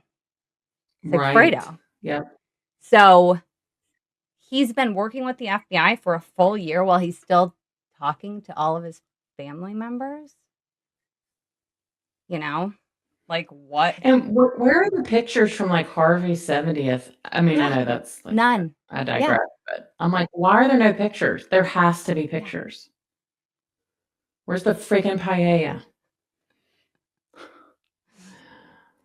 Yeah, I help translate for the paella because I speak Espanol. God, I cannot stand her. I cannot either. I don't know. I think the fact that George is like, I have 60 cases on my books, and also we're still going over the planner, to me says that this is not, like, you're obviously still investigating this case, or zero resources would be wasted. Oh, yeah, no, definitely. I also think if the outcry is as severe as it's, obviously we know it is, don't you think they'd come out and be like, there's going to be no more arrests in this case? Like, if it was done. I don't know if they ever say that, though, because, like, you never know what evidence. Yeah, that's but there's true. got to be some people that know a little bit more. Like, even, like, the smallest little thing that could be big. Mm-hmm. Yeah. I'd be very curious to hear what else is going on with Katie. Because I just feel the timing of that is very odd. And you said that Tara Kawas was going to visit her? Yeah, Judy got the visitation records, and Tara had visited her, I don't know when it was, in the fall. I mean, I don't know what it's been since. But yeah, Tara probably feels like crap because she didn't have her take the deal. Maybe Tara's there to refresh her memory. Because remember, Tara saw all the discovery, and by the second trial, she was like, oh yeah, she definitely thought Wendi was in on it. She didn't think that the first trial. Yeah. But I mean, encouraging her to talk, because then they could bring in, whatever sort of information that they have on WhatsApp with Wendi. Because yes, what's her face? Katie ended up getting a burner phone, but remember what Tara said at Katie's retrial, that they had all of Charlie's iCloud information since 2012. Yeah. Why wouldn't they have Katie's iCloud information too at that point? Right. And that this would have been on the 2014 phone. I just feel like Katie, and like we saw, like Luis Rivera, I thought his testimony was awful in Donna's trial. I mean, I say awful. He just, I don't know. I don't really remember. I mean, he did say some good stuff, but reading that Stephen Epstein book, I mean, he talks about when you're incarcerated, or like your brain just kind of gets mushy. And Katie's been in jail for 10 years. Yeah. I don't know. Like, does there come a point where you just are trying to like figure out what's reality from what you heard or what you saw? I know. And they're not watching YouTube every day. Yeah. Like, well, would they be able to give her like information saying like, look at you, like, discovery. we have you and Wendi talking the day of the murder. Mm-hmm. What did she say? What was it about? Because I don't even think, think about it. She's been in jail through all the trials. So all she's done, yes, in her own trials, she got to sit there. But in the other ones, she goes in and testifies, and that's it. Like, she really doesn't know what other people said. Yeah, so I'd be curious if they could, show her, discovery. Because Georgia also seemed like that was still something that could happen. I mean, she said straight up, she's like, well, jurors, kind of would get upset, but I think they would understand if we had to do something like that, which I feel like if she was going to be getting a deal from who she's already discussed, like, wouldn't we have heard this already? Right. Like, it just seems so far after. I mean, Donna's trial was a year ago. You know what I mean? So why is Tara visiting her all of a sudden? Like, that just seems a lot. So many questions. So many questions. I know. I don't know how much longer I can. I know. I'm kind of getting burned out. So, I kind of like the little sweater though. I might wear it. It is cute. What do y'all think? Yeah. It's not. No, Sarah's got passed over for judgeship again. Well, that's fine because we need her. She did? Is that like the third or Yeah, fourth one somebody she said it applied was the for? third, Paul. Wow. That's sad. Yeah, it's crazy that it's been, 12 years. And I always try to remind people, it's like, as frustrated as we are, like, shut the fuck up. Because the Markells are dealing with this every single day, Yeah. And they said this too. They were talking about the Markells at this panel discussion. And, Newland said just straight out, like, Ruth said, I don't know. She said, there's no way that she didn't know what happened and she's going by the crime scene. Like, there's no way. Right. Yeah. So everybody seems to be on the same page about what the hell is going on. And I love that every conviction they're in the office like, okay, who's next? That's how I'd be. Yeah. Yeah. I know. George is like, I can't even have 10 minutes of peace, 10 minutes of a victory lap. Cause like, yeah. Yeah. Well, and they said too, they're like, they're upset with us because we're not doing our job. She's like, and we're not. They want full justice and they deserve to get it. Let's do it then. I'd be sitting in the lobby of that office every day, probably. Let's do it then. But yeah, I mean, you've got to, like, the fear of not getting this right for Georgia has got to be, like, excruciating. Not only to us, but, like, the Markells. Yes, and I think that the first trial when Katie had the hung jury, I think that definitely was like, I think that still causes them a lot of anxiety. Yeah, I agree. Because it just takes one. Yeah. Well, and that wasn't even evidence-based. It was just like, the girl's like, I don't want both the parents to go to jail. I know. But look, people are idiots. Yeah. I mean, they start, I mean, we know what jurors are supposed to do, but the fact is they start doing crazy speculation and what ifs. Yeah. Which exactly. And I feel like that could work, probably both ways for this. They could either be like, completely get what's going on or say, well, that might not, somebody could be in there playing the devil's advocate. Yeah. Yeah, I agree. Amy said Georgia dropped a lot of Easter eggs in her fabulous green outfit. I think so too. I mean, I think overall she dropped Wendy's name a lot in there. I don't think she was really, afraid of saying like, she's awful and she's an awful liar, and we know all about that, which I think is good. I think this is all good. Yeah. I know. We're getting sick of waiting, but again, the Markells are dealing with so much. I know, and they're 82. We're about to be. Well, that's what's like, making me so worried. It's because like the Markells are getting up there. Mr. Geiger is getting up there in age. Like, I know there's no statute of limitations on murder, but like. But I think with like Mr. Geiger, I mean, they've got all that stuff on record. Obviously, still. I mean, but I'm sure he also would like to see. Like, that's super traumatizing. to view Oh, yeah. something like that. So I'm sure he has, just as much gusto as we do to get this bitch behind bars. Florida Gulf Coast says, I truly believe you'll see an arrest of Wendi within a year. They're just wrapping the bow on all the behind the scenes stuff. I think so too. I think from just what we know, there is enough to show that she clearly had some knowledge and was help setting it up. I'm sorry, that text to Dan is putting him in position to get murdered. Yeah, and all the stuff with Jeff. I mean, his testimony is huge. Yes. The memory of the boys. The taking down the artwork. And I know people keep asking about the moving truck at Aqua Ridge, and I started thinking about it. She didn't want any of that furniture.